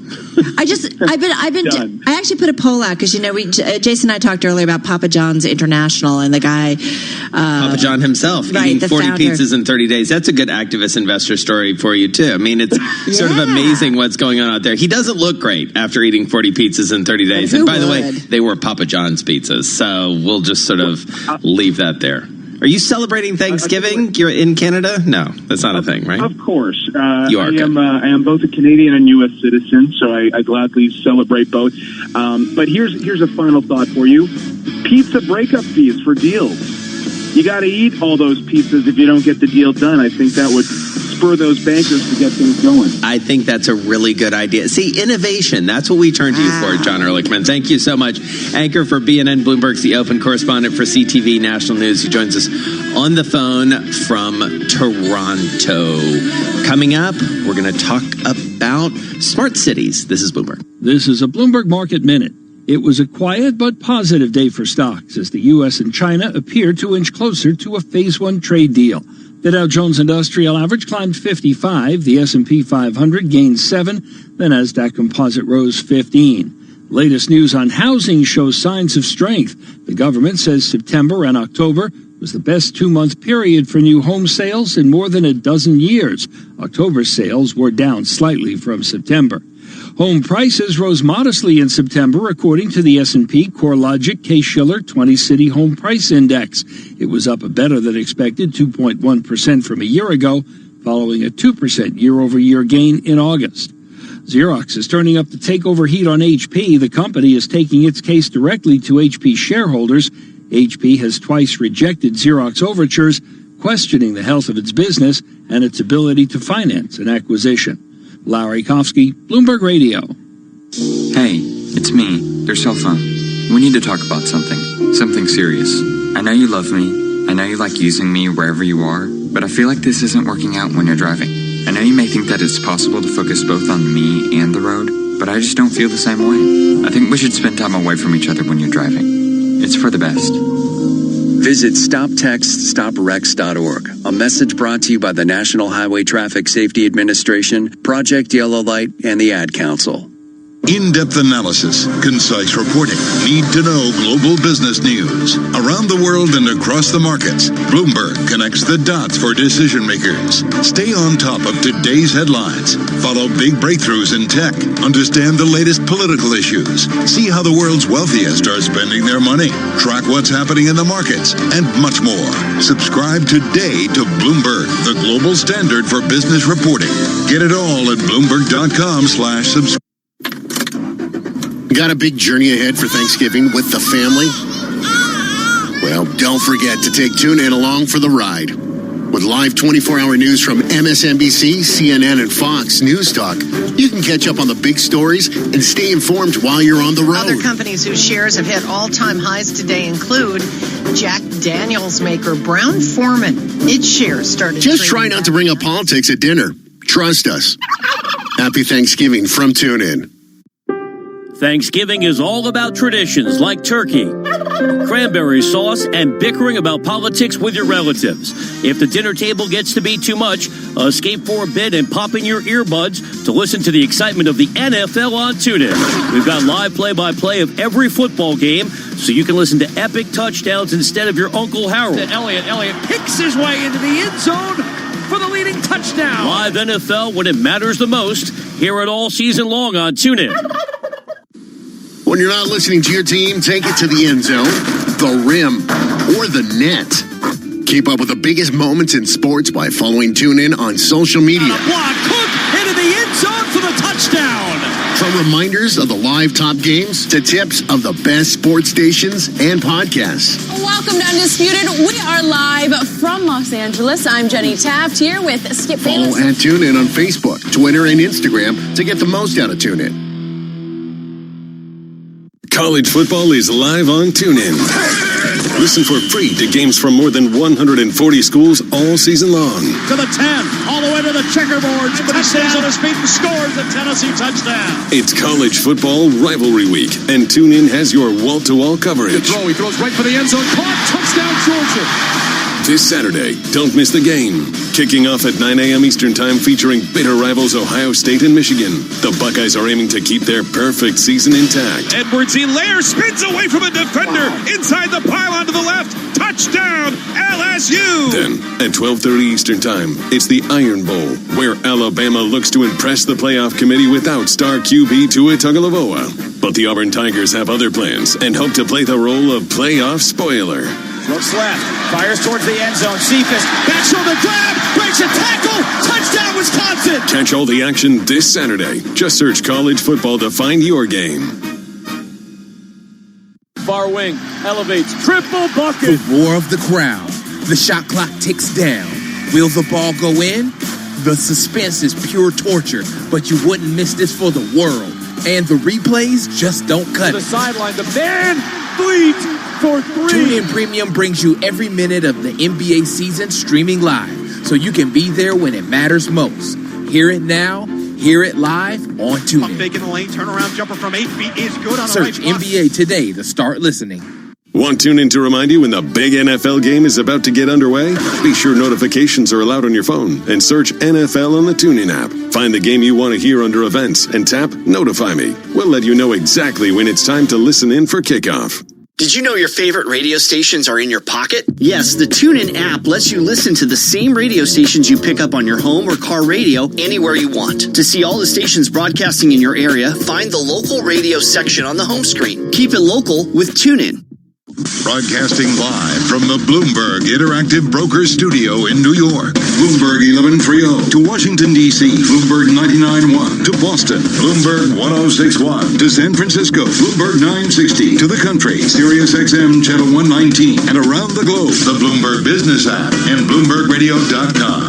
This is Bloomberg Business Week. I love this because we have had many segments talking about smarter cities, and I feel like this is a guest that's going to play right into that. And transportation is such a huge piece of that. Yeah. Coordination, logistics, all of it. We're going to get into that in just a second. But first, let's get back to Charlie Pellet. A lot going on after the close. He's going to bring us up to date. Hey, Charlie. Well, hello there, Jason Kelly. A lot of high-profile earnings out of technology companies. Going to begin with Dell Technologies. It reported quarterly profit that topped Wall Street estimates, and a sign that corporate demand for computers and storage hardware remains strong. Shares of Dell Technologies up now by about 1%. HP Inc. delivered a profit forecast that topped Wall Street estimates, projecting optimism that a broad restructuring will pay off while spurning a takeover offer from Xerox Holdings. Shares up by about 2.6%.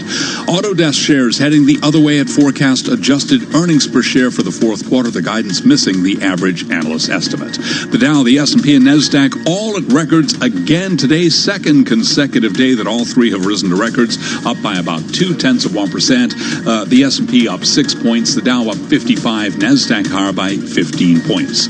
Among the day's economic reports, housing demand is gaining ground, and with that story, here's Bloomberg's Vinny Del Giudice. Americans snapped up new homes over the past 2 months at the fastest pace since 2007. That's evidence the labor market is stabilizing as other sectors of the economy moderate. Other recent data, including construction starts, also signal positive momentum. CoreLogic reports home prices rose at a faster pace in September from a year earlier.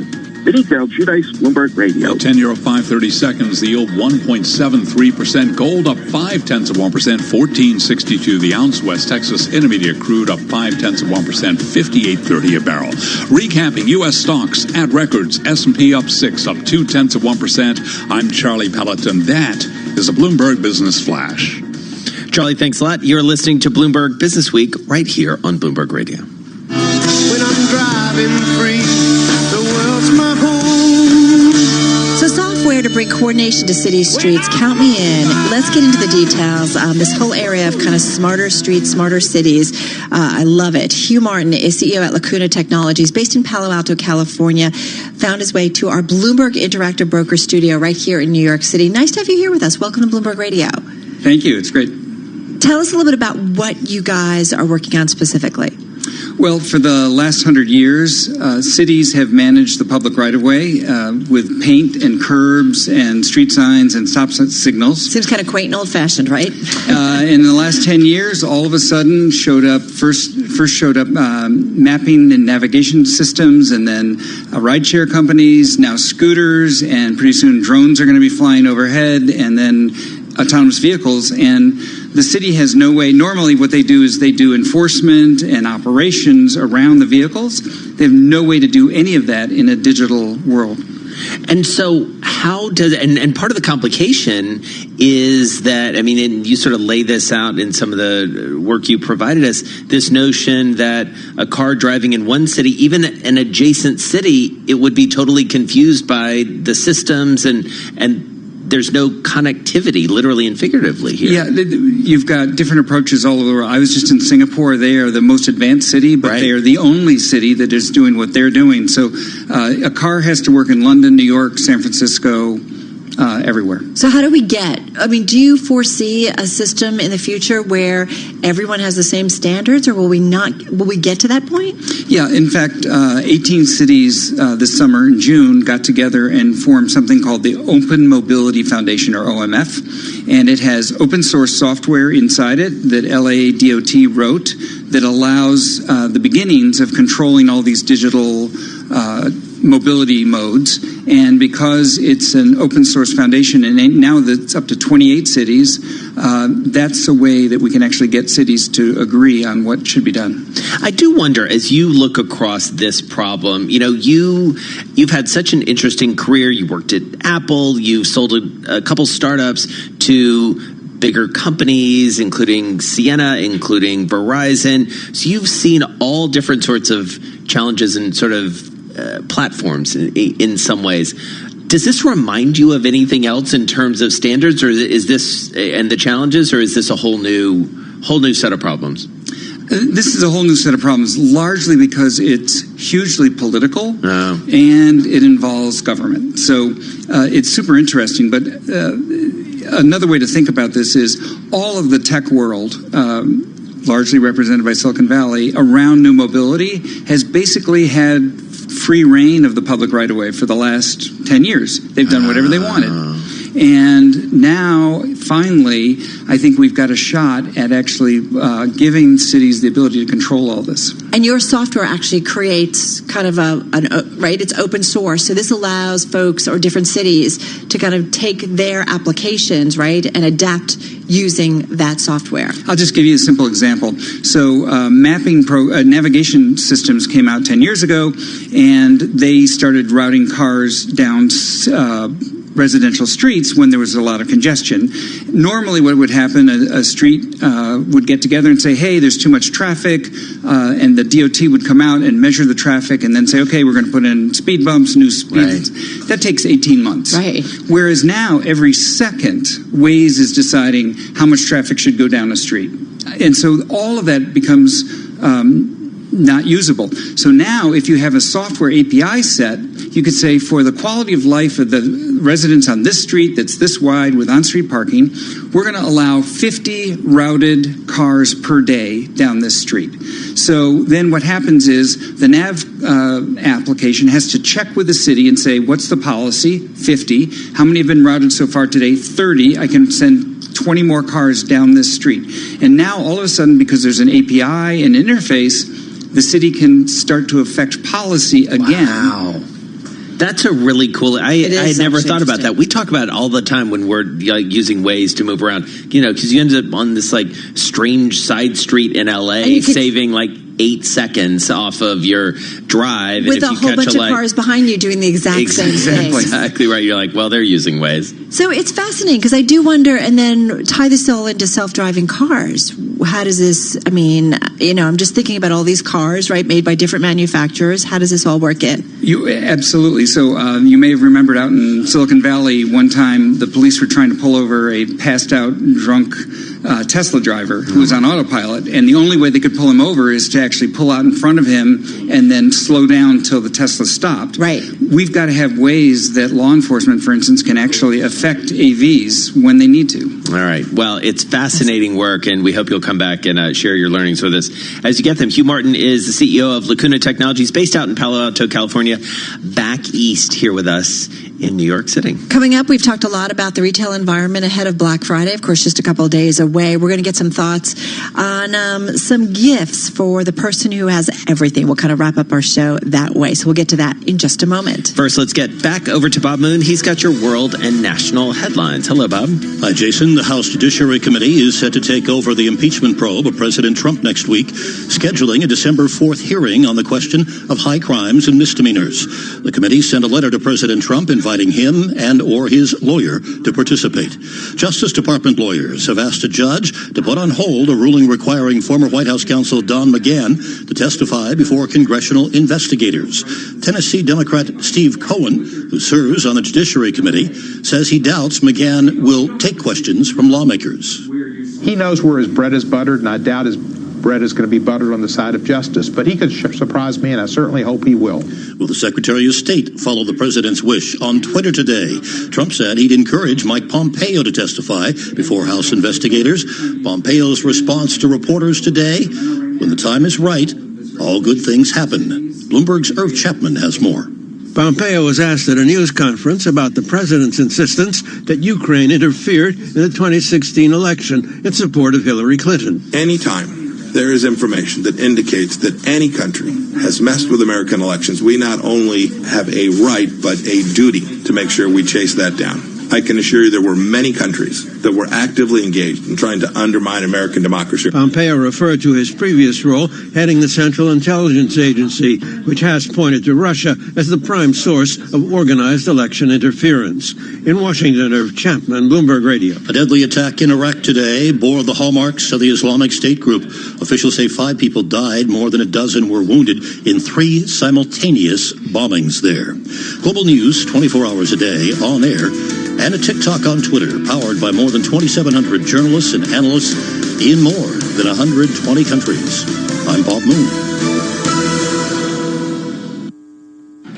Why do hedge funds and other alternative managers rely on Pershing? Mark Alderati, a managing director at BNY Mellon's Pershing and head of Prime Services, explains. In today's environment of market volatility, Pershing's Prime Services is well positioned to support the needs of hedge funds and other alternative investment managers. Whether it's customized financing or securities lending solutions, platform access, or business expansion, BNY Mellon's Pershing is a prime broker who's committed to this business and agile enough to meet your evolving demands. Pershing helps to solve the needs of clients by advocating for them, providing unwavering strength, deep supply, and award-winning service that is at the core of everything we do. Find out what sets Pershing's prime brokerage team apart. Learn more about the unique and industry-leading solutions for hedge funds and other alternative managers offered by BNY Mellon's Pershing. Visit our website at Pershing.com. Pershing LLC, member FINRA, NYSE, SIPC. Have you wanted to speak a new language, but you thought it'd be too hard or take too much time? Then go to Babbel.com, download the app, and try it for free. In just 15 minutes a day, you'll be on your way to speaking a new language in just a few weeks. And right now, you can try Babbel for free. Babbel starts out teaching you words and phrases by matching them with pictures. You won't believe how easy the interactive program is. Soon the sentences get a little bigger, and before you know it, you're having simulated conversations voiced by native speakers. And because Babbel is crafted by language experts and uses the spaced repetition method, in just 10 to 15 minutes a day, you'll be speaking the language of your choice with real confidence. With Babbel, you can speak a language. Just go to Babbel.com and start your first lesson in the language of your choice for free. Download the Babbel app or go to Babbel.com and try it for free. That's BABBEL.com. Coffee shop, cashback, cat flaps, cashback, beanbags, rucksack, hire car, buy a car, flapjack, cashback, dumbbells, cashback, takeaway, holiday to anywhere the sun is at, bum bag, laptop, big match, hatchback, binge watching, paintballing, crab fishing, cashback, anything you want to buy, everywhere you want to go. Guess what? Cashback. Whatever you spend your money on, get money back every time with the American Express Platinum Cashback Everyday Credit Card. Search Amex Cashback. Representative 22.9% APR variable. Minimum annual spend to receive cashback. Terms apply. 18 plus subject to approval. Dreaming of prepping that perfect Thanksgiving feast?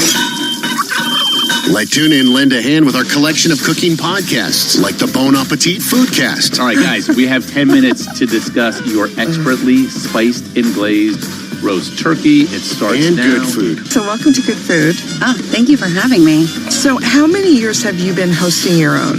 It varies from year to year and by my own. Search Thanksgiving on TuneIn to take your turkey day table to the next level. Hey, NFL fan, can't watch the game? Can't be there? No biggie. With your TuneIn Premium membership, you already have an all-access pass to every team and every game in the league.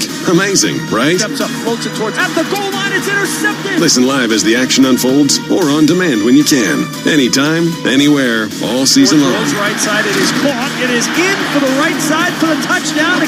Search NFL today. College football is live on TuneIn. Listen for free to games from more than 140 schools all season long. To the 10, all the way to the checkerboards, but he stays on his feet and scores a Tennessee touchdown. It's college football rivalry week, and TuneIn has your wall-to-wall coverage. Good throw, he throws right for the end zone, caught, touchdown Georgia.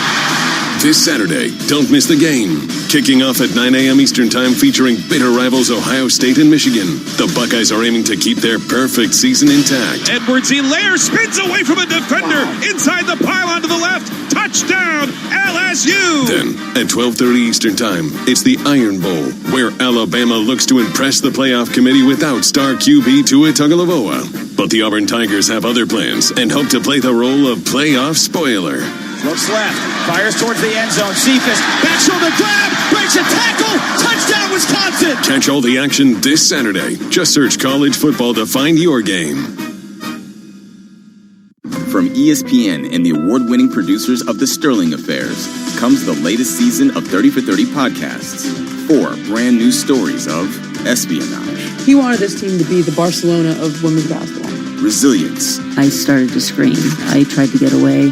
Corruption. It's the culture of win at all costs. And rebirth. How will we ever rebuild it? 30 for 30 Podcasts, Season 6. Listen in favorite 30 for 30 podcasts on TuneIn. Want to hear about the latest and greatest things to listen to on TuneIn? For reminders of the biggest live sports games, debates, and breaking news stories, follow @TuneIn on Facebook, Twitter, and Instagram to stay connected with the audio that matters to you. This is not a commercial. This is a reminder. With TuneIn Premium, you could be listening to more music commercial-free. Get over 45 commercial-free music stations. Visit TuneIn.com/premium to upgrade.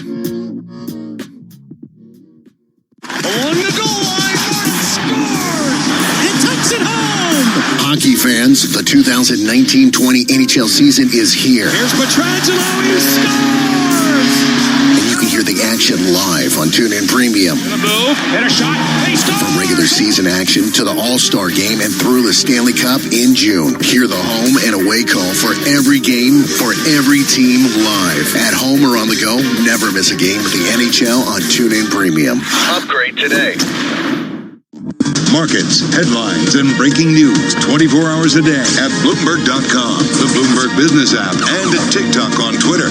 This is a Bloomberg Business Flash. From Bloomberg World Headquarters, I'm Charlie Pellet. Couple of high-profile earnings reports after the bell. Dell Technologies reported quarterly profit that topped estimates and a sign that corporate demand for computers and storage hardware remains strong. Also after the bell, HP Inc. delivered a profit forecast that topped estimates, projecting optimism that a broad restructuring will pay off while spurning a takeover offer from Xerox Holdings. Shares initially moved higher of both companies, but right now HP Inc. and Dell Technologies are trading little changed.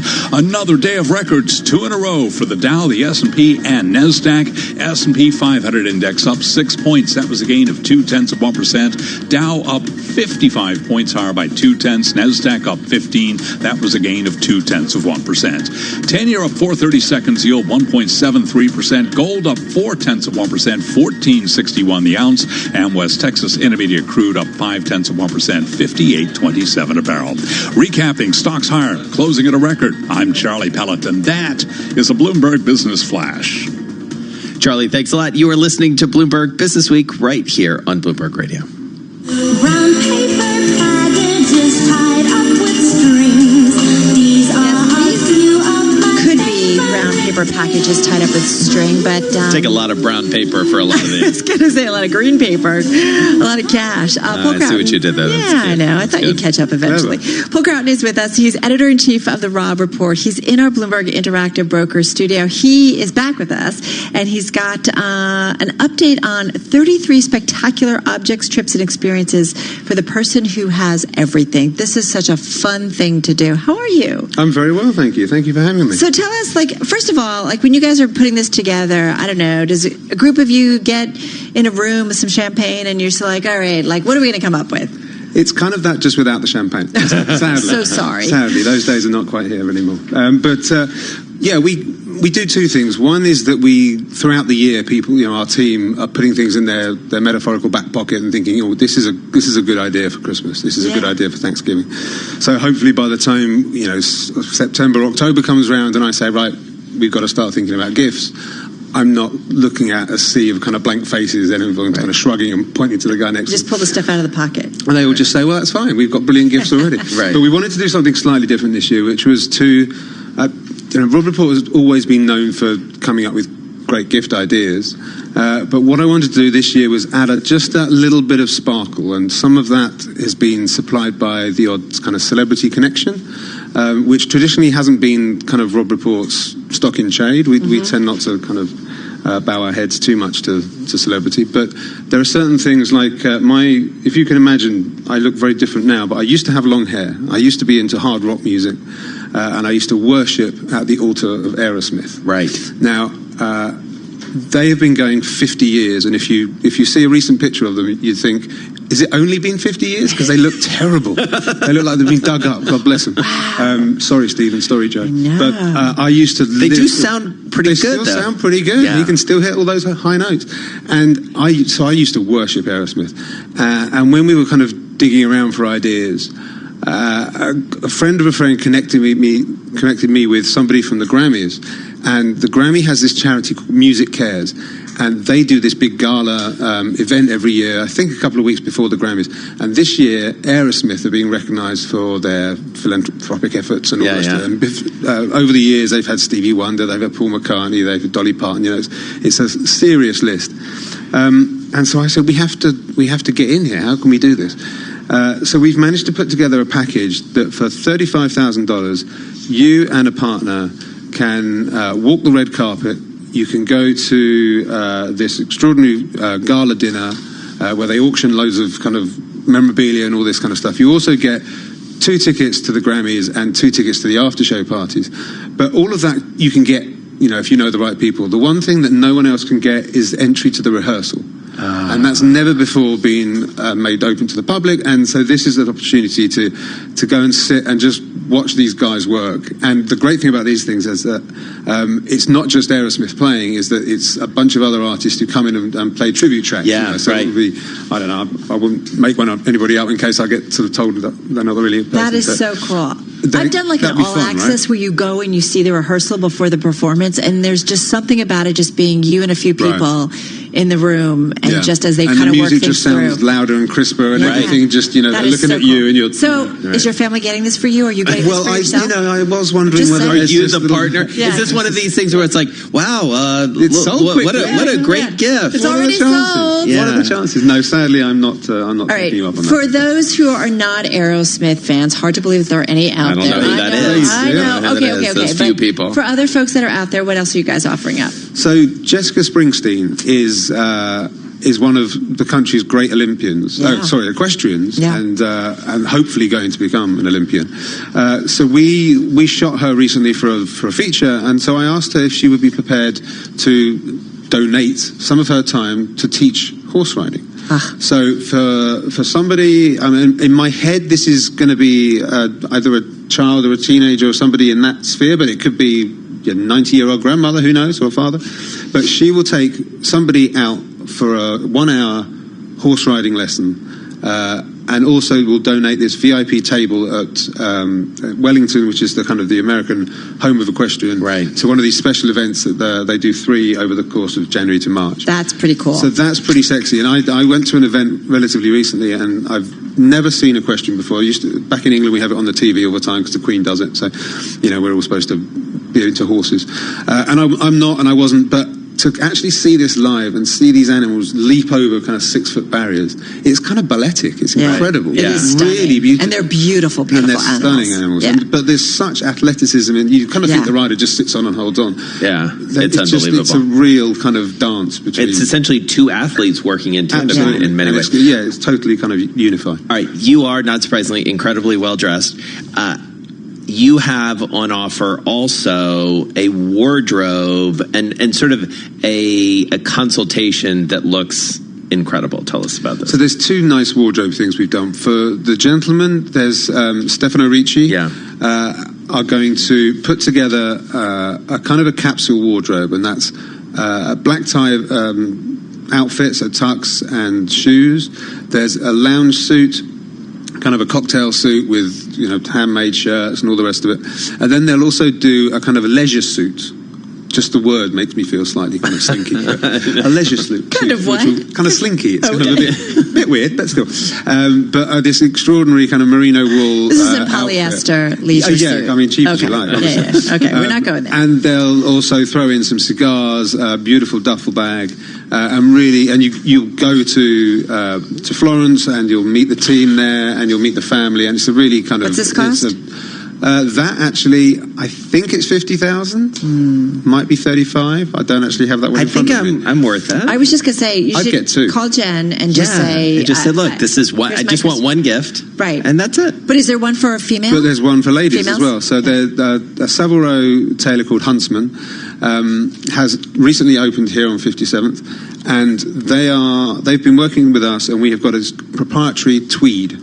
It's a kind of lavender and grey pink tweed, and they will make up a women's suit, jacket and trousers in this tweed for $11,000 US. There's only enough. Just tweed, one suit. Just one suit. There's only enough fabric for 11 suits to be made. Wow. And then it's all gone. So right. you can make 11. So you get the you can make 11 wardrobe of them. and Jen gets the suit. Yeah, exactly. Not bad. As usual, They're quite not fun. Where totally can we find out balanced. more information about all this? It's all online on robreport.com, and it's in the December issue at all good news agents. Very good. Thank you so much. Paul Croughton is editor-in-chief of Rob Report, here with us in I our want to Bloomberg relive the film Out of Interactive. Africa. I know. That's a really cool idea as well. No, there's a lot of good stuff in there, as always. Shopping list, it's all set. It's all set. I'm just going to forward this right along. Yeah, exactly. To all of our loved ones. All right. Well, it's sort of a Thursday. It's really a Tuesday, but one more day before the big Thanksgiving holiday. Join us again tomorrow. It'll be a fun show. I predict that. What? It'll be a fun show tomorrow. All right. Headed I'm into the gonna weekend. hold you to it. For Jason Kelly, I'm Carol Massar. This is Bloomberg Radio. The starting gun for your weekday race. Karen Moscow, Trade talks, roiled equities. Nathan Hager. Apple has reversed course. Bloomberg Daybreak, beginning at 5 a.m. Eastern on Bloomberg Radio. Bloomberg, the world is listening. This is the Bloomberg Green Business Report. The amount of electricity generated by the world's coal-fired power plants is set to decline by a record 3% this year. That is according to a report from the UK-based website Carbon Brief. The overall decline comes even as new coal-fired generation capacity comes online in China and Southeast Asia. The analysts who wrote the report say the global average utilization of coal-fired power plants is on track to hit an all-time low of about 54% for 2019. Such a low utilization rate implies that the electricity they produce is more expensive than power generated by other means.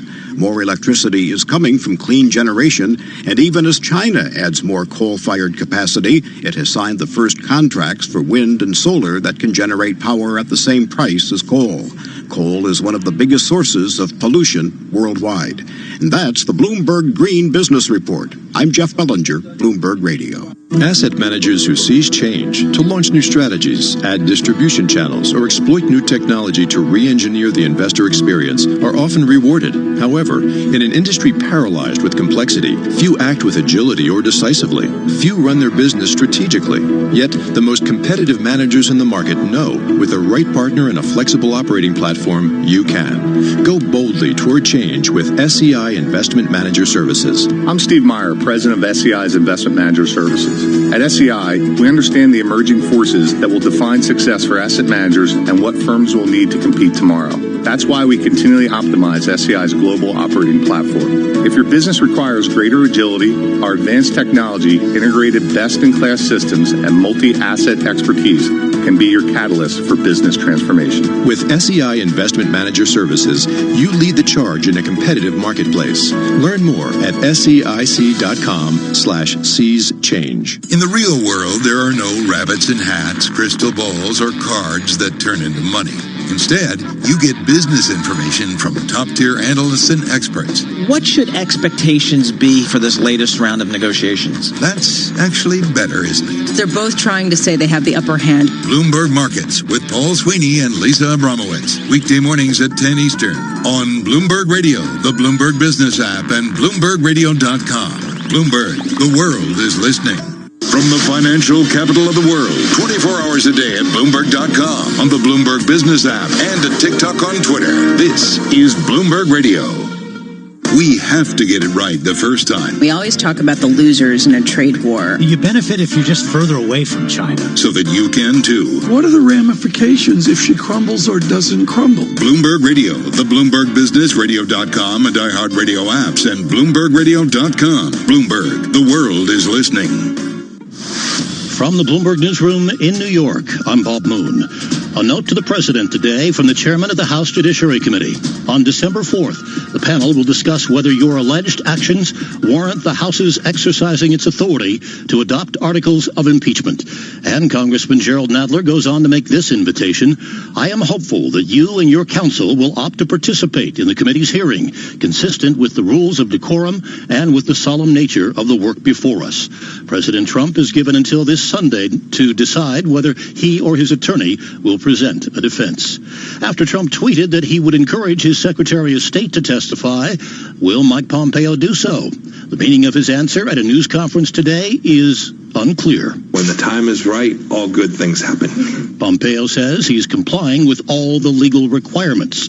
Mexico's president announced an infrastructure plan worth $44 billion a day after economic data showed the Mexican economy suffered a slight recession in the first half of the year. Bloomberg's Irv Chapman now on the cross-border implications. The border wall is irrelevant to the enormous economic relationship between the two countries, Mike McGinnis of the law firm Jones Day said in a Bloomberg interview. It's the busiest, most frequently crossed border in the world. $1.7 billion of product cross that border every day. 20,000 trucks, more than 200,000 cars, more than 500,000 pedestrians on any given day. The automobile and electronics industries, among others, are heavily interdependent, McGinnis said, as are 14 million people who live in 4 U.S. states and 6 Mexican states that share the border.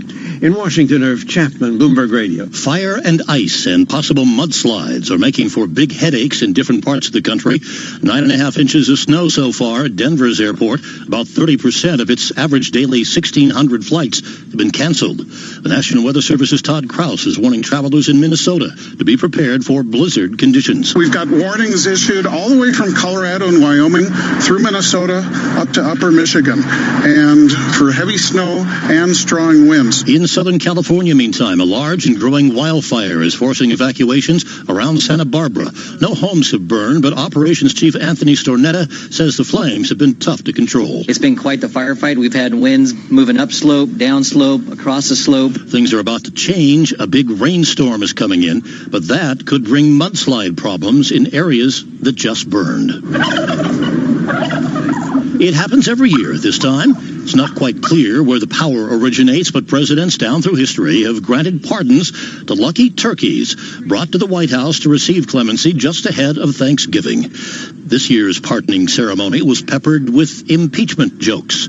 President Trump joked that both birds, named Bread and Butter by the North Carolina family that brought them, had already been subpoenaed by the House Intelligence Committee. Thankfully, Bread and Butter have been specially raised by the Jacksons to remain calm under any condition, which will be very important because they've already received subpoenas to appear in Adam Schiff's basement on Thursday. Trump also tried linking the reporters there to turkeys. In any event, I expect this pardon will be a very popular one with the media. After all, turkeys are closely related to vultures. I don't know if I like that line, but there is a little truth to it. The president made some somber remarks filled with gratitude for the men and women who will not be home for the holiday season as they serve their country. He said they are allowing Americans to observe the holiday in peace. Global news, 24 hours a day, on air and at TikTok, on Twitter, powered by more than 2,700 journalists and analysts in more than 120 countries. I'm Bob Moon. This is Bloomberg Best. Bloomberg Best is about the insight and the context that we get from our guests. It's a great way to catch up on some of the stories you might have missed on the Bloomberg. Stories you're not going to find in any other news organization. Bloomberg Best. Bloomberg's best stories of the day. Powered by 2,700 journalists and analysts in more than 120 countries around the world. From the Bloomberg Interactive Broker Studio, I'm June Grosso. On this edition of Bloomberg Best for Tuesday, November 26th, Irish Finance Minister Pascal Donohoe says there's a long way to go for Ireland to be reunited, even after Brexit. What we now have to do is all work very hard to see can we come up with a new agreement, a closer relationship. And Viagogo CEO Eric Baker discusses the company's recent acquisition of StubHub. Oh, I think it's definitely the business logic was just so obvious to us. All this and more coming up in the next hour of Bloomberg Best. From Bloomberg World Headquarters, I'm Charlie Pellet. Number of After the Bell developing stories. Facebook is acquiring the studio behind Beat Saber. That's a popular virtual reality game that mixes music, lightsabers, and dancing into one experience. Undisclosed price. Beat Games will join Facebook's Oculus gaming studio. iRobot says it lost a bid to block upstart Shark Ninja, operating from selling a cheaper knockoff of its popular Roomba i7 Plus robotic vacuum cleaner, while a patent infringement lawsuit proceeds. Earnings after the bell, HP Inc. delivering a profit forecast that topped Wall Street estimates, projecting optimism that a broad restructuring will pay off while spurning a takeover offer from Xerox Holdings. Dell Technologies reported quarterly profit that topped street estimates, and a sign corporate demand for computers and storage hardware remains strong. Equities closing at records for the second consecutive day after President Trump said he's been talking to Chinese President Xi Jinping. Bob Dahl is chief equity strategist at Nuveen Asset Management. Look, the path of least resistance is still up.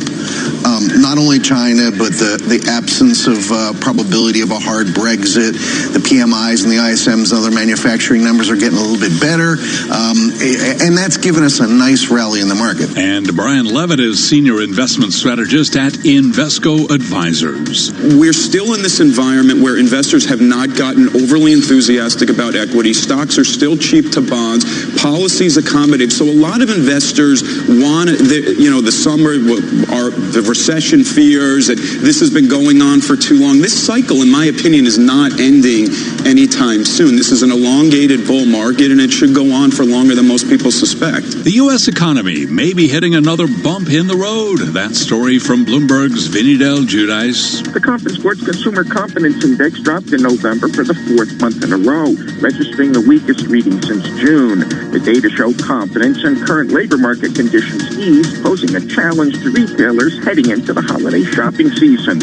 Even so, unemployment nationwide is holding near a half-century low. Vinny Del Giudice, Bloomberg Radio. The Dow, the S&P, and NASDAQ all up by 0.2%. The Dow up 55, S&P up 6, NASDAQ up 15. I'm Charlie Pellet, and that is a Bloomberg Business Flash. Another day, another deal. eBay is selling its ticket marketplace, StubHub, to European rival Viagogo for over $4 billion in cash. The deal is expected to close by the end of the first quarter next year. For more on the acquisition and Viagogo's plan for growth, Romaine Bostic and Guy Johnson spoke with Viagogo founder and CEO Eric Baker. What was the impetus behind making this deal? Is this a business decision to further Viagogo, or is this something a little bit more personal? Oh, I think it's definitely the business logic was just so obvious to us. So, as you note, I founded both companies, but Viagogo is really the international leader, so has global distribution. StubHub is the premier brand in the United States. You put the two together, and you're enabling fans to buy a ticket for any event anywhere in the world in their language, their currency. Why did you need to buy StubHub, though? Why not just expand Viagogo's brand into the U.S.? Why do it through an acquisition? Well, StubHub is just such a phenomenal leader in the United States. They've built a tremendous brand over 20 years. We really think it's one of the best brands in the world, not just for tickets, but for any consumer internet brand. Do you regret selling it in the first place? It remains question about kind of whether this is a little bit personal. Was that a mistake all those years ago? Yeah, well, unfortunately, Guy, it's a very good question. I had differences with my co-founder of the business, and so I was pushed out of the business, remained a large shareholder, and sort of was rooting for it, but before that decision was made. So if it had been up to me, I never would have sold it, certainly costing me a pretty penny to rebuy it, but we think that all's well that ends well, and it definitely is now a great purchase for Viagogo. As you say, it's costing you a pretty penny. Can I just deal with the details of kind of the breakdown of that pretty penny in terms of the financing? You're going to do some cash, you got some debt coming in, plus some equity coming in. Can you just walk us through the mix and how those are all going to fit together? Yeah, so we're not disclosing the specifics across that, but Viagogo, it's a scale and profitable business, and so we had cash on the balance sheet, the ability to take some debt on, and we have some great backers, Bessemer Venture Partners, Madrone Partners, who were willing to step up as well. So the combination made it possible, and we're very excited about it.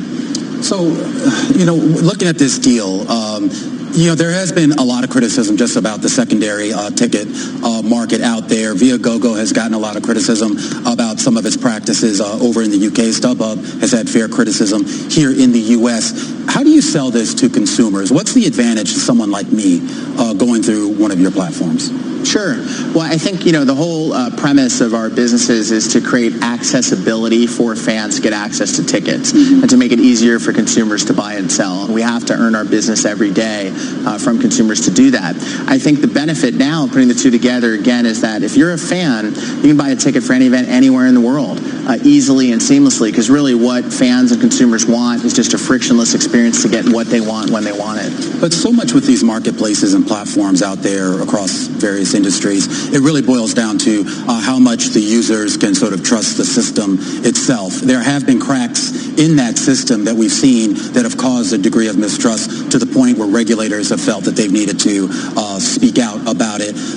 How do you ensure that when folks go in there looking for tickets, that they are seeing something that's real and something that's priced at, I guess, whatever the market value would be, a fair market value? Sure. So the key is when you're talking about Viagogo and StubHub, we're marketplaces. We don't set the prices. And you're absolutely right that what the consumers need to know is that it's a safe, secure, guaranteed transaction. So the buyer knows they're going to get the ticket that they want on time. The seller knows they're going to get paid. That's really the backbone of it. But you're absolutely right. We're working every day to continue to improve our transparency and build trust with users. Do you think as a bigger company you're going to face more regulatory scrutiny?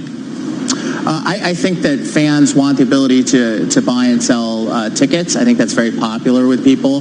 But I think that, look, anytime you're a large consumer business, it's very important that you're always putting the consumers first and doing everything you can to improve. And so when you're at a certain scale, of course, it's going to be the subject of attention. But we think this will be very positive for everyone in the value chain.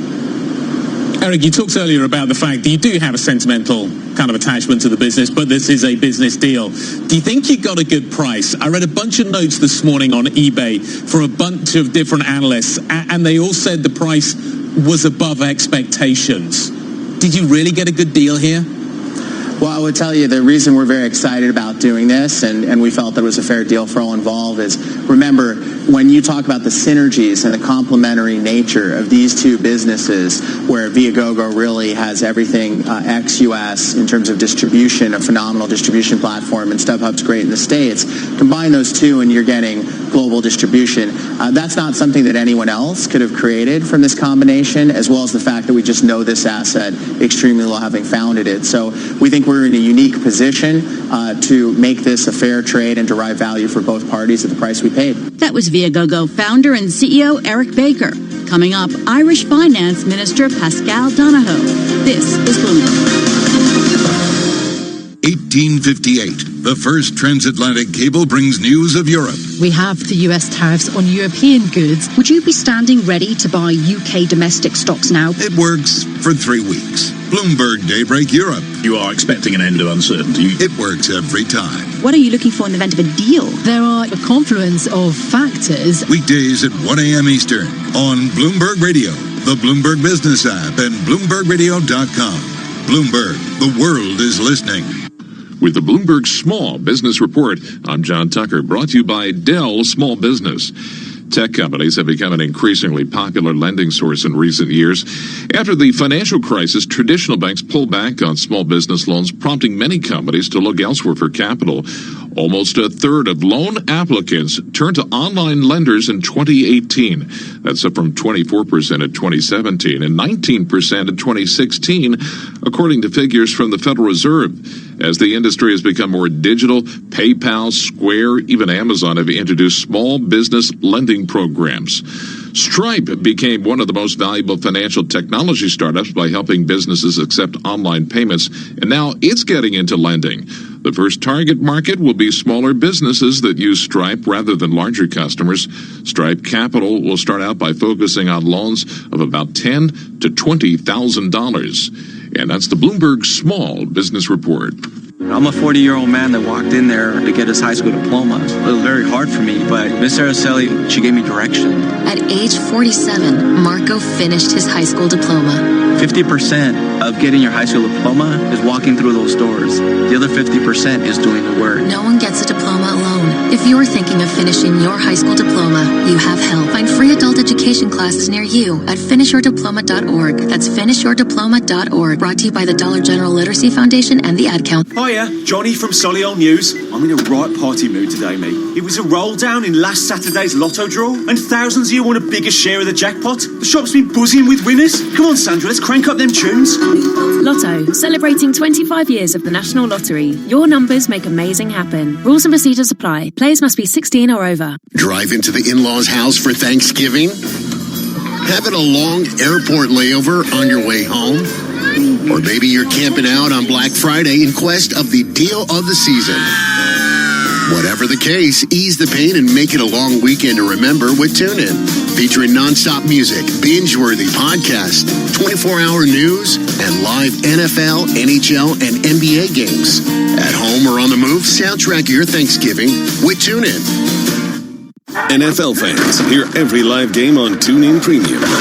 This Thanksgiving Thursday, hear the home and away call as TuneIn features all 3 Thursday games, starting at 12:30 p.m. Eastern with the Bears at the Lions. Then, at 4:30 p.m. Eastern, the Bills at the Dallas Cowboys. And to wrap it up, eat your pumpkin pie while listening to the New Orleans Saints at the Atlanta Falcons at 8:20 p.m. Eastern. At home or on the go, hear the home and away call of every NFL game this season on TuneIn Premium.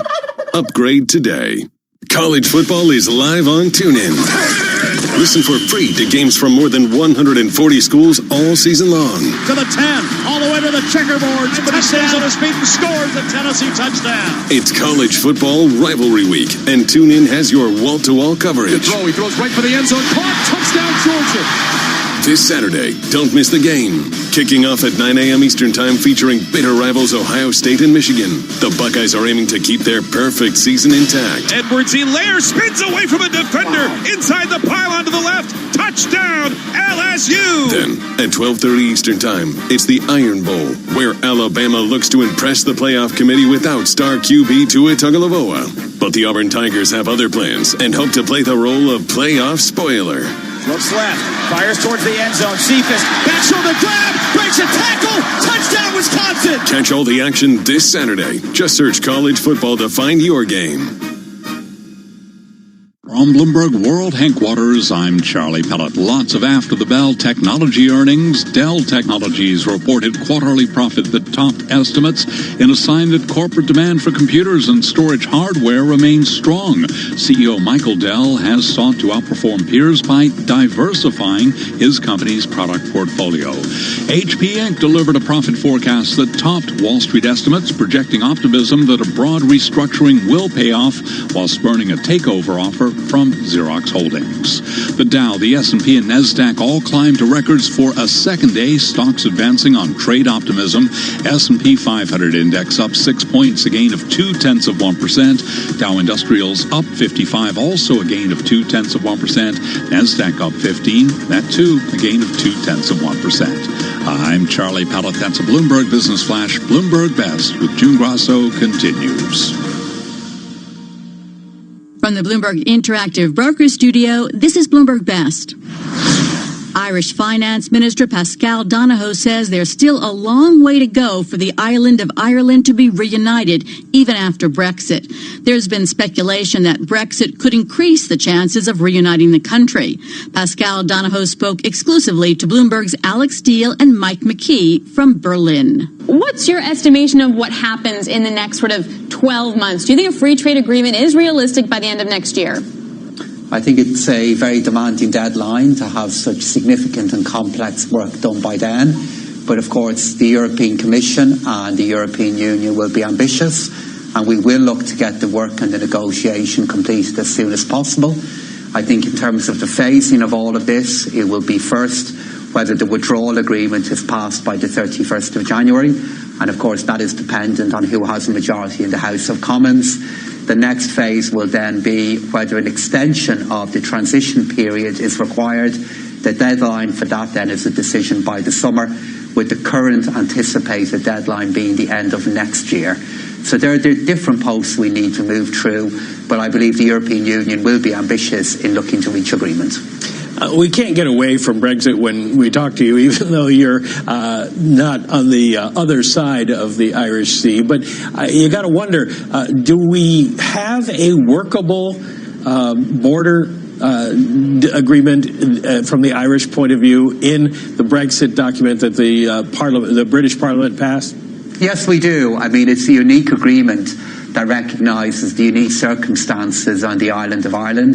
The British government, the Irish government, the European Union have played a really collectively very imaginative role in looking to come up with an agreement to prevent the development of a hard border on the island of Ireland. I believe the agreement that has been reached between the EU and the UK does deliver that insurance policy. I hope it's not needed. I hope we can reach a trade agreement and a future political agreement that means that that insurance plan is not triggered. But if it is triggered, I believe it will work.